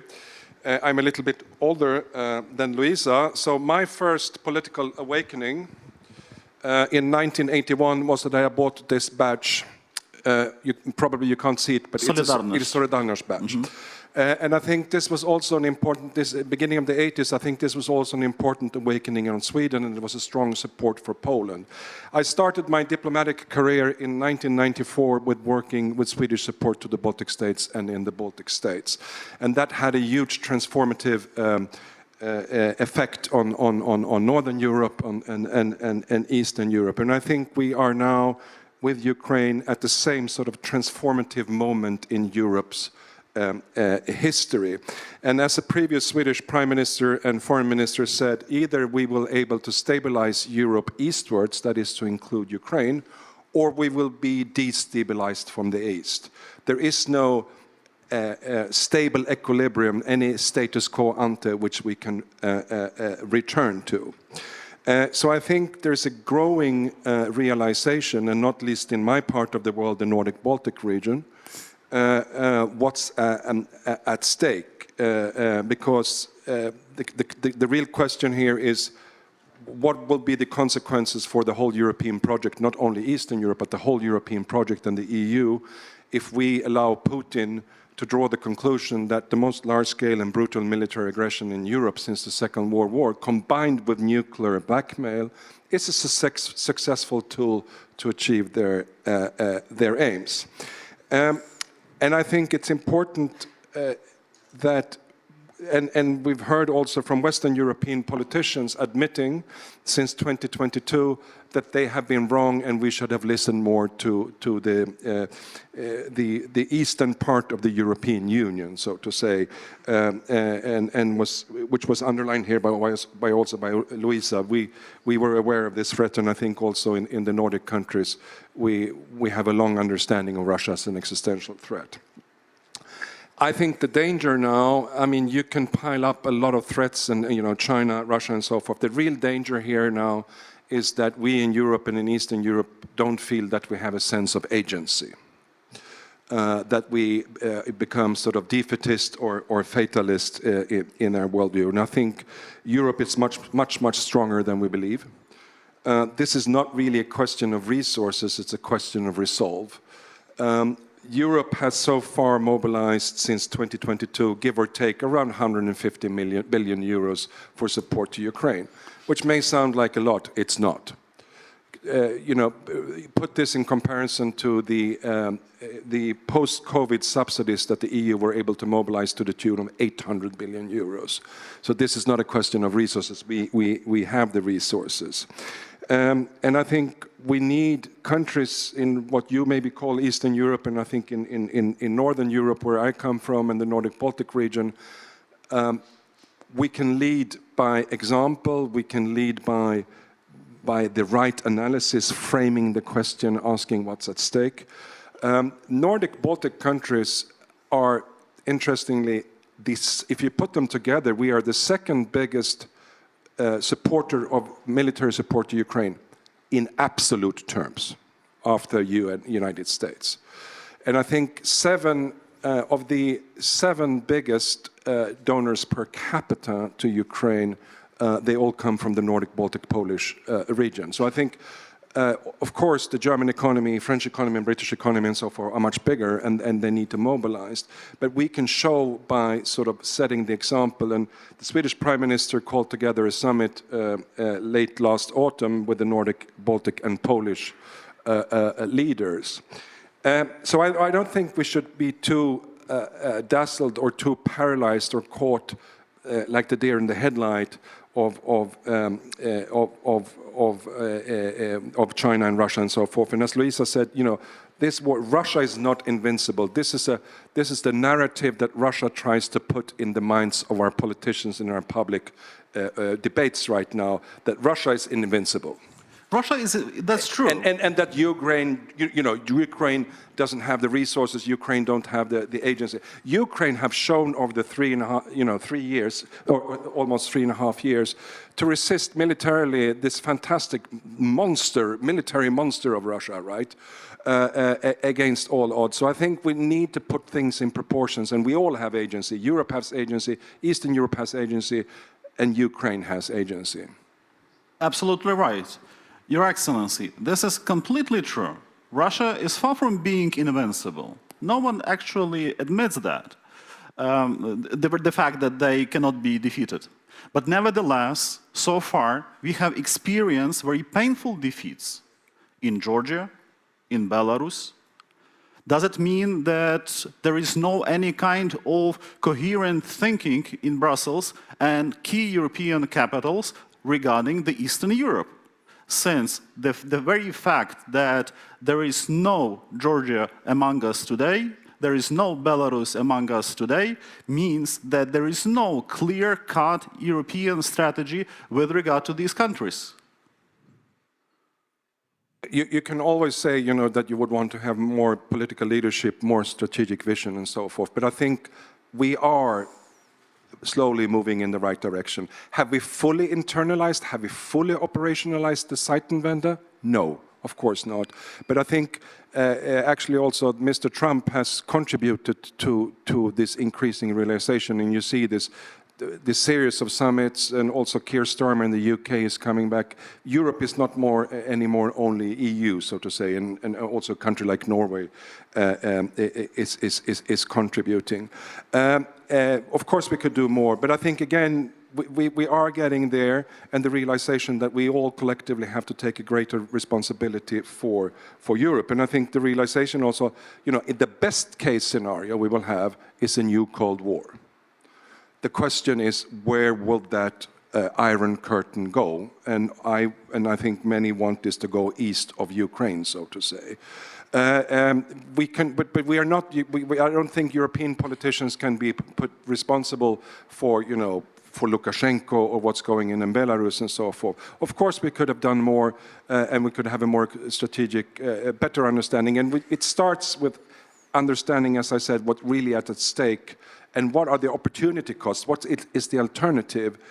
Namely, if Russia is allowed to harvest fruits of its aggression, and that still is lacking in the public debate, and it's not sufficiently explained to voters, to the electorate by leaders. I thank you very much. And now I turn to Ambassador Jones. And here comes the United States. And President Trump is dealing with his best buddies, like Prime Minister Orban and others. Would you be so kind to explain the reason why Washington prefers to deal with this type of politician in Eastern Europe rather than with others? And what are, in your opinion, are the priorities of new American administrations regarding Eastern Europe? You're welcome. Thank you so much, and I really appreciate the opportunity to be with European colleagues on this particular panel at this extraordinary moment where Chancellor Merz has just visited Warsaw, is coming here. There's a treaty to be signed between Warsaw and Paris on defense. Very dynamic moment. I I will bring a couple of perspectives based on my time serving as U.S. ambassador to Poland, which, was from 2015, 1 year after the 2014 invasion, through 2018, so encompassed the end of the Obama administration and the beginning of the Trump administration. And my conclusion from that, and I'll get to your question sort of more specifically in a moment, but my conclusion from that is that Poland has a particular role and responsibility, not only in what it's doing now, strengthening the Weimar Triangle, supporting Ukraine, but also in playing a role in communicating and representing the threat to the eastern flank of NATO, to Ukraine, to Washington. And I think this is a particular responsibility of Poland because the relationship with Poland and the United States is really quite unique. Poland appeals across the political spectrum in the United States, including our most conservative side of our political spectrum. And it's based on an image, originated in Solidarność, right, of Poland's commitment to freedom, its commitment to the United States, which dates back to the War of Independence that the United States fought, together with some very important Polish leaders, and to Poland's commitment to Europe and about 10 million Polish Americans in the United States, which are not an insignificant group of voters.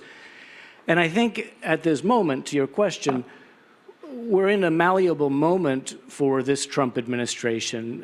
While some disturbing messages have been said by officials, the approach of this administration to this part of Europe is not determined. And I think there's a lot of opportunity there in helping shape it. And to illustrate that, I would scroll back to the similar time in the first Trump administration.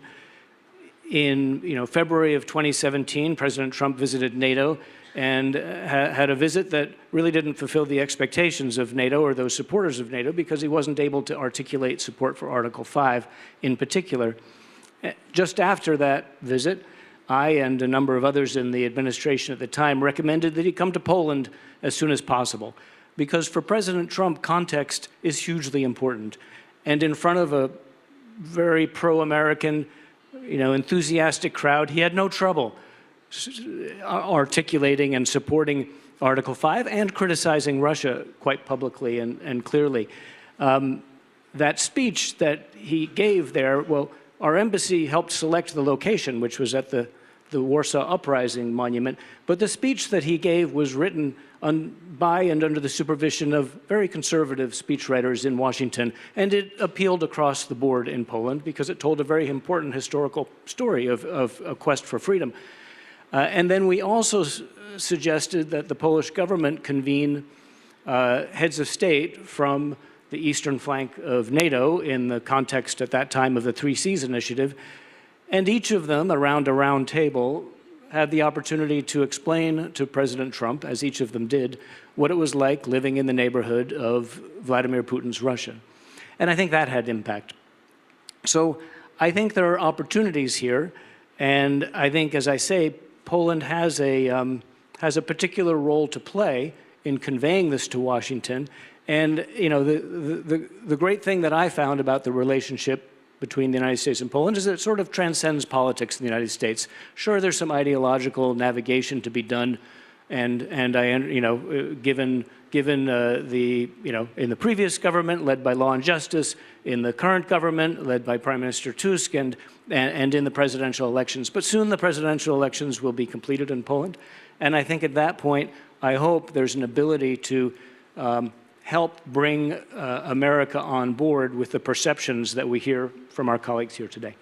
Excellency, thank you very much for these remarks. They are really important. It's an important input in what we've been thinking here regarding Eastern Europe. And now, as we approach the end of the panel, I would like to start a round of my final brief questions to each of you. And I will start with my question to Mykola Knieżycki. Mykola, Mykola, the moral right of Ukraine is felt by all peoples of the world, and it should translate into the profound, wise policies that would be implemented in Eastern Europe and in larger Europe. Do we have the intellectual potential for that, to develop and implement this policy? So if yes, how will we be taking advantage of the moral benefits or moral advantage that Ukrainian men and women at the front line can demonstrate to the world? First of all, I think we have to be token of democracy and example to all, or be a role model to other societies in Eastern Europe.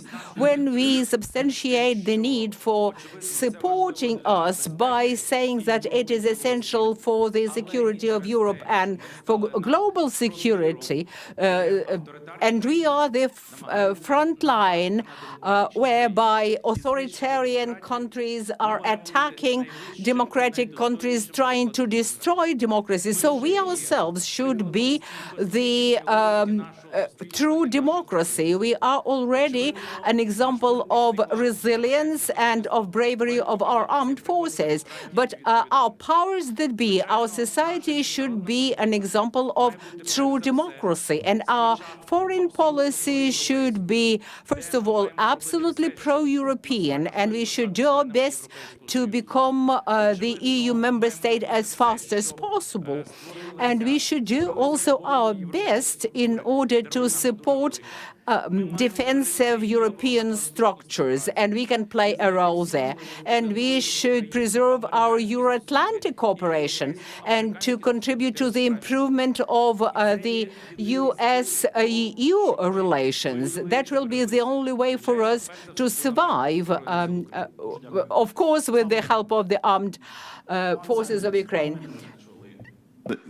Do you believe in potential of strong unity within Eastern Europe, between Kyiv and Warsaw, between our capitals, and in our ability to overcome any kind of local selfishness in order to bring some new moral energy into the affairs within Europe? Such a difficult question, and please give an answer in 1 minute. Yes. You're welcome. Well, Zelensky said once, this would be my emotional answer, at the beginning of the war about Poland, Ukraine, Lithuania, I hope also about Belarusian free people, I still remember about them. I was during all the protests, and I think we also have to keep them in mind still, that we are one country, like одна страна. Страна and country is a little bit different, but like one... I don't understand you. in a sense that like we have to behave in foreign policy as one country. Okay? Like Commonwealth. Not even a Commonwealth. I'm not talking about history. History should be left to historians, which unfortunately not all Polish politicians remember it like this.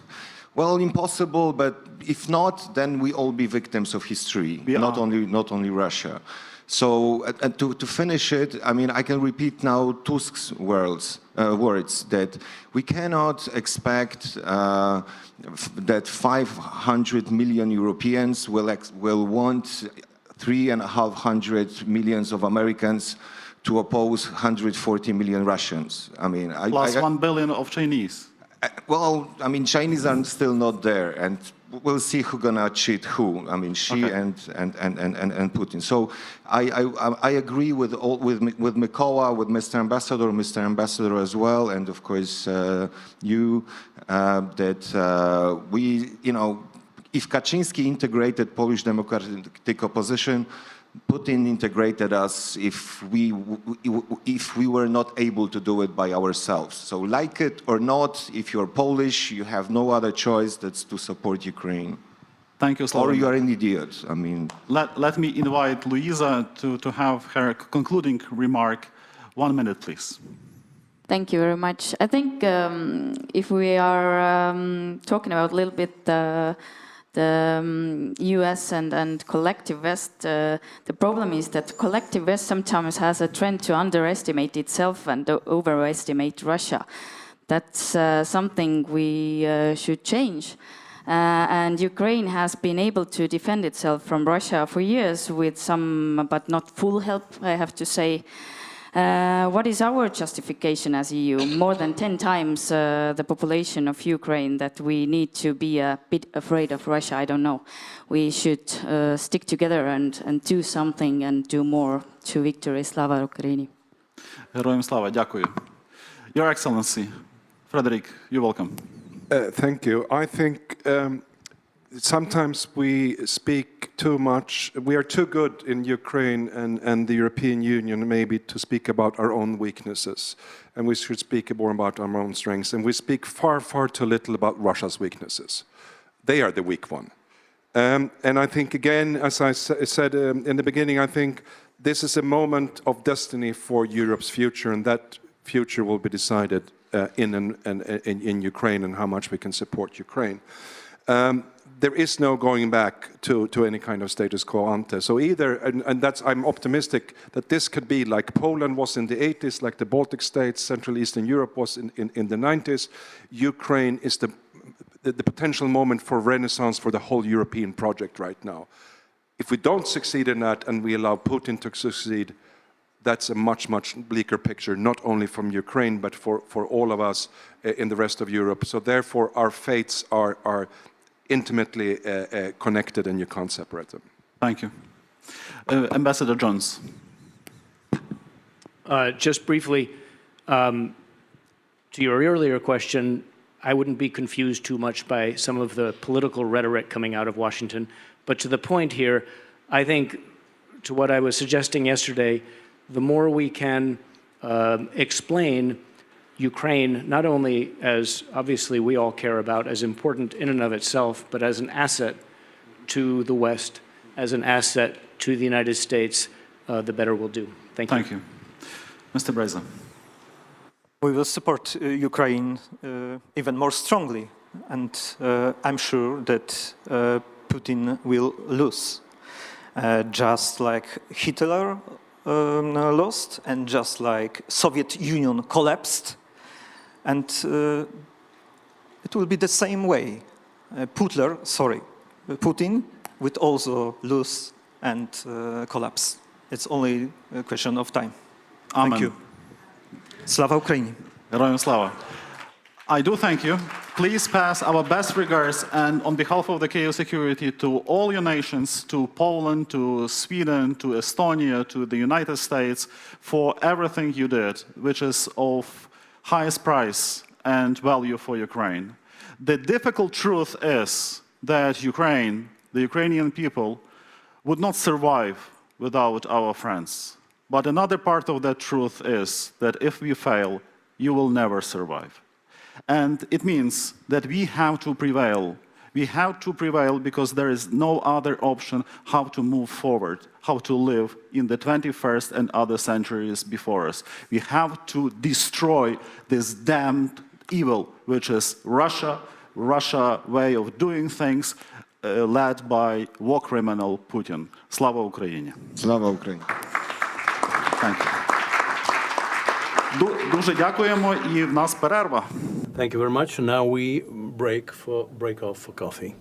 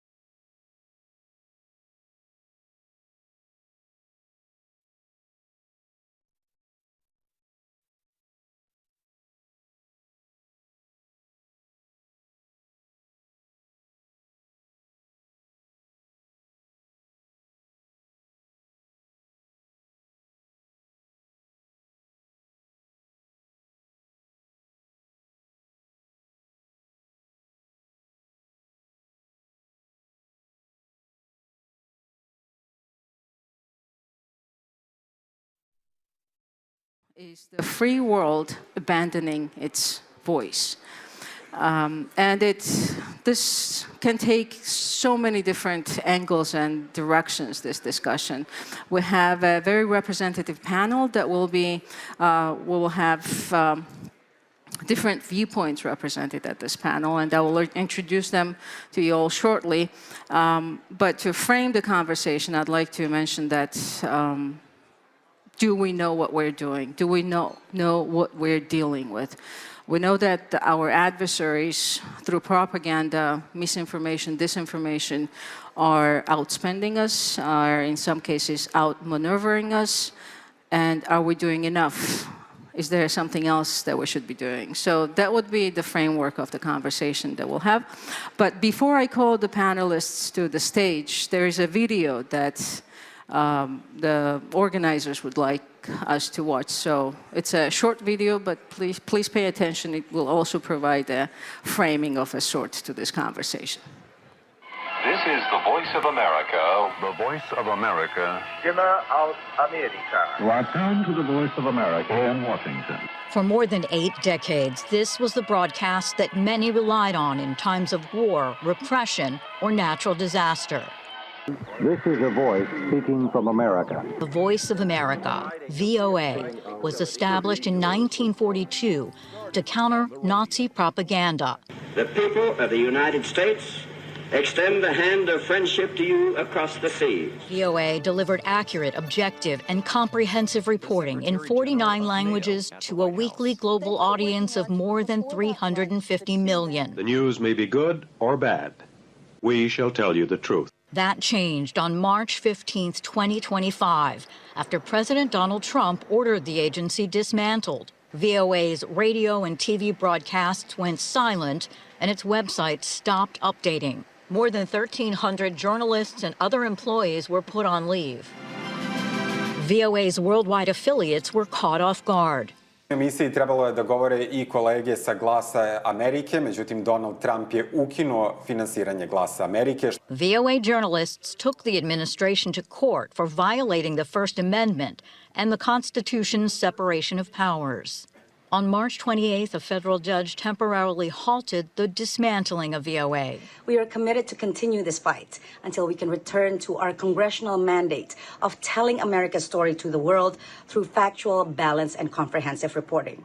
On April 22nd, a second federal judge called on the Trump administration to restore VOA. While the cases are undergoing appeal, VOA's worldwide audiences are left without the accurate and balanced news they've come to rely on. Remember, in Zimbabwe, we are under a repressive regime that does not tolerate any dissenting voices, alternative voices, and as such, we had been subjected to one state-controlled broadcaster since 1980. Amerika adalah simbol jurnalistik yang jujur dan independen yang dibutuhkan oleh dunia. America's adversaries are poised to step into the void. The departure of the Voice of America also leaves a gaping vacuum in the information world that can only be filled by countries like China and Russia. For 83 years, the Voice of America has delivered independent news, including to places where press freedom doesn't exist, strengthening American soft power and national security. Please contact your representatives in Congress and tell them to save VOA. This is the Voice of America, Washington, D.C., signing off. That sign-off happened 82 years or 83 years after the Voice of America was first established. And initially it was created to counter Nazi propaganda, mainly in the European part of democracies or the world. So the VOA broadcasts in almost 50 languages globally, and its weekly audience is 354 million people a week. So with that, just to finalize that, and I'm also very passionate about VOA since I spent 15 years of my professional career at VOA at the Georgian service. I left last year as the managing editor of the service. So I'm very passionate about it. Thank you very much for the video. And with this, let's invite the panelists to the stage, please. And first, I will introduce Jeremy Branston, who's joining us from Prague, and he represents the Radio Free Europe, Radio Liberty. He's the regional director for Eastern Europe. And we have Indre Makaraitete. Please, Indre, join us. Vitaly Portnikov, and I'm sorry, Vitaly, yes, please. Vitaly is a very famous author and journalist. And Indre, I should say, that represents the Lithuania's national radio and TV network. We have Olga Rudenko, who's editor-in-chief of Kyiv Independent. And I'm sure you all know about Kyiv Independent, which is one of the most reliable sources that comes out of Ukraine on a daily basis. Yanis Sarts.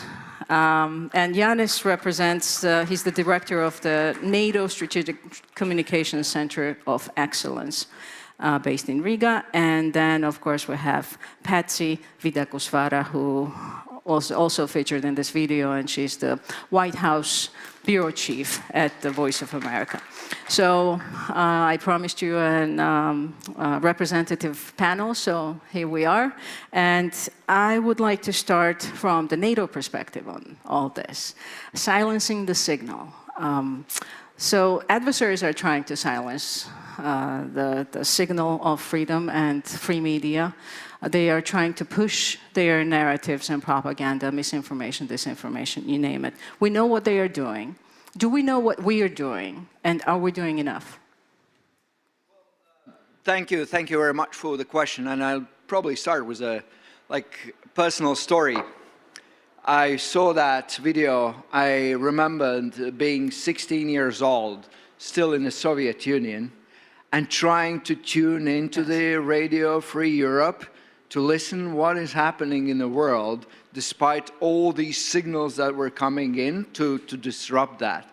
And that was one of my formational experiences, how I've learned about the world. So point is, I'm one of the examples, how did it work?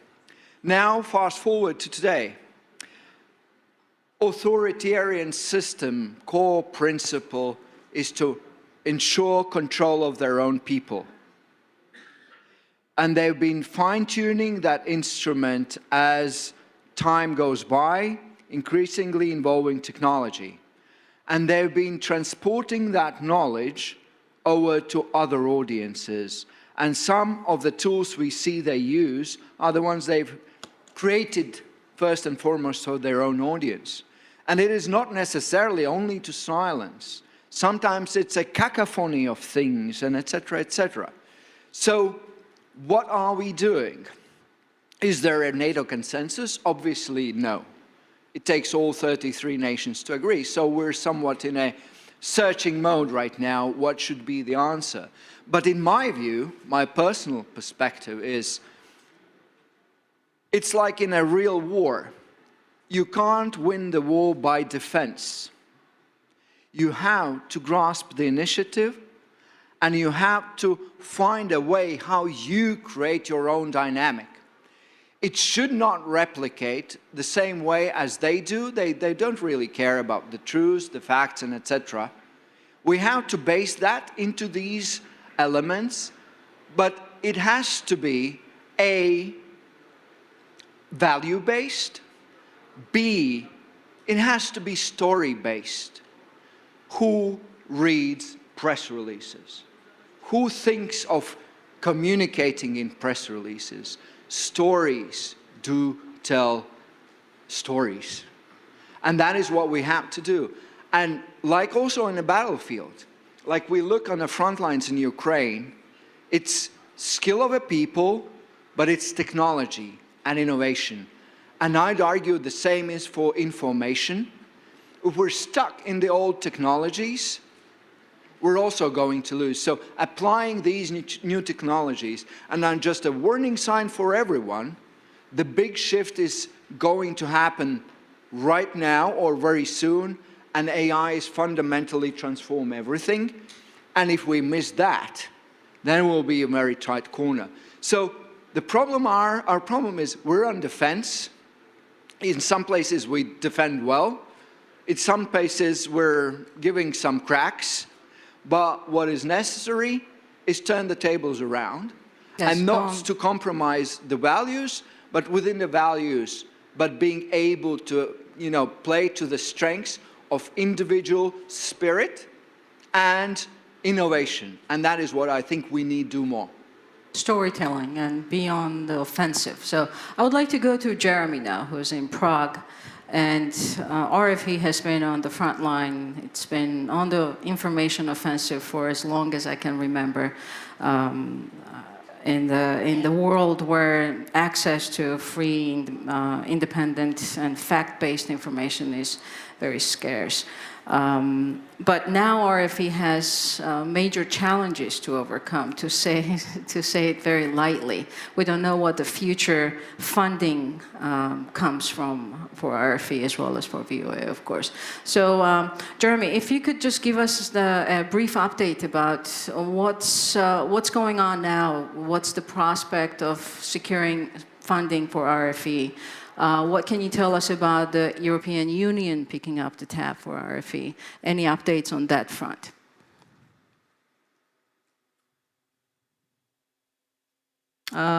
Hold on one second. We cannot hear you. Hold on one second. I think we have a technical issue.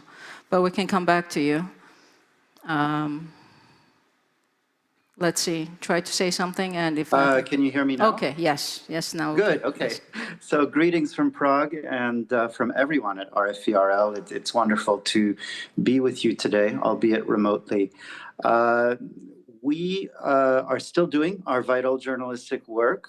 We have not closed down, and that includes, of course, our vital work in Ukraine, where we have over 100 journalists and technical staff working out of our bureau in Kyiv, our bureau in Lviv, and all across the country.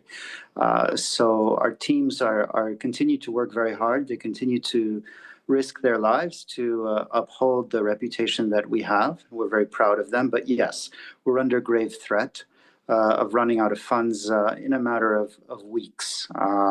We're living on savings right now. We haven't received our congressionally mandated budget since the end of March.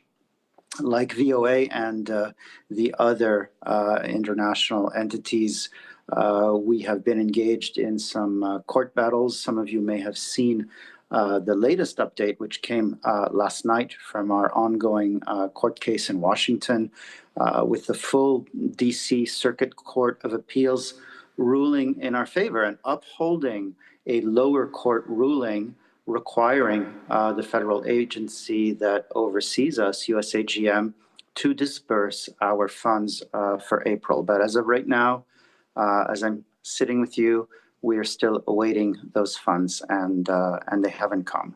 So this, our ability to keep going for a few more weeks has come at a very heavy price. We've had to send home a lot of staffers on only partial pay. We've had to cut freelancers in many countries. We've had to cut programs, cut projects, and focus only on providing essential news as we face this crisis. Now in Ukraine, which is a top priority for RFERL, understandably, we've also been forced to make cuts. Our daily morning show has been put on hiatus. We have had to pause our dedicated refugee desk, which does very important work. Some staff and many freelance contracts have been ended. However, we do maintain our national network. We are still reporting from the front lines and from cities all across Ukraine that are being bombed frequently. With that update, outside Ukraine, our operations, continue, and that includes Russia, of course. We're the only major outlet that gives Russians in their own language news about what is really happening in Ukraine, and I think that's vital to cut through the propaganda and all the brainwashing. Now, we've received an outpouring of support, as you know, from civil society leaders, from governments, including many EU governments. So the conversations are ongoing about potential rescue funds for RFE, but I can't divulge all of the details here, but those conversations are ongoing. We're very grateful to our European friends And as well, our court case in Washington continues. So we are in a tight spot, but we keep going. And thanks to the support of our audiences as well, we hope to still be around for a long time. Jeremy, since the conversation is about basically, in this case, predominantly government-funded media entities, RFE, VOA, and 3 other network organizations under the U.S. government Agency for Global Media, they are all government paid. So my question to you is, do you think it's important to keep the government-funded entities, news organizations, operational? And would anything change in your case if the EU were to fund RFE as opposed to the US government? Well, look, I would say that I prefer to refer to what we do as public service media, and it's been documented. If we want to take Europe, for instance, but in countries across the world where you've got strong publicly funded media, you've got a much healthier environment where disinformation has a harder time than it does in countries where that public service media has been dismantled, and unfortunately, that includes countries that are inside the EU and parts of Eastern Europe. So yes, I think it's terrifically important to maintain this, and there is a firewall, so it's not about the government telling us what to do. It's about having the means in a non-commercial way to give people an accurate picture of what's really going on. We know that if we add up what Iran, what Russia, what China are spending, as you alluded to, in their information campaigns, it's something like $7 to $10 billion a year, which is 50 times our budget here at RFE. So obviously they think it's pretty important and it's effective at swaying minds. And if we disappear, they've got an open space. So I think it's terrifically dangerous to cede the space and to deliver an own goal. I mean, there's really no reason we should be increasing our budgets, not decreasing, yes. Trying to eliminate these very valuable media operations. Thank you very much, Jeremy. And Patsy, I would like to come to you now and ask you a similar question. What is the added value that VOA brings? And I think it's an important distinction for the viewers, for the understanding of the issue. We have all kinds of private media organizations. Some of them are trusted, some of them less so. We do have BBC, we have Deutsche Welle, France 24. We have all these trusted, reliable sources of information. VOA is very small compared to them, at least in the English-speaking world. So what would be the importance that you place on the organization from your perspective? Thank you, Iya, and thank you, Kyiv Security Forum, for inviting me. I have to stress, first of all, that I'm not here speaking in my capacity as VOA's White House Bureau Chief, because I have been put on administrative leave since March 15th, and technically not authorized to speak here, so I'm speaking on behalf of my capacity as lead plaintiff in the Wida Kuswara V. Lake, which is a lawsuit against Kari Lake in her capacity as the senior advisor for USAGM. This is a lawsuit on behalf of journalists and also labor organizations, Reporters Without Borders. And we have a separate lawsuit with RFE and RFA, but our lawsuit also fights for the relief for RFE and RFA, and we welcome the en banc review's decision to give your funding immediately. Hopefully that comes out. To answer your question, Iya, why is it important? It's because good journalism takes resources. And I have to push back against the fact that VOA is very small. VOA is 360 million English language weekly. Right, but we broadcast in 49 languages, right, including in places where there's no freedom of the press. And our audience are not only, you know, women in Afghanistan or farmers in Africa, but also decision makers in the global south who is facing the onslaught of disinformation by Russia and China.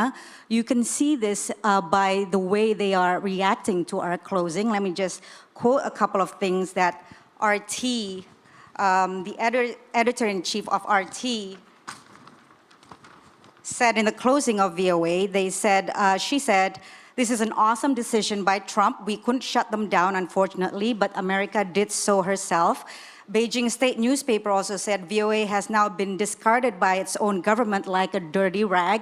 So this is a fight that I believe and my colleagues believe is not just a fight for our jobs and our independent journalism, but also for our audience. Our audience have been listening to our broadcast for 83 years, and for the past 7 weeks, we have been silent. And now, Kari Lake has just decided that she will air OAN programming on VOA. And so for those who are not familiar, OAN is this small, very right-wing, very partisan outlet that's very pro-President Trump, and this will merely just destroy the trust that we have built. Just to give you an example, their White House correspondent once asked the president, previous American leaders lacked courage and conviction to have talks with Russia. What gave you the moral courage and conviction to step forward and do that? So they're not exactly the bastion of independent journalism, and this is what they're trying to replace our independent journalism, which is, by the way, protected and mandated by law, that we have to be objective. Yeah. Let's see what the court decisions come back with and how the VOA's future evolves, and good luck with everything. And now I would like to come to you, Indra, because you are also representing a national radio and TV network in Lithuania. What's your perspective as a frontline state that's dealing with Russian misinformation, propaganda, disinformation, Ukraine war? What's your view on private versus public funding for the news agencies, or how do you think they are important? We got the views from VOA and RFE, but what would be your perspective on that? So it's a great honor to participate here, and Yanis, I also remember myself growing up with radio, with Voice of America. My grandfather, secretly listened to Voice of America, and my father as well. So, but the job was done, and by all these free media outlets in occupied Baltic states, and we have our own media now. And what we observe in Lithuania and other Baltic states, but Latvia and Estonia is a little bit another case, different from Lithuania. In 2018, we noticed that there is a group of people which organize constantly protests on every possible topic, which somehow, make the society nervous and disoriented. And they still organize, they keep organizing those protests. And guess what main slogan they use in those protests? The main target is that, mainstream media, all journalists, it doesn't matter where they work, in the public service media or private media, all the mainstream media, fact-checking, investigating journalists, they are under attack of those people who are, have links with pro-Kremlin organization or pro-Russian organizations. So it's not like, attacking journalists and the mainstream media is not like, just they have a goal. What does it mean? They say, don't trust mainstream media. They are servants of the system, and we fight with the system. Listen, the truth is, there are lots of channels, informational channels in YouTube and other social media. come to us and we will tell you the truth. And so that's how, I mean, they gather people, the audiences, for propaganda and disinformation material, content. And I talk to audiences, very sensitive audiences, people who are already under attack of Russian propaganda. They use those channels. They followed the invitation to, you know, to listen to the truth, kind of truth. And, you know, sometimes it's impossible to talk to them. Sometimes it's possible to discuss. But the problem is that, you know, it's really very difficult, and they are already there, to prove that the journalists, they do fact-checking, they do investigating, and they have to ask, you know, the other side their opinion. It's not that, you know, we can do, like, you know, our own position. We can put our own position. We have to put both So sides. the trend is basically Yes. to undermine the mainstream media, so people don't trust mainstream media. And it's not by only the government-funded or state-funded in Russia, China, North Korea, Iran, who are doing these operations, but also they have influencers online, right? They have all kinds of social media campaigns. And I don't know if you finished your thought, but I really wanted to get to Vitaly and ask him I introduced him as an author and journalist, but I would put influencer on this description as well, because you have over 1 million subscribers on all your platforms, so at least that's my math, maybe I'm off. From your perspective, as somebody who has such a huge following on social media, what do you think? Are we doing things right from the mainstream media, or are we doing things wrong? Should we be paying more attention to social media? And are we using this tool, again, from your perspective, from democracies, are we using that tool as efficiently as the authoritarians are doing it? Thank you very much for this question.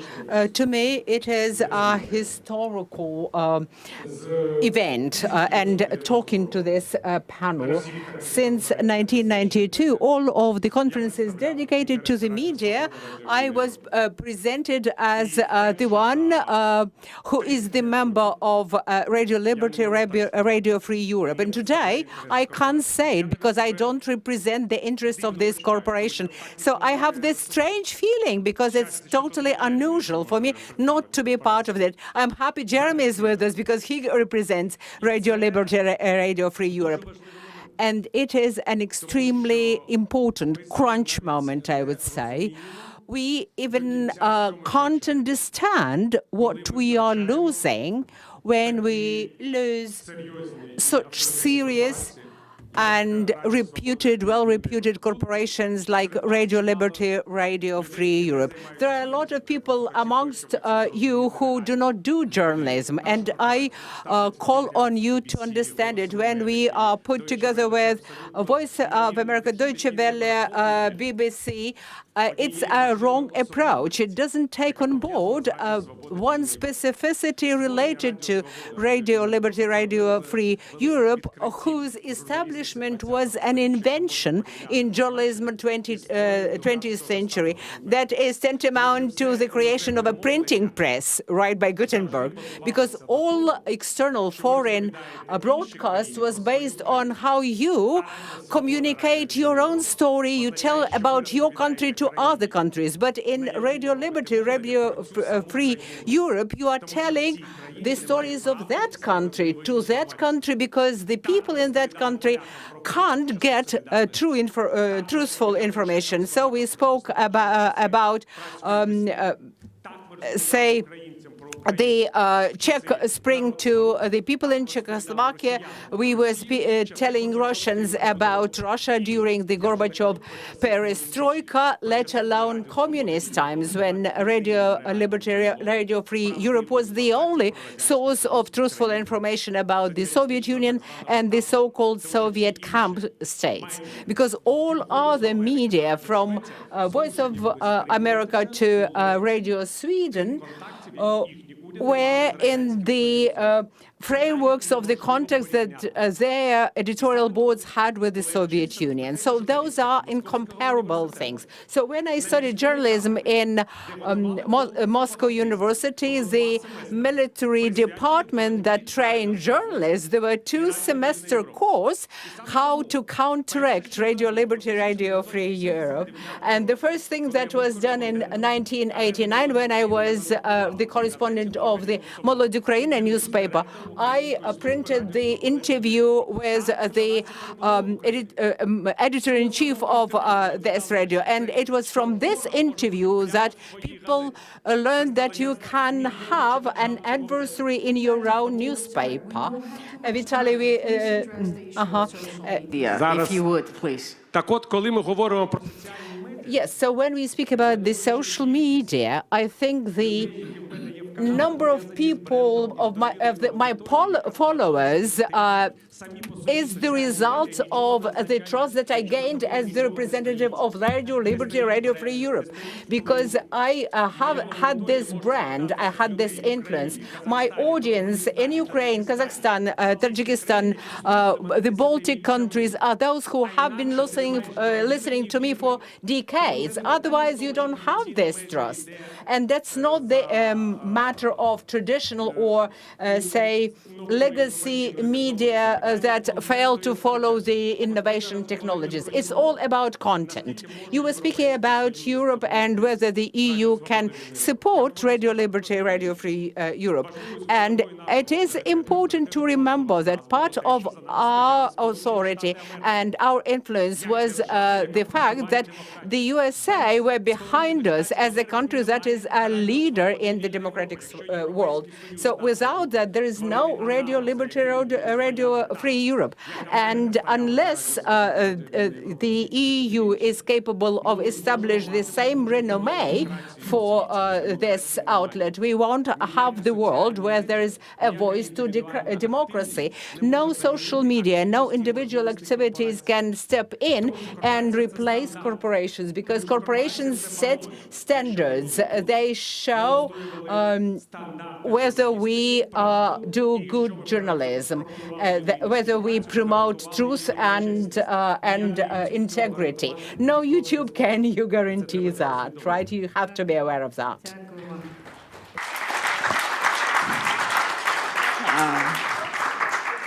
That's why he has a million followers. That's the reason, because he can really energize you. And Olga, I would like to come to you now. As Vitaly just said, there are certain things that are not replaceable, and trust, ethical journalism, fact-checking, reporting, those are the fundamental principles of journalism as we know it, or at least thus far. So how are you dealing with that? How are you dealing with tremendous pressure from the Russian disinformation, propaganda campaigns? And if you can talk also about the social media aspect of your operations, that's probably the most competitive field for you to counter some of the narratives. I'll try to address that. First of all, thank you for setting me up for failure by putting me in order after Vitaly, who is so damn good. I was sitting here praying this doesn't happen. I'm representing here an independent media outlet that does not have the kind of funding that was affected by the U.S. administration. Before we dive into the issues you wanted me to talk about, I wanted to react quickly to something that Vitaly mentioned. Vitaly said there is no RFRL without the United States. There was a huge force behind it. I think if the U.S. does not if the US administration does not come to its senses and continues the funding, it would be incredibly stupid if the EU does not pick up the bill. Because in terms of return on investment, the kind of journalism, public interest journalism, and investigative journalism that RFRO has been doing, in terms of return on investment, it's an incredibly good deal. And it would be really, really stupid if somebody does not pick up the bill after the US steps out, if it indeed steps out. And I mean, we're all talking about disinformation all the time, and you addressed it in your question. Everybody at any conference you come to, any event you come to, there are, I don't know, you can't count the myriads of roundtables and conferences and the number of money that has been thrown into trying to figure out what to do with disinformation, with the problem of disinformation. And here you have exactly the ready-made, assembled weapon against disinformation, right, which is a quality media outlet. The team is already built. Everything is there. The distribution is there. The platforms are there. It's something that takes years and decades to build. The reputation is there. And all that is needed to be done is to continue funding it. So it's a ready-made, assembled weapon against disinformation that is sitting there, just ready for somebody to pick up the bill and continue supporting it. So it would be, I think I would be enraged if Europe doesn't step in and pick it up. If indeed the US continues on this pitiful trajectory of just dropping its torch as the watchdog for democracy and freedom of the press globally.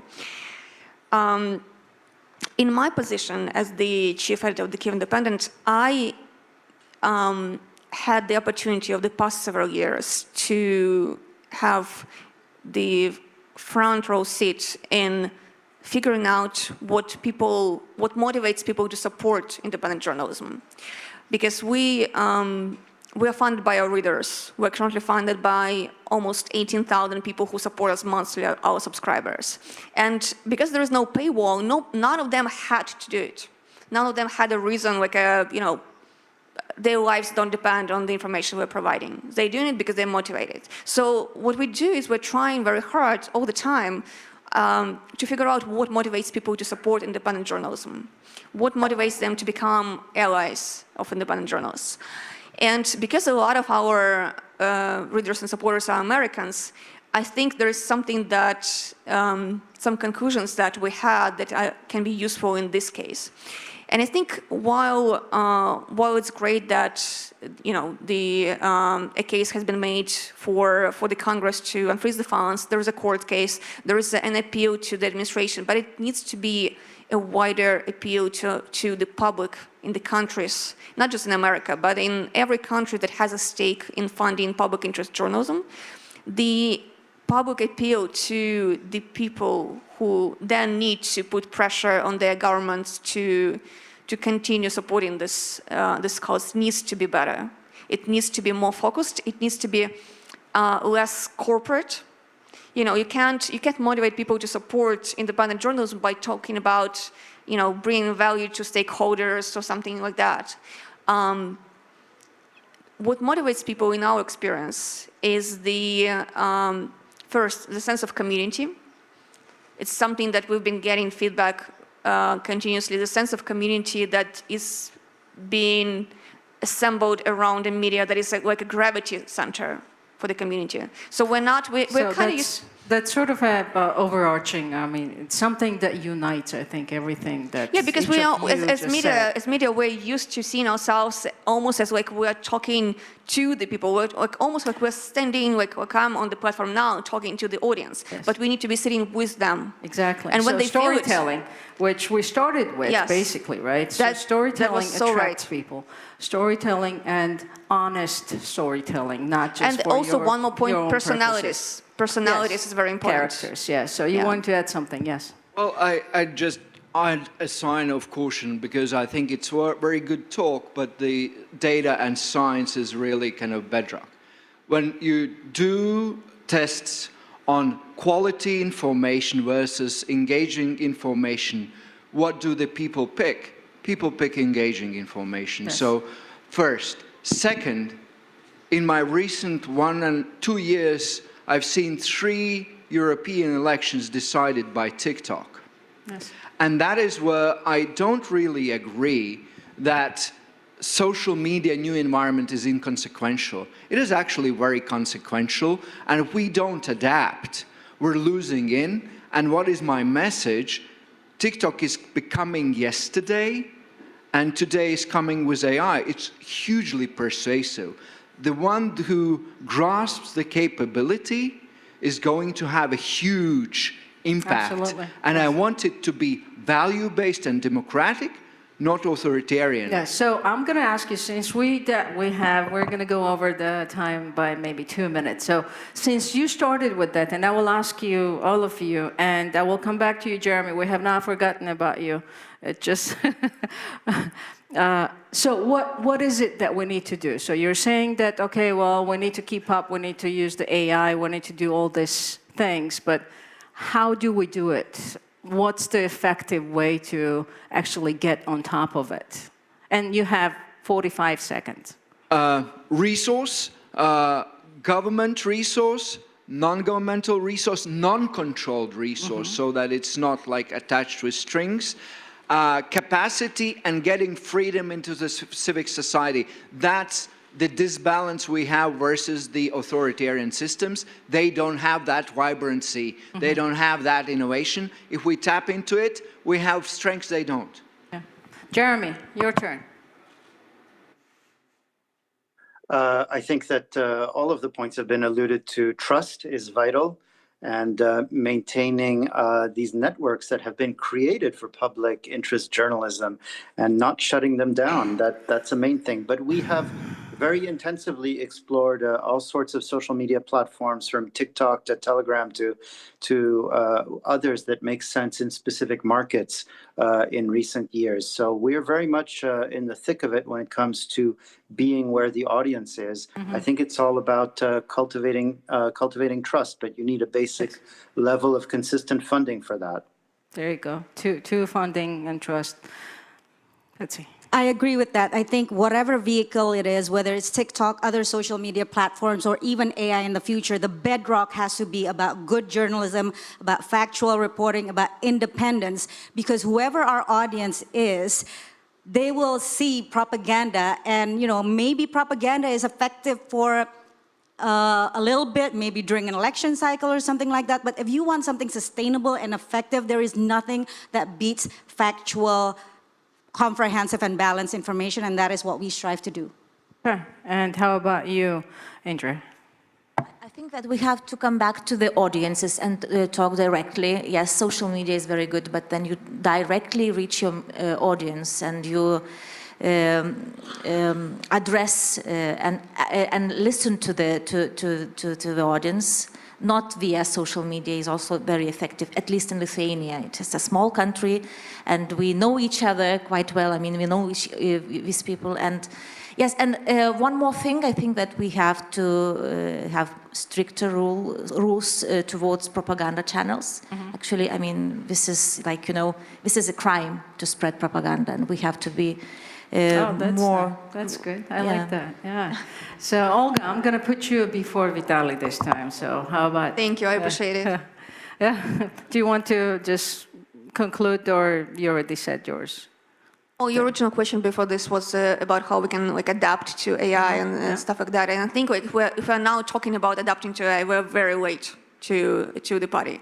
And one thing that media really need to do is drop any arrogance about the new channels, because it's been a hurting factor. I've seen so much arrogance about AI, about TikTok, about we shouldn't be there, it's for stupid teenagers, something like that. While we're being arrogant, others are winning over this audience. And another thing is journalists need to learn to explain to the audience what is their value. Yes, you are the last, yes. Я хотів би уточнити одну дуже важливу річ. і TikTok, і YouTube, і будь-яка інша... I'd like to clarify one very important thing. TikTok and other social media is just a source of transferring information. And if we know how to communicate information, we can use any channel. But the main thing is trust building, because trust building exists in journalistic corporations. Those who do features, everything depends on the standards, all depends on the number of journalists and the level of their professionalism. If you take out this factor and how we deal with social network, all this will largely determine the democracy in the civilized world. That's a very nice summary. And to really summarize this now, so we're at war and we need to treat it as such. We need trusted journalists and media outlets. We need legislation that would support it. And we do need to be innovative and use AI for it. So that's my conclusion. I don't know what you remember from this, but thank you very much for the panel. Thank you very much, Jeremy, for joining us. And thank you. Let's keep fighting. Okay. Thank you.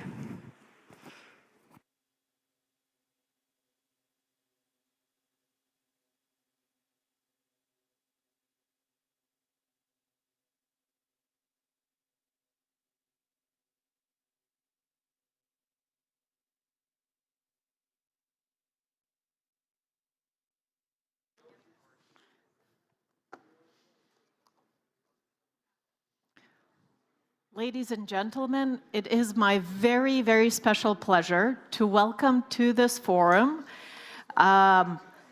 Jake Sullivan. Jake Sullivan is with us here remotely, alas. He was the National Security Advisor to President Joe Biden in 2020-2025, and is in this capacity was one of the key people shaping U.S. response to Russia's full-fledged invasion of Ukraine and Ukraine policy more broadly. And now I'm very pleased to say he is a colleague at the Harvard Kennedy School, where he is the Kissinger Professor of the practice of statecraft and world order. Welcome, Mr. Sullivan. We're very, very honored to have you as our guest here. And the only thing, we were expecting you in person. There's a badge for you that the organizers have printed out, so I was half expecting you to walk through this door. But with that, I'll make sure I pass it over to you when I'm back in Cambridge. Let me hand over the floor to you now. Well, first, Mariana, it's really nice to see you. And I want to say thank you to the Kyiv Security Forum for having me and giving me the opportunity to say a few words. I'm just going to speak for maybe 10 minutes, hopefully a little less, and then leave the rest of the time for a conversation. I want to start by saluting the brave people of Ukraine as you fight, not just for your own freedom, but for the principles and security that we all hold dear. So thank you. I was asked to reflect on the Biden administration's approach to Ukraine and to offer some thoughts on where to go from here.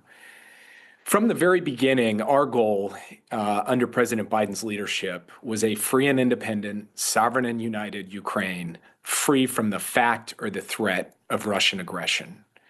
And our strategy was built on the simple proposition of putting Ukraine in the strongest possible position on the battlefield, so it would be the strongest possible position at the bargaining table to win a just and sustainable peace. Emphasis on just and sustainable, not a fake peace, not an imposed peace, not a peace that Russia could and would break in the years ahead. That's what President Zelensky has been striving for, and that's what we were supporting. We were also guided by the principle, nothing about Ukraine without Ukraine. We were not going to dictate the terms or the tempo of diplomacy because it's Ukraine's freedom and sovereignty and Ukraine's brave service members in danger. And therefore, Ukraine's democratically elected leaders should make those decisions, not the United States. This despite many saying the U.S. should just pressure Ukraine into a peace deal at some point over the course of the past few years. Now, our approach to putting Ukraine in the best position on the battlefield so that it could be in the best position at the negotiating table was threefold. 1, support Ukraine. 2, pressure Russia. And 3, keep the coalition of nations that we built united and contributing. In terms of supporting Ukraine, we surged tens of billions of dollars in military equipment and tens of billions of dollars in logistical and operational costs to run this massive operation to supply Ukraine's military. We organized the world to contribute a massive amount more of weapons and supplies. And I was personally on the phone with leaders and defense ministers and national security advisors, not just in Europe, but across multiple continents, to get them to provide the weaponry and supplies that went to good use defending Ukrainian positions on the front line. We invested substantially in Ukraine's defense industrial base, including helping Ukraine build out its now famous drone program, which has been going to incredible effective use over the course of the past months and years. And those investments that we made years ago are really helping to pay off today in a big way. We provided critical intelligence that has been central to the fight. We provided budget support and other economic support to help keep Ukraine's economy going. We flowed assistance to help repair the Ukrainian energy grid to help keep the lights on. We declared at successive NATO summits that Ukraine's place was in NATO, and we built a robust bridge through historic bilateral security commitments. Now, as National Security Advisor, I held a daily meeting in my office in the White House. And a lot of people say daily meeting, they don't really mean it. In my case, it was a daily meeting with a wide range of people, sometimes as many as 25, squeezed into my office, military, intelligence, diplomatic, and economic experts, basically trying to figure out one thing: how do we get more capabilities more quickly to Ukraine? I want to just give you a couple examples. We realized that we were running short of 155 ammunition in U.S. stockpiles, and we were having trouble sourcing enough of it from other countries. So we determined that we were going to have to dip into our supplies of cluster munitions, what are called DPICMs. This, despite it being a subject of some friction in the coalition and some friction with the Congress because of widespread opposition to the use of cluster munitions. President Biden made the decision out of analysis that we presented to him, and despite some real internal debate within the administration, that we should go ahead and supply hundreds of thousands of rounds of these cluster munitions, both to fill the 155 gap and because they're uniquely effective for certain purposes on the battlefield. And we did that. A second example is we realized that Ukraine was running short of air defense interceptors for Patriots and NASAMS and other air defense systems. And U.S. production just wasn't keeping up with the need. So we developed the idea out of my office, out of this daily meeting, that we would tell every other country that was receiving these interceptors over the course of a 2-year period that Ukraine was going to the front of the line, that Ukraine was going to get those interceptors instead, and there would be a delay in delivering them to the rest of those countries.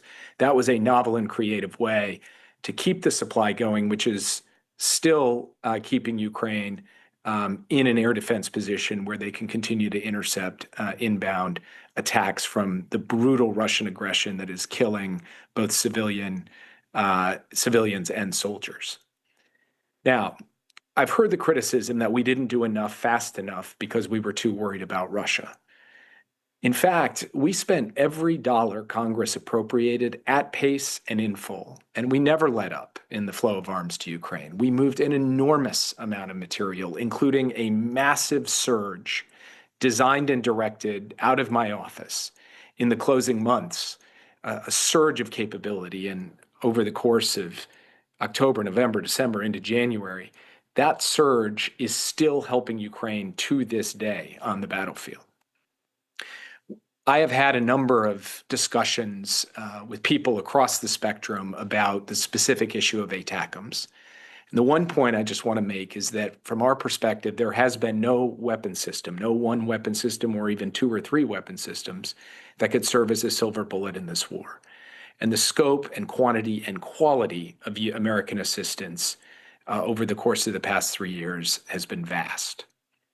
In terms of pressuring Russia, we organized an escalating campaign of sanctions along many partners in Europe and around the world, ultimately including the first material sanctions on Russia's oil sector and very broad-based sanctions against Russia's financial sector. We came up with a novel way to get Ukraine the proceeds from Russian sovereign assets, which we and the Europeans and others have supplied. And all of this economic pressure is squeezing Russia and mortgaging its future more than the conventional wisdom suggests. Now, I've heard the criticism that we didn't move fast enough on oil, and I understand that. But for a sanctions regime to be effective, it has to be sustainable in the countries applying that regime. And that means in the United States, we could not risk a massive run-up in oil prices and the impact on the global economy and the U.S. economy when the oil supply was tight. But as soon as it was a more permissive price environment, we acted and we took an important step. And I hope the current administration, which has suggested at various points that it will build on that, actually follows through and does so. And finally, it was not a small feat to build and sustain a coalition of more than 50 nations united in supporting Ukraine's defense of its sovereignty and territorial integrity. That was a proud feat of American diplomacy, led by President Biden and executed day in and day out by Secretary Blinken, myself, and others as we tried to hold that coalition together and succeeded in doing so. So the question is, what comes next? There are always complexities in trying to end a war, especially a brutal war of aggression. But some things are simple. The key to a good deal, to a just and sustainable peace, is leverage. And the key to leverage is staying power. And the key to staying power means the United States and its allies surging more support to Ukraine and continuing to tighten pressure on Russia so that Putin gets the message he will not be able to outlast us. We will continue to put pressure on him and to stand behind Ukraine as we seek this just and sustainable peace. Now, as I noted, President Trump has at various points hinted or suggested that he might be prepared to impose greater pressure on Russia. I hope he follows through on that. Meanwhile, there are two big steps that Europe could take and should take, in my view. The first is actually to seize the Russian sovereign assets. This would not just provide resources to Ukraine, it would send an unmistakable signal of resolve. We worked hard at the end of our administration to show there is a legal and practical basis for doing so, and I think it is the right course of action. Second, European funding can support the Ukrainian defense industrial base. Ukrainian technology and Ukrainian ingenuity are doing amazing things, and they should be resourced more and more. Let me close with this.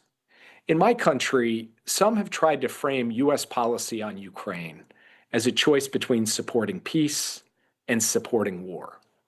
You're either for peace or you're just for war going on forever and ever.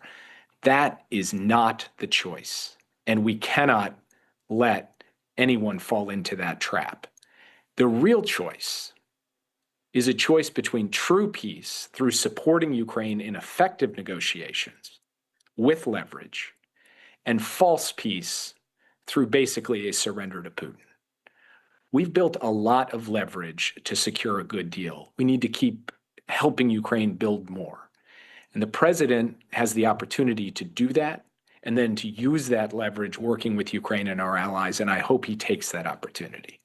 Supporting Ukraine and staying firm with Russia makes America stronger, more respected, and more secure. Peace through surrender to Putin would come at not just a great moral cost, but a great strategic cost. So from my perspective, there is a clear way forward by maintaining support for Ukraine while pursuing tough, principled diplomacy with Ukraine in the lead and the United States and its allies backing them up. That path, despite everything, is in my view still open, and I hope the United States and the rest of our coalition takes that in support of a free and independent Ukraine. And I will stop there and just say, once again, thank you very much for having me. Thank you so much. Thank you, Jake. And I'm sure I speak on behalf of many people in this room and beyond it when I venture to express our gratitude and appreciation for the support that Joe Biden's administration, with your contribution, has extended to Ukraine in its hour of need. So my first question has to do with risks of nuclear escalation, how they entered your radar as National Security Advisor. Even though this is a conventional war, there's a very thick nuclear shadow that has been hanging over it from the very beginning, certainly courtesy of Russia's nuclear status, but also its abuse and, rhetoric, nuclear rhetoric, aimed at influencing others, at thwarting the support other countries, in particular the United States, would extend to Ukraine. One could say it hasn't been entirely successful, but it has been somewhat successful, this ploy of Putin and the Russian Federation. Every weapon system supplied to Ukraine, or most of them, have been considered carefully, understandably so, for their escalatory potential. Some of the end uses have been limited, right? That took time. The time that perhaps meant some lost opportunities for Ukrainians on the battlefield, and certainly meant lost Ukrainian lives. I would like you to reflect and perhaps share with us in the audience, in those daily meetings that you held in your office, what was the theory, the going theory of nuclear escalation that you were working out of, and how did this influence your decision making? Over to you. Thanks for the question. Look, it is true that Russia is a nuclear armed power with the capacity to use nuclear weapons and potentially use them on the battlefield in Ukraine, which would have been, if it had happened the first time nuclear weapons were used since the U.S. dropped the bombs in Hiroshima and Nagasaki, with all of the attendant consequences. So our first order of business was to send a clear message to the Russians that there would be catastrophic consequences if they did so, and we did that in quite specific terms at very high levels. So we didn't just kind of back down in the face of Russian nuclear threats. We delivered a very clear and stern warning with respect to them through private channels, and we reiterated that forcefully publicly. I personally reiterated that forcefully and publicly. Second, if you're the President of the United States and you are receiving input from your intelligence and military leadership, that there could be scenarios in which there is a substantial percentage chance of the use of tactical nuclear weapons by Russia on the battlefield in Ukraine, you cannot, in good faith, ignore that. No president could. And no president that I know of would ignore that, and President Biden didn't. But you also can't be paralyzed by it. You can't say, well, if they're going to threaten nuclear use, we're going to stop supporting Ukraine. And we did not stop supporting Ukraine. In fact, in those vital months over the course of the fall of 2022, we continued to surge equipment, intelligence, capacity, advice.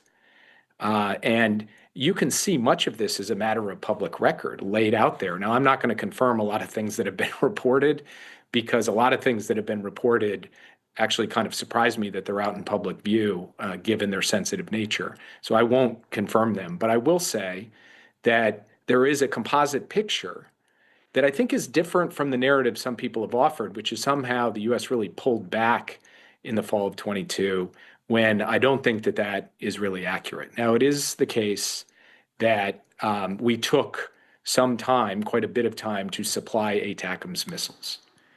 And that was not something that the White House kind of cooked up as a limitation, said, we're not going to do this. Our uniformed and civilian military leadership consistently recommended against the supply of those systems until quite late in the conflict. That's just a fact. And I think that that is not quite how it tends to get reported. And I know that there's a lot of discussion on the question of ATACMS. And frankly, one thing I'm doing now is going to talk to a lot of people who are big advocates for it, just so I can understand better the argument about, had we supplied them in the fall of 22, it would have fundamentally changed the outcome of the war, just to try to understand that. What I would say is I continue to believe that, as I said in my remarks, there's no silver bullet here, And I think that this ATACMS question has overshadowed a more fundamental truth, which is through that entire period of elevated nuclear risk, as presented by the most credible people in the American intelligence community, including the heads of our intelligence agencies, Joe Biden never said, hey, let's pull back, let's not give something that we were giving before, or let's slow it down, or let's blink. No way. He kept going. He kept supporting. He kept providing. And that, to me, is the way that on the one hand, you take seriously the possibility of an escalation like the use of a tactical nuclear weapon, but you also take seriously your responsibility to a free nation to continue to supply it with intelligence and capabilities that they use to good effect on the battlefield through that period. Thank you so much for clarifying that. I think we look forward to discovering more over time about exactly the deliberations and the mechanics of this process, because I think lots could be learned from it for future crisis management. As you mentioned, one of the sort of positions, long-standing positions of the Biden administration from the get-go was to support Ukraine as long as it takes. I mean, that's a fantastic and inspired phrase, right? But the operational meaning of it seemed to have been to supply Ukraine with enough weapons to stay in the fight, to acquit itself from the position of leverage at the negotiating table, like you presented. There seemed, some would say, there seems to have been a reticence to utter the words Russian defeat. A Ukrainian win would somehow logically mean that Russia would be defeated on the battlefield. Was there a certain caution about what a Ukrainian victory would actually mean in practice? Look, I don't think so. In fact, we repeatedly said that Russia had, in fact, been defeated in Ukraine to a substantial extent. I mean, it was trying to achieve the goal of wiping out Ukraine entirely, of seizing the capital, and essentially declaring Ukraine a part of Russia. That was the object of Vladimir Putin, remains his object, in my view, to this day.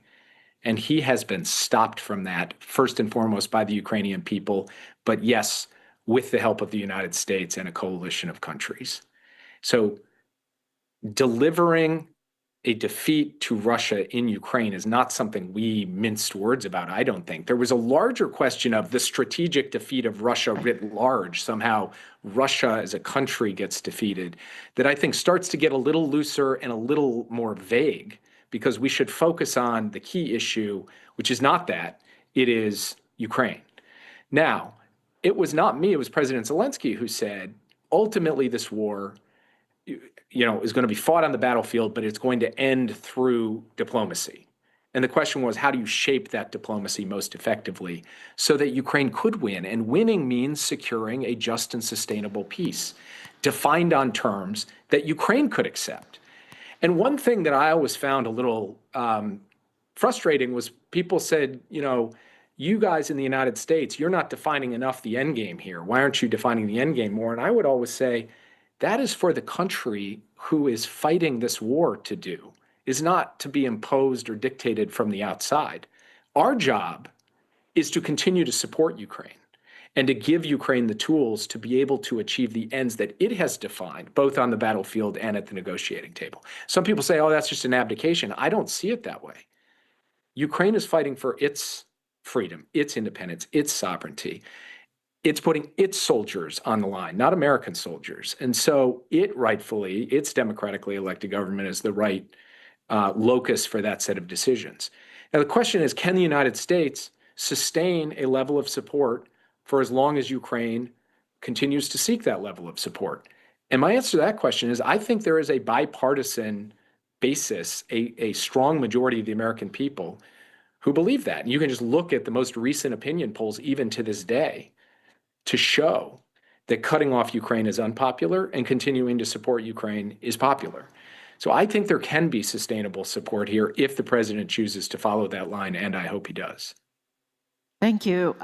So to build on that, and we only have about 2 minutes of time, it is no secret that the approach of this U.S. administration is very different from the approach of the administration that you had served.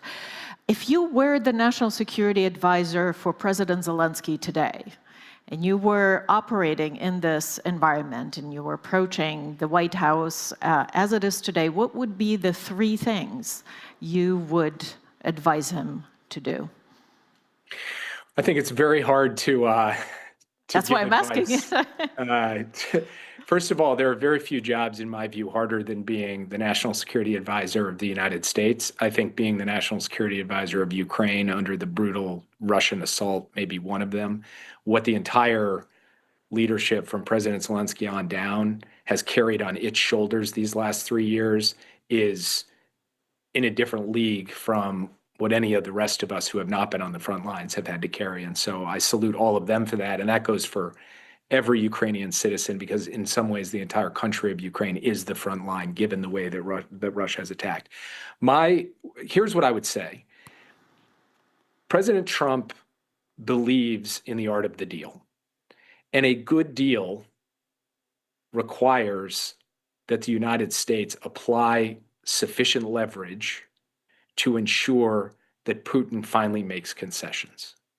And one of the things that gave me a glimmer of hope was the meeting between President Zelensky and President Trump at the Vatican, because President Trump came out of that meeting, a one-on-one meeting, which I think was a good thing for them to talk mano a mano, and seemed to recognize that it is, in fact, Russia and not Ukraine that is the obstacle here to a just and sustainable peace.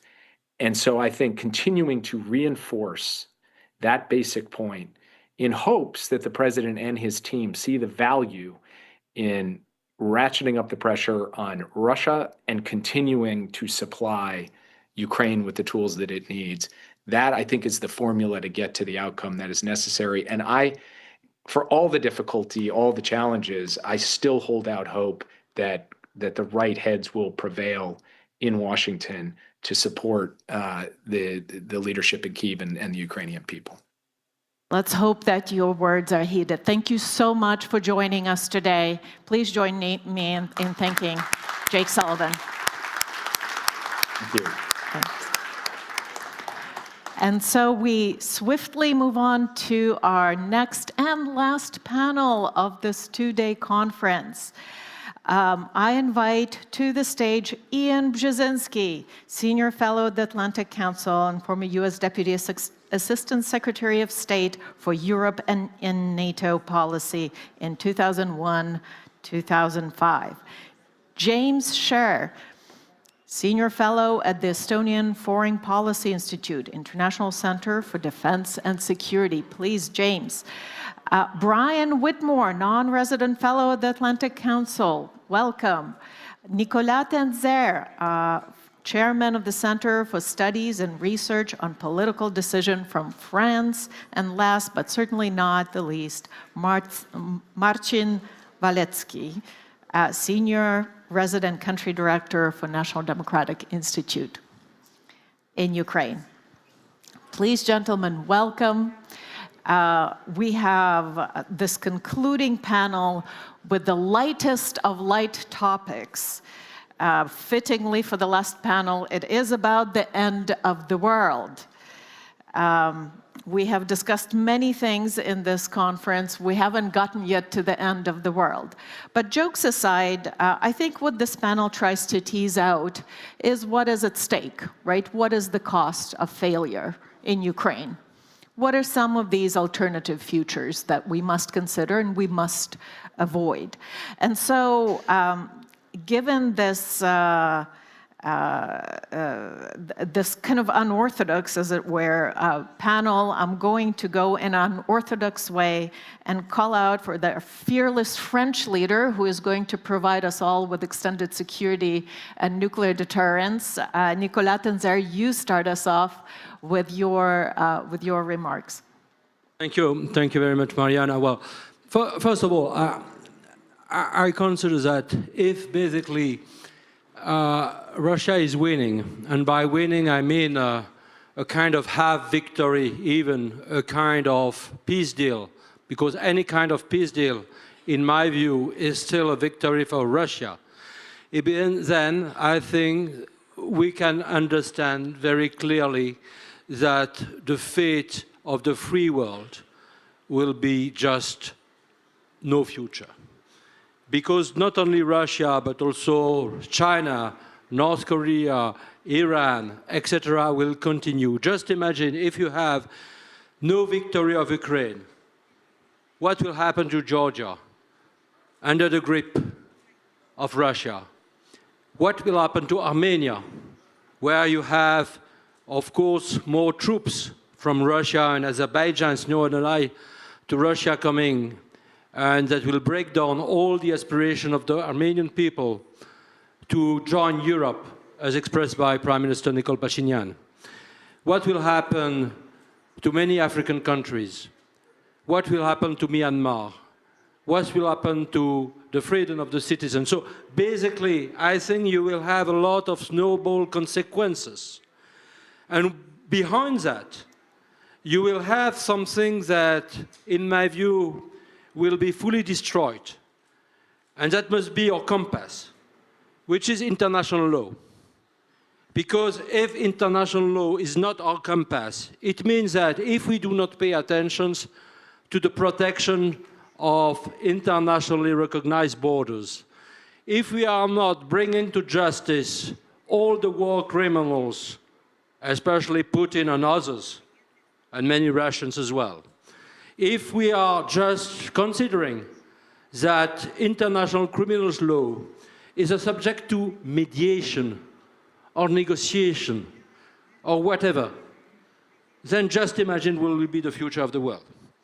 And just as a very brief summary, I think that I am still a little bit embarrassed by some talks that we hear frequently, including among the supporters of Ukraine, who are still continuing to talk about peace talks, negotiations, compromises, even if, as some say, the day where Ukraine will be stronger, there will be, of course, negotiations that can, etc. No, I think we have just to refuse this kind of perspective, because basically to have in the same sentence peace and Russia, negotiation and Russia, they're just contradictions.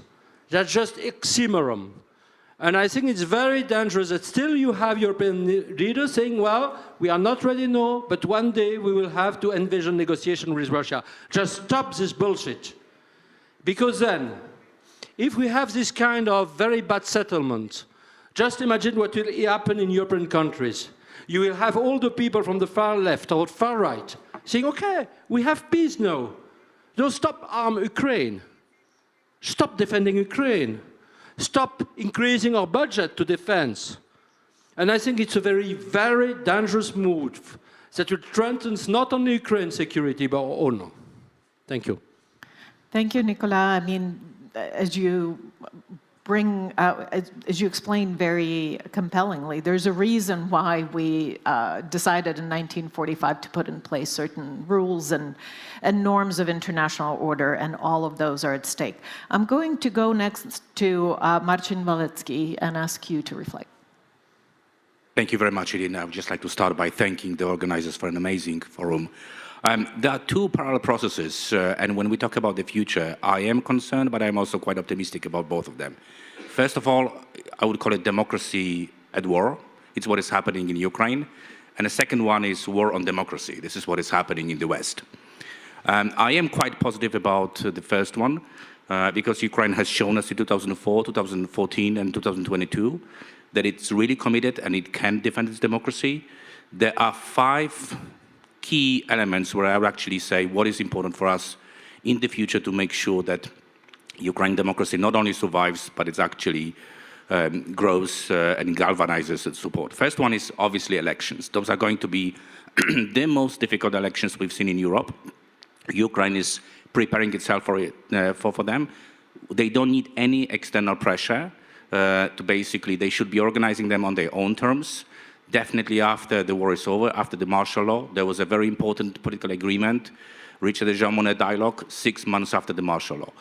We should definitely be also helping Ukraine with the processes of decentralization, full participation of important groups, especially when it comes to veterans, women. We are seeing processes of militarization, muscularization of public life. I mean, what worries me is that, unfortunately, with USAID departure, EU has not really been able to fill the gap, coming from Poland, EU presidency, European Day. This is a very important moment for EU to really fill the gap. US was providing 10 times more support to democracy in Ukraine than EU. EU really needs to find its own resources and courage to fill this gap. Second process, which is very important for sustaining and supporting in the future Ukraine democracy, is real expectations when it comes to EU membership for Ukraine. We cannot be applying the same mechanism for accession we've seen in the Western Balkans, in Poland, Bulgaria, Romania. Ukrainian democracy is under enormous attacks coming from Russian disinformation. We've seen interference in elections in Moldova, in Georgia, in Romania. So just the process of monitoring and assessing is not sufficient. EU really needs to change its approach when it comes to fundamentals, Copenhagen criteria. They need to be together with Ukraine, helping Ukraine democracy, not just assessing it from outside. Let me just quickly jump. In terms of public support, I'm not worrying about it. NDI research has shown over the last 10 years that Ukrainians, in terms of support for democracy, the highest level we are seeing in the whole Central Europe, Eastern Europe.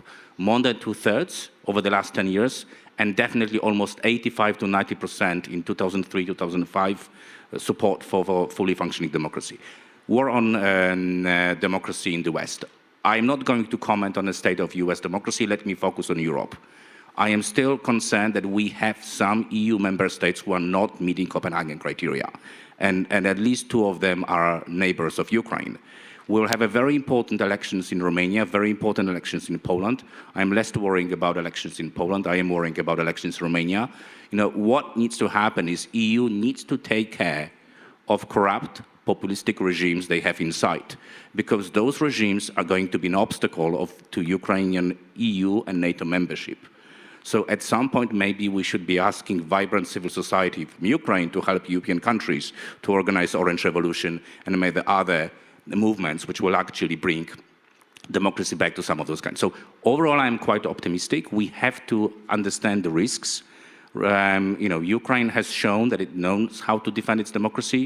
I'm quite confident there is a sufficient level of political dialogue, unity, understanding, respect for political pluralism, very vibrant civil society, and respect for parliamentarism. I am more worrying about the future of EU democracy, and that's why that would be my priority for the next 5 years. That's a very fair comment. So democracy is at stake, not only, in Ukraine, but in Europe and around the world. I'm going to go to Brian Whitmore, to you next. Sorry. Go ahead.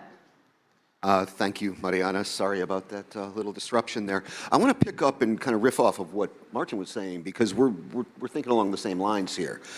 When I ask myself and broaden the aperture about what is the global conflict that is going kinetic in Ukraine. Brian, could you talk into your microphone? Okay, I'm sorry.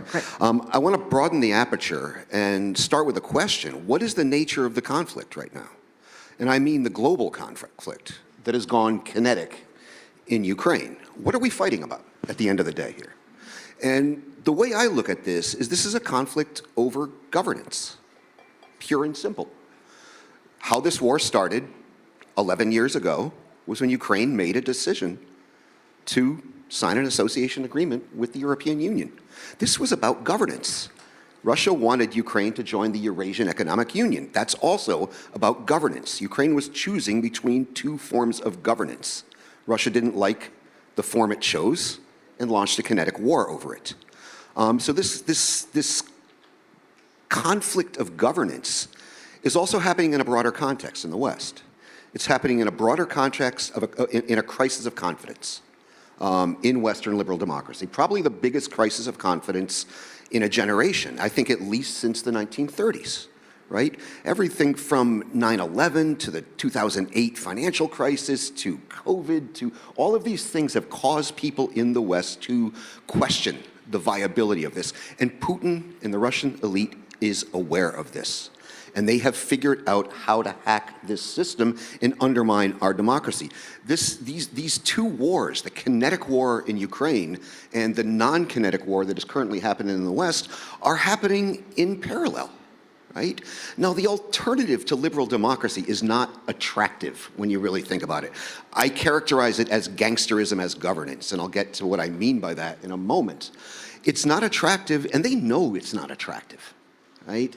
This oligarchic gangster-type regime is not attractive to ordinary people. It's attractive to some elites, because they can get pretty rich off of it, but it's not attractive to the public. So what they do there is they play on the grievance, and they play on this crisis of confidence in liberal democracy to undermine faith in liberal democracy to make their model more attractive. Now, I've described the existing Russian system in various publications, alternatively as gangsterism as governance or mafiaism as governance. And what do I mean by this?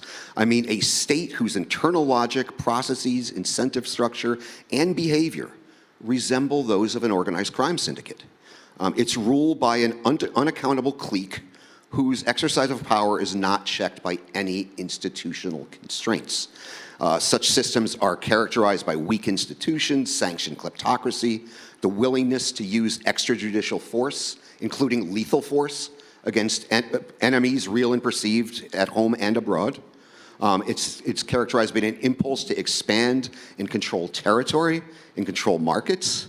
It uses corruption as an instrument of statecraft, and it cloaks and justifies these predatory goals in grandiose rhetoric about traditions and values and religion and history, right? We see this in various contexts. We see it in Viktor Orban's Hungary. We see it in Tayyip Erdogan's Turkey. We see it in Narendra Modi's India, and we're beginning to see it in Robert Fico's Slovakia. Are we seeing it yet in my country?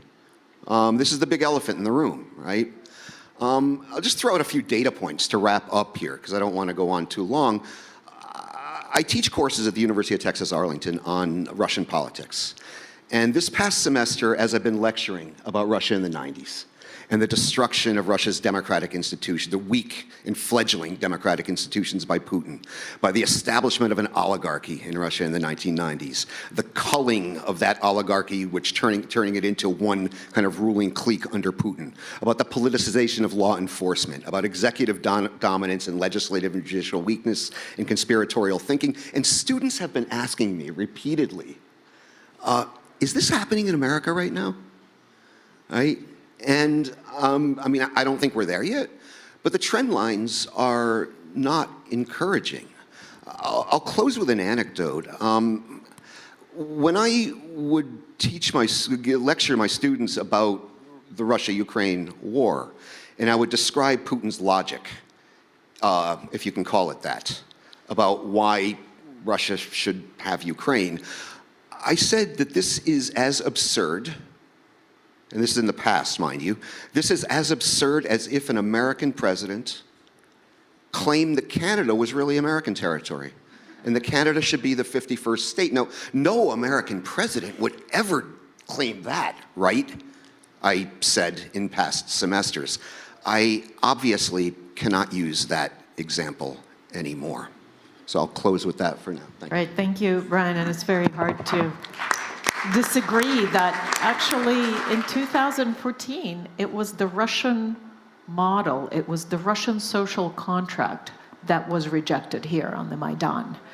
It was not, some kind of drift towards the West or NATO expansion and all that jazz.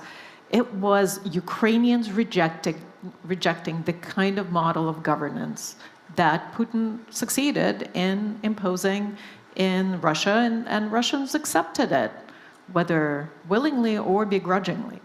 I'm going to ask Ian Jasinski for you to offer your reflections. And now, for those who don't know, Ian is my former boss. So now the tables have turned, and you better say something really wise.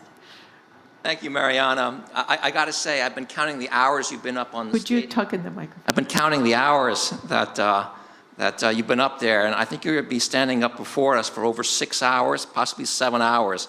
So thank you for that fortitude, because you not only have done it with stamina, you've done it with brilliance. So. Yeah, I've been waiting to just get you on the stage. That's why I've been standing here for 6 months. I was struck by the title, because this has been in many ways a very dynamic and almost optimistic conference. And here we're talking about the twilight of the order, the future of fascism, futurism, and the end of the world. We needed a more optimistic title, something more along the road to victory. But with that said, let me answer the question that was posed to me, kind of a dark question. Are we heading to this end of the world? And then also added kind of a dose of why I'm fundamentally optimistic. Someone used the word, what is at stake, or the phrase, what is at stake? Well, clearly what is at stake, if there's a Russian victory, there's going to be a wider war in Europe. But we can break that down into some elements that I think are worth revisiting, certainly to this group. First of all, we're talking about Ukraine's existence. This is a war that's motivated not just by Putin's desire for territory, it's motivated by his desire to literally redefine, rewrite Ukrainian identity, Ukrainian history, if not Ukrainian language. That's genocidal. We haven't seen that since World War II. And if there's anything more self-damaging than appeasement, it's to accept or to tolerate genocide. Second, and this is an old phrase people have heard over and over again, but it's important. The rules-based international order is at risk. The rules and principles that have been the basis for over 80 years of the unprecedented spreading of democracy, freedom, and prosperity and stability. And if that's gobbledygook to people, if you're on the far right and you like to be dismissive of that, basic word is the principle of sovereignty. That's what's being ravaged and trampled in Ukraine today. And that principle of sovereignty is the basis of international peace.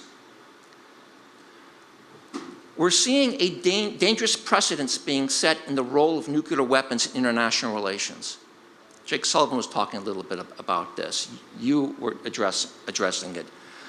But, a key element of Putin's strategy to take Ukraine has been to exercise nuclear coercion. And sad fact of the matter is, he's done it with effect. It's limited the transatlantic community's response to this brutal invasion. And when you reward nuclear coercion, you invite more of it. And that's what we have seen in this conflict. That generates dangerous dynamics in proliferation, and we're seeing a discussion on the role of nuclear weapons and force structures around the world among allies and adversaries. And what scares me is when you get into a dynamic where nuclear coercion is exercised over and over again, you're actually increasing the likelihood of the use of nuclear weapons. That's just human nature. To steal from my own father, for those of you who don't know my dad, he was a Sovietologist. And in his last years, he was constantly emphasizing that if Russia is allowed to suborn Ukraine, it will never be a democracy because an empire, by definition, cannot be a democracy. So Russia's own evolution is at stake here. And if Russia is allowed to suborn Ukraine or keep part of Ukraine, we're more likely to be on a path of a more authoritarian Russia, a more hegemonic Russia, a more revanchist Russia, a more aggressive Russia. And then I would say you have the credibility of NATO at stake. The credibility of the transatlantic security relationship is at stake. Whether we like it or not, NATO has defined Ukraine's future, the end of this war, as existential. We're bought into it. And if the alliance allows Russia to walk away with a victory, it will significantly undermine its credibility in the eyes of its own member states and its adversaries. All these factors are a recipe not only for wider war in Europe, but the catalyst of war elsewhere. Think of China and Taiwan. It's a recipe, it's the ingredients for a world defined by spheres of influence, and violence with, unfortunately, potentially more catastrophic potentials than even the world wars. But this outcome is not preordained. No way. Let me give you a couple of reasons why I don't see it that way. First of all, I was struck, and I've been struck by the voices, particularly in Europe, asserting the transatlantic relationship, because of Trump, is now over, or on an irreversible path to an end. I just totally disagree with that. Look, I'm not naive about Trump. We're going to have another rough 3.5 years in this transatlantic relationship. He's going to do a lot of damage. It's going to be discomforting. It's going to be a source of great unease. But I'm actually more worried about European overreaction to Trump.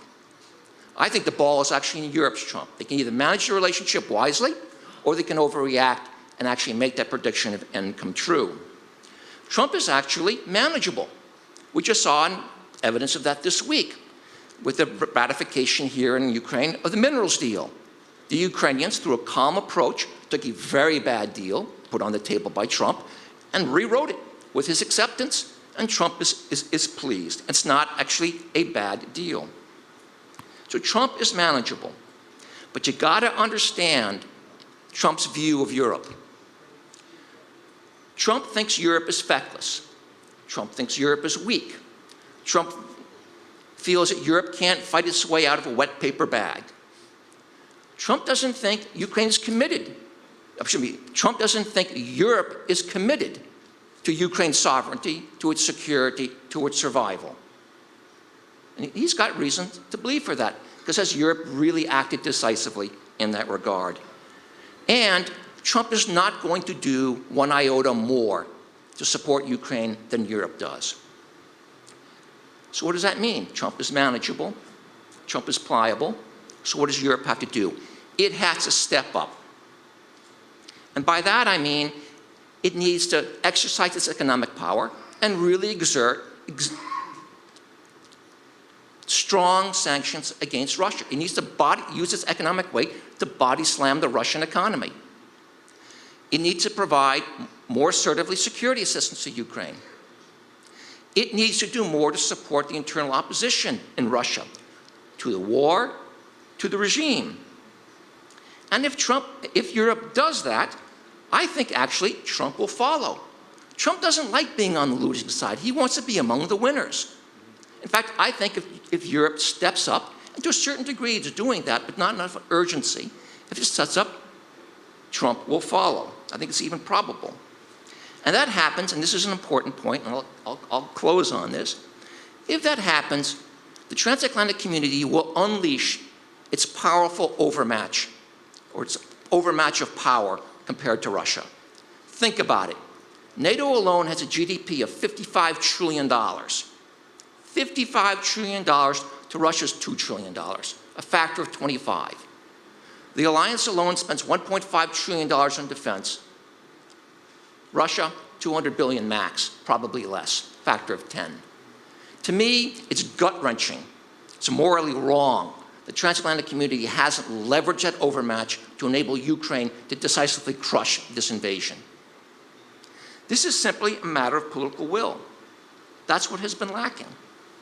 So that's why I'm confident that a combination of transatlantic self-interest and capacity is going to be ignited into decisive action, ignited by the courage, the determination, the tenacity that Ukrainian fighters are demonstrating each and every day on the battlefields in the defense of our shared interests. I think that's going to happen. That's why I will leave this conference still fundamentally optimistic. So, Slava Ukraini. Thank you so much for that. And Ian, I'm very glad you brought up genocide, genocidal politics, right? Return to that. I'm very glad you brought up the future of Russia, right? Russia is being shaped today in this war as much as Ukraine and Europe. And what kind of state Russia will emerge out of this will also impact what Europe will have to deal with for decades to come. And thank you also for mentioning your father, who knew and understood and supported Ukraine way before it was fashionable. He had that breadth of understanding for the specific geopolitical role that Ukraine, a country far away about which most people knew very little at the time, he knew its ultimate significance as a keystone of European security. So thank you for those remarks. And let me, last but not the least, certainly go to James Sher for his reflections. Mariana, thank you very much. It is, as always, an honor to be here, a great pleasure to be back. And so I thank the Kyiv Security Forum as well. When I looked at the lurid alternatives set out and at the beginning of this panel, my conclusion was that this is a time to remind ourselves that history is the product of human will and decision. The question is not what Vladimir Putin will do. The question is not even what Donald Trump would do. The question is what we are going to do. And by we, I am referring to Ukraine and Europe working together. It is very important for those of us who think about these matters to understand the difference between a topographical map and a political map. A political map changes the moment you begin to act on it, the moment you engage with it. Now, many of those in the United States and elsewhere who have the temerity to call themselves realists don't seem to understand that difference. And you know the axioms of realism, and they're very powerful with regard to this war. Russia cannot be defeated. Ukraine cannot win this war. And finally, there can be no European defense without the United States. Fortunately, in the past, we had European leaders who did not think like that and follow that advice.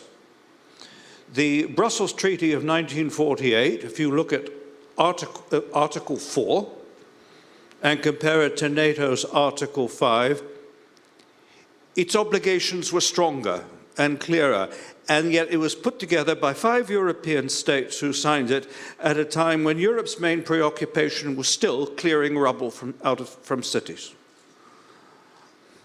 And the momentum behind that, the spirit behind that, was one of the factors that resolved the argument in the United States as to whether to fully throw its own weight into the scales in building a Euro-Atlantic security system. Britain launched the Falklands War in 1982 at a time when even most people in the British establishment said this is a foolhardy venture. And it was a time, incidentally, early in the Reagan administration when the United States was trying to engage with the most authoritarian countries in Latin America, including Argentina, and we simply had to do this and send our Navy without air cover to Argentina and retake our territory, which had been occupied. And what happened? The United States reconsidered its policy, as did other NATO allies. One could multiply these examples endlessly. If we had not acted with the courage of our convictions, if we hadn't followed the maxim that necessity is the mother of invention, we would not be living in the world we were living in now, or even certainly not before 2014. Now, with regard to Russia, our task is very simple. It is for Europe and Ukraine, with or without the United States, to confront Russia with a Hobson's choice. Either you decree general mobilization with all the risks that entails for internal stability, or you change your objectives. And we have the potential to do this if we are determined to do it. It requires planning, of course, and it requires making sacrifices, and it costs. But it's well within our potential, which is vastly higher than that that Russia can mobilize. Europe and Ukraine alone. What is required, and General Tovary made the point yesterday, what is blocking this are all kinds of psychological and bureaucratic impediments to changing our mentality and understanding the mentality we've grown accustomed to, the habits of mind we've grown accustomed to since the so-called peace dividends, since the end of the Cold War, are no longer serving us and are actually damaging our security. Now, the last point, and I look forward to further discussion with Ian and some others later. The last point, which is inescapable, concerns the United States. Forgive me for paraphrasing a Russian axiom. Umom Trumpa nie panyać. You will not understand Donald Trump with the mind alone. But the challenge here is very, very basic, and it's very profound. For over 100 years, in most of Europe and much of the world, the United States has been seen as a force for good in the world. In the past 100 days, this faith has been deeply shaken, and it's going to be very difficult to restore whatever should happen in the next 100 days or in the balance of Trump's four-year term. Unfortunately, the president and his administration seem to regard unpredictability as a strength. But for an alliance, unpredictability is ruinous. The strength of an alliance depends on predictability. It depends on steadfastness, commitment, and trust. Now, it is not certain that an administration that threatens allies, threatens the statehood of allies, that dismantles much of the whole apparatus of US soft power, that treats the most effective exponents of Western values as ideological enemies, that seems not to comprehend the difference between states and statehood, and property ownership. It is not certain that such an administration will not come to Europe's defense if Europe is attacked. But I will suggest it is certain that Europe can no longer rely on it. And I would point out, I obviously will not mention names, that even before this last election, a very senior British military officer, and I think I could speak about others, said, out of prudence, we must plan for the next war on the assumption that the United States will not be there. Finally, I think that we in Europe need to deliver 3 messages to Washington. First, we thank you for giving us compelling reason to take those steps that should have been taken 20 years ago so that we could pull our proper weight in European security, number one. Number two, where we maintain common interests, we will work shoulder to shoulder with you, and our contributions, we guarantee you that the United States, that our contribution to our collective security will not disappoint you.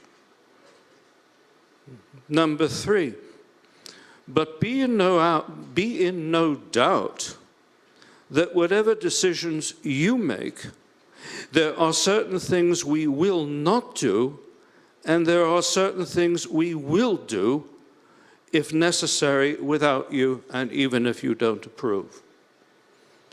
Everything now depends, in my view, on whether we have the will and capacity to articulate those messages and those principles and turn them into reality. Thank you very much. Thank you, James. Very poignant as always. And I saw Martin had a reaction, so go right ahead. Just very quickly on those 3 points, I would go further. I mean, Ian mentioned credibility of our transatlantic alliance, and I would actually like to make 3 points that this credibility goes much further. And for me, it's also long-term commitment to reconstruction. Just like Brian was mentioning, Ukraine was not attacked just because of its territory, but it's of European transatlantic aspirations. And, you know, our solidarity with Ukraine also means a long-term commitment to reconstruction of Ukraine. And Ian, thank you for those figures. I think it clearly shows that we can also pay for reconstruction of Ukraine as a victim of its inspirations and, you know, willingness to join our community. Second, it's reunification. I think it's fairness, which also requires that we need to contribute to reunification of Ukrainian families. We've been offering protection, temporary protection, to millions of Ukrainians. Unfortunately, in a collective way, West, there is also a thinking that it's actually great to keep some of those Ukrainians and fully integrate them and to do everything so they cannot come back to Ukraine to contribute to reconstruction. So this reunification is something which also is a factor of our credibility. And the third one, it's the refusal to give Ukraine timely access to NATO and EU. Justice delayed is justice denied. Yes, thank you so much. And Ian, we mostly vigorously agreed about things on this panel, but there is one point in which there is a difference of opinion. It's just how far the damage to the credibility of the United States and the U.S. security guarantee, U.S. commitment to its allies, how much damage has been wrought by the current administration, how reversible it is. You seem to think it's not as drastic. If you could comment on that. I don't want to downplay it. I mean, don't get me wrong. I'm not thinking that Trump is the best thing, the transatlantic relationship since Eisenhower. But I think there's a tendency in Europe to overreact. I think there's a tendency in Europe to kind of focus on Trump's negatives and not take a little bit of self-responsibility. I mean, look at the fact. How many troops the United States have permanently stationed in Europe? 60,000, plus or minus a few. How many troops did it have at one point, maybe a year or a year and a half ago? Over 100,000, at times up to 110,000. So that's 40 to 50,000 troops that were transferred from other locations that went into Europe, largely to defend the front lines of the eastern frontier. How many West European troops have been deployed to their own backyard? Nothing close.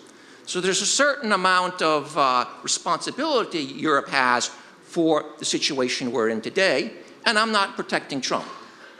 All I'm saying is that if Europe wants Trump to do the right thing, it has to act with a certain amount of urgency, a certain amount of decision, and a certain amount of action. And it has the capacity to do so. It has the economic weight to really hurt the Russian economy. It should do it. You know, this is a war that's been going on for 11 years, and only now we've seen a cutoff of European purchases of oil and Russian oil and gas, with gas being cut off, what, in 2 years from now? That's not showing decision. That's not showing commitment to shared transatlantic relationships. But Europe can act. Hats off. This is the first year in my life I've been celebrating the French and Macron's leadership to drive some sort of presence, military presence in European, West European, Central European military presence in Ukraine. Long overdue. Hats off for that courage. It just has to happen faster because time is not on our side. I think if the Europeans go over and say, hey, Mr. Trump, we've got a deal you can't turn down. We're going to ramp up economic pressure. We got this deterrent force we're going to put in with a certain amount of magnitude. Be with us. Be part of the winning team. Because if you are, you're going to eliminate what you fear most, a wider war that'll suck in the United States. 2, you can take credit for bringing peace. 3, you can demonstrate that you've got a national security policy of credible peace through strength, rather than being weak and complicit in Russia's invasion. And then icing on the cake, you can be the first American president that's gotten the Europeans to carry their share of the burden. Give him that deal. I can't look you in the eye and say it's 100% sure he'll accept it, but I actually think it's very likely. So what you're saying, let's not let a good crisis go to waste, right? Let's leverage it and leverage Europe's power and give it purpose. I'm going to do something a bit off the cuff here. I see a panel of people who have been long-term friends of the forum, of this country, have been coming here for many years.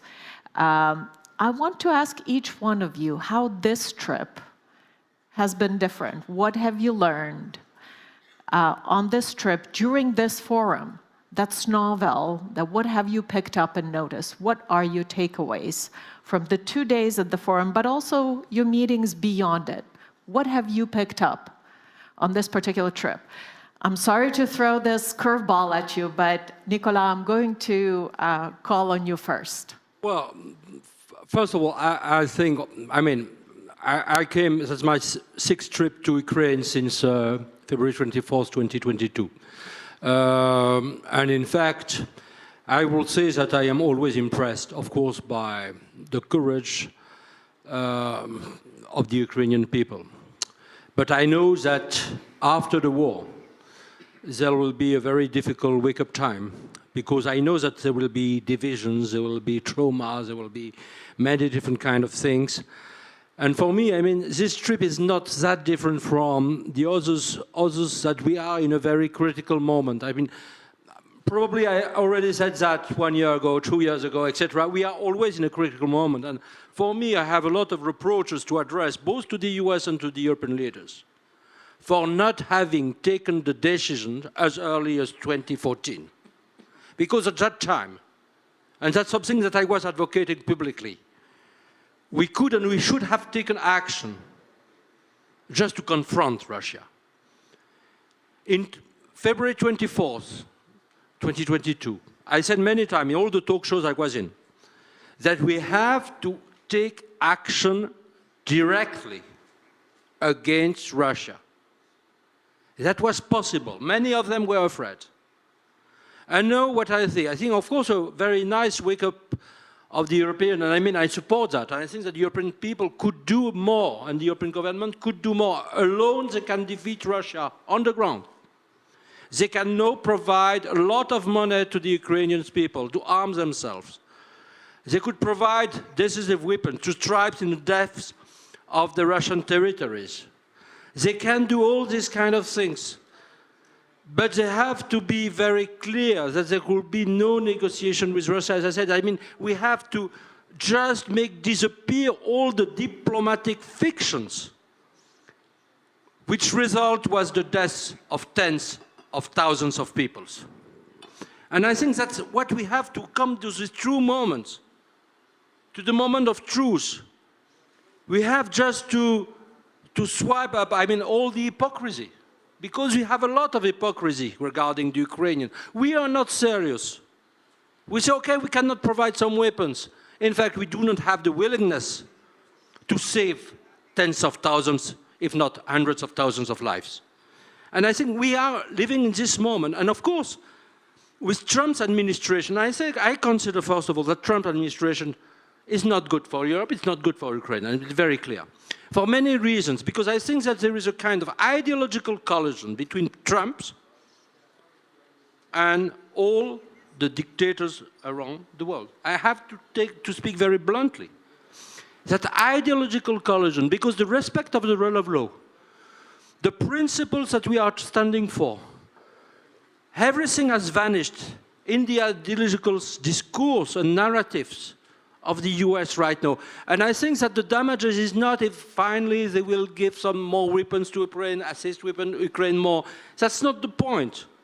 I don't think that they will. They won't take decisive action, as the US should have done since at least 3 years, if not 11 years.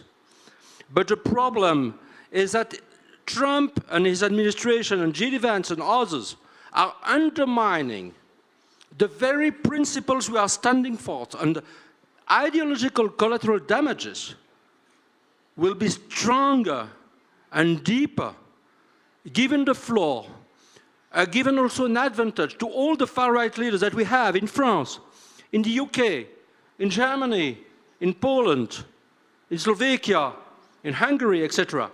And I think that we have to speak bluntly about that.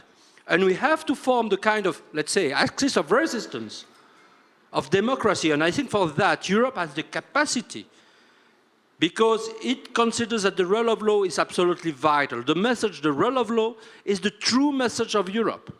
If we don't have this message, just let's hope, or let's not hope that there will be any future for Europe and for the democracy.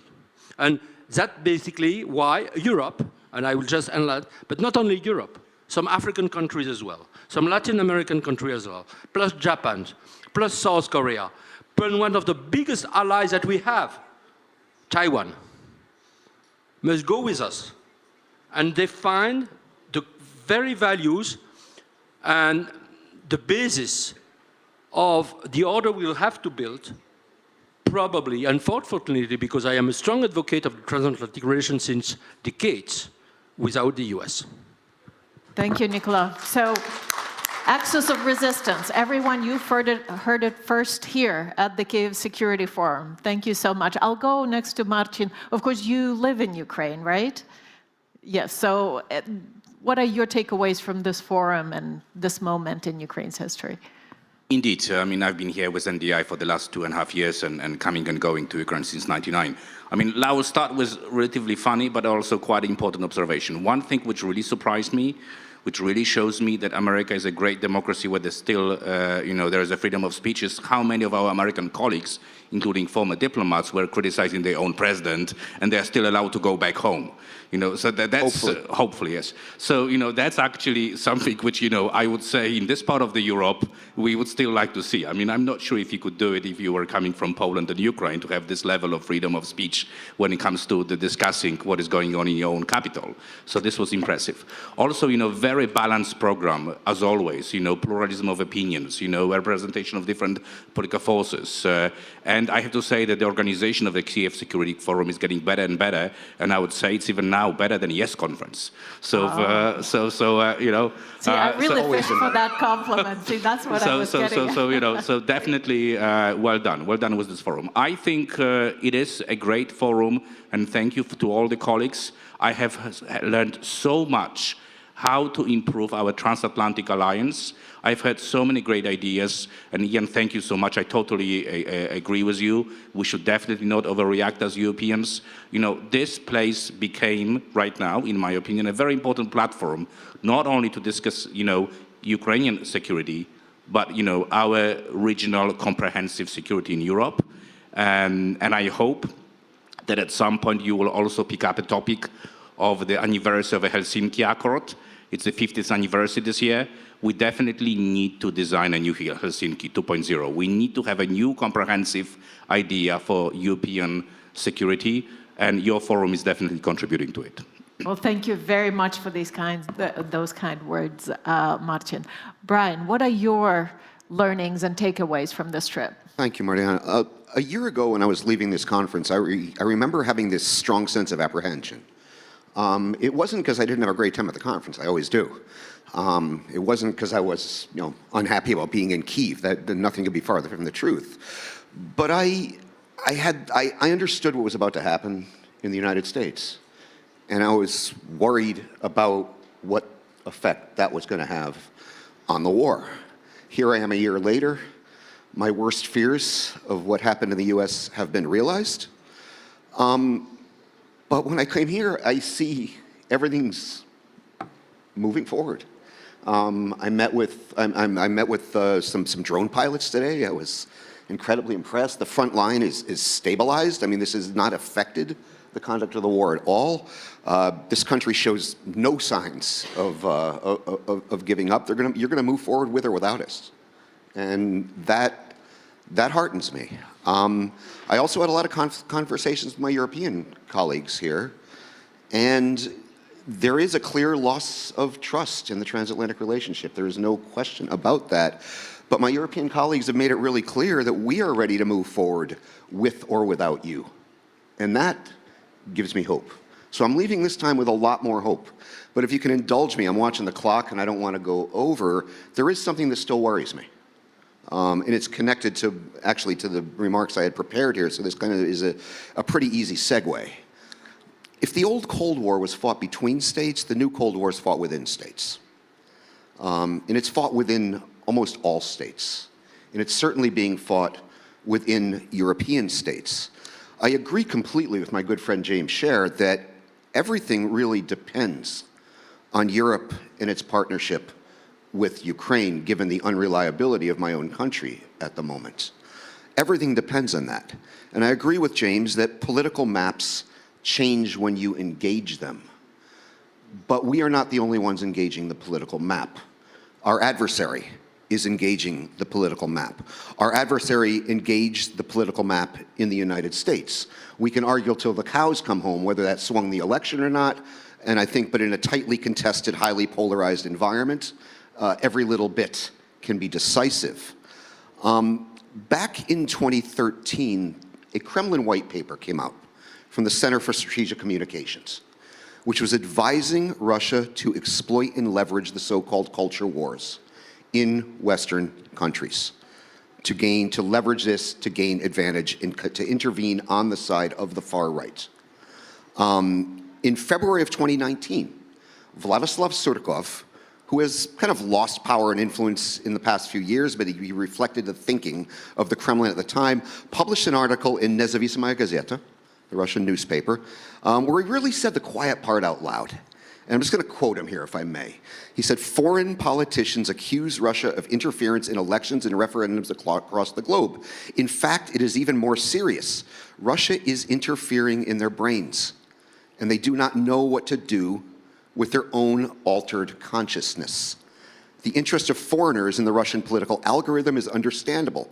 There are no prophets in their homeland, and Russia has long ago prophesized everything that is happening to them today." And so what I'm worried about right now is several European countries have their own little Trumps lurking in the wings. And imagine if in a future Kyiv Security Forum, we're sitting here where it isn't just America that's kind of gone rogue. Imagine we have the National Rally Party in power in France. Imagine we have the AfD in power in Germany, and so on, and so on, and so on. They understand, our adversaries understand, that this Cold War is being fought within states. They lost it within this state, thank God. And that's what made this conflict go kinetic here. And it's not guaranteed, we don't know how this is going to turn out. They are coming for you. I'm going to be rooting for Europe, as I always am, but I'm worried. So I guess optimism and pessimism at the same time a little bit. Your points are well taken, Brian. Ian, I'm going to turn to you. You mentioned already that you will be leaving with optimism. What other takeaways are you taking on this trip? Based on the side discussions, based on panelists I listened to, I guess I've been struck by a couple of things. One, there's kind of more of a pessimism than I've seen since my last visit to Ukraine, which is about 18 months ago. I'm struck by that there's a skepticism about the likelihood of a ceasefire. I sense that there's a skepticism in Ukraine about the transatlantic community's willingness to provide Ukraine the security guarantees it needs and that are needed, even from U.S. perspective. I'm struck also by, in the midst of this pessimism on those two issues, the steely determination of the Ukrainians to fight on regardless. And that is a powerful, powerful factor in this conflict and in Ukraine's efforts to kind of garner the international support it deserves. At the same time, I still walk away optimistic because I am beginning to see some shifts in the transatlantic community. I mean, beginning with the minerals deal, the conversation that Trump had with President Zelensky at the Vatican, some recent statements, actions in Washington to start, lining up economic sanctions. I'm cautious because I think, what Trump says doesn't mean what Trump will do. But it's signs in the recent weeks, things moving in the right direction. I am convinced, however, that you will not have the Russians come to the table serious about negotiations. Right now, it's just a stalling tactic until, to use that phrase, Putin sees a change in the correlation of forces before his ambitions. And if we reach a point where the transatlantic community does really exercise severe or impose severe economic sanctions, if we actually see a deterrent force or reassurance force being stood up and moving in for deployment, if we see actions to support dissidents in Russia, Putin will come to the table. He's not in a good position right now. He cannot handle both Ukraine and the international community really weighing in forcefully on this. So I'm thinking that there's growing recognition of that. My concern is that neither Washington nor Europe are moving forward with the necessary urgency and speed. But being an optimist, I think that will happen because I think, again, I'll say it, so much is at stake. It is such an important moment. And ultimately will make the right decisions. Thank you, Ian. And it has been said that President Trump should not be taken literally, but he should be taken seriously. James, over to you. You're a long-term guest of this forum. What is different about this one? I'm largely in agreement with everyone else. Originally, I didn't understand why. I am feeling far more optimistic now than I have over the past 2 years of coming here. Why? 2 reasons. There's now a sense of clarity. There is a sense that we have to change our game, not only raise our game, we have to change our game, and we can and we must. And we have to do it by us, and Europe has to do it by itself. Not because it wants to slam doors, and it shouldn't, and we shouldn't be antagonistic. But there is an absolute imperative. We face a clear-cut choice. We either rise to the occasion or we fail with consequences that are going to be felt for generations. We didn't have this clarity before. Last year, I arrived the same day, of course, not sharing the same train, with your previous guest at this forum today, with the same day as Jake Sullivan, who came here, amongst other things, to tell President Zelensky that the United States expected him to stop firing weapon systems into Russian territory. I've never seen people more discouraged here. There was a very depressed mood last year. There was no clarity at all, and very difficult to get it, because Ukrainian audience knew what I've always known, that we are dealing with the skilled exponents of a white lie culture, with people who are very adept at not telling you exactly what they mean. Now we know exactly what people mean. I think there is a greater sense of what people mean and what we need to do and what the penalties are of not doing it. Thank you so much. And please join me in thanking this excellent panel. And we look forward to welcoming you here next year with your new points and your new impressions. We have now, you're welcome to take your seats. Thank you so much. We now have the pleasure of welcoming online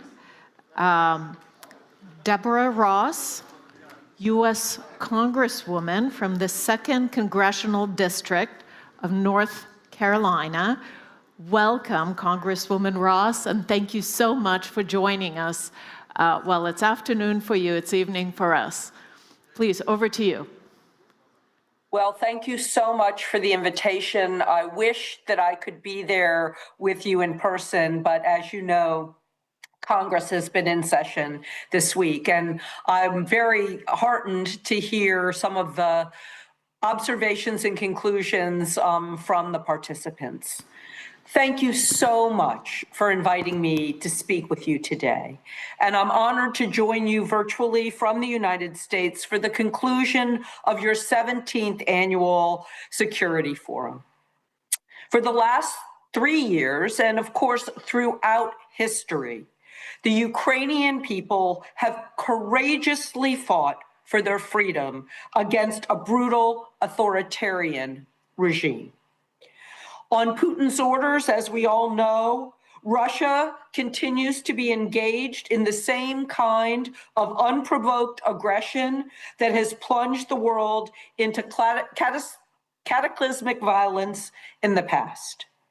And we must heed the lessons of history. Appeasing dictators does not work. It enables them, it emboldens them, and it compromises the world's security. And of course, as we've seen in this war, it costs countless lives. I'm the co-chair of the Moldova caucus. I believe that you heard from my co-chair, Representative Lawler, earlier in this conference. Like Representative Lawler, I am deeply committed to fostering the democratic aspirations of Russia's neighbors. And I'm joining you today to share a very simple message. Despite what you might read in the news, contrary to what you might hear from our president, a clear, decisive majority in Congress believes in your fight. We will be with you from now until the day that Ukraine ultimately claims victory and achieves peace and security. Our friendship with Ukraine has been built over decades and, of course, through your incredible diaspora in the United States. It's forged on a foundation of common strategic interests and shared security priorities. But on a more basic level, the relationship is grounded in mutual values, an unshakable belief in opportunity, democracy, and freedom. The United States has stood on the side of people who, in the words engraved on our Statue of Liberty, are yearning to breathe free. We cannot retreat from that commitment now. And left unchecked, as we all know, Putin's ambitions will not stop with Ukraine. His aim is nothing less than restoration of the Soviet Union's old hegemony, a new empire built on oppression and autocracy. Beyond Ukraine, we've seen attempts by Russia to seize territory, overturn popular will, and install pro-Russian rulers in Moldova, Romania, and Georgia. And of course, Russia's disinformation campaigns in the West that were alluded to earlier. We've witnessed democratic backsliding, and we all have watched as Romania was forced to nullify its first round of elections due to massive Russian interference. I have been in regular contact with leaders in Moldova who are extremely anxious about their own country's future as Russian meddling in Moldova and its society intensifies. But they have stood strong because we have stood with them, including our European allies. Now, all of these events, as you all know, are consistent with a broader pattern. Russia seeks to undermine democracy with stolen ballots before it even tries to eliminate democracy once and for all with bullets, bombs, and tanks. That's why the United States and our NATO allies have supported Ukraine from the beginning. And I am so proud and heartened about our NATO allies stepping up to continually support Ukraine. The stakes could not be higher. The consequences of failure could not be more dire. It is no exaggeration to say that Europe's future hangs in the balance. The West simply cannot allow Ukraine to be carved up by Russia. And a Ukrainian victory is the best safeguard and the strongest shield for the future of its independence and the independence of Moldova, Romania, Poland, and the Baltic states. Indeed, when Ukraine ultimately prevails, it will offer comfort and reassurance to democracies as close as your western border and as far away as Taiwan. Again, despite what you might hear from our president, please know that by a wide margin, the majority of Congress and the American people stand with Ukraine. Last year, under the leadership of President Biden, Congress finally passed a historic $61 billion aid package for Ukraine. I am committed to doing all I can to ensure that the pipeline of arms and assistance continues to flow from our shores to the soldiers on the front line. This is a potentially seismic moment, a chance to prove decisively to dictators and wannabe autocrats alike that the democratic peoples of the world will not relent when the fight for freedom gets tough. When innocent people are brutally attacked and sovereign democratic nations are under threat, Congress must heed the call. To do otherwise would not just be at odds with our interests, but it's contrary to the character of our nation. We don't give up on our friends. We don't back down from a fight. We don't betray our allies and our values, and we will not rest until democracy prevails. Now, despite the overwhelming odds, as we all know, the Ukrainian people have stood up to Putin, a vicious dictator. Now, the American people must reassert our support for Ukraine and our European allies until Putin is pushed back. And when this war is over, and I'm sure you discussed this, we all must be part of Ukraine's renaissance. Once again, thank you so much for the chance to be with you virtually. Slava Ukraini. Героям слава. Thank you so much, Congresswoman Ross. And I'm sure I speak on behalf of everyone gathered here in expressing my gratitude to you and to like-minded colleagues of yours in U.S. Congress and elsewhere for your staunch and steadfast support of Ukraine. Thank you so much. And with that, let me turn over the floor to Ramina Shut, director of the Arseniy Yatsenyuk Open Ukraine Foundation, with some final words of gratitude and closing. Thank you, Mariana. Thank you. You know, I remember 15th Kyiv Security Forum 2 years ago. I stood on the stage with a heart full of hope. Last year, I stood on the stage with a heart full of pain. And I wish that the next Kyiv Security Forum would be held in Ukraine without the war. Tonight I stand here with both. Hope and pain have become inseparable companions of our everyday lives.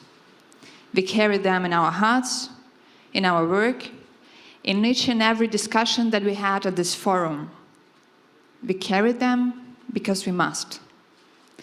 This is the 17th Kyiv Security Forum, and the third one held during the full-scale invasion.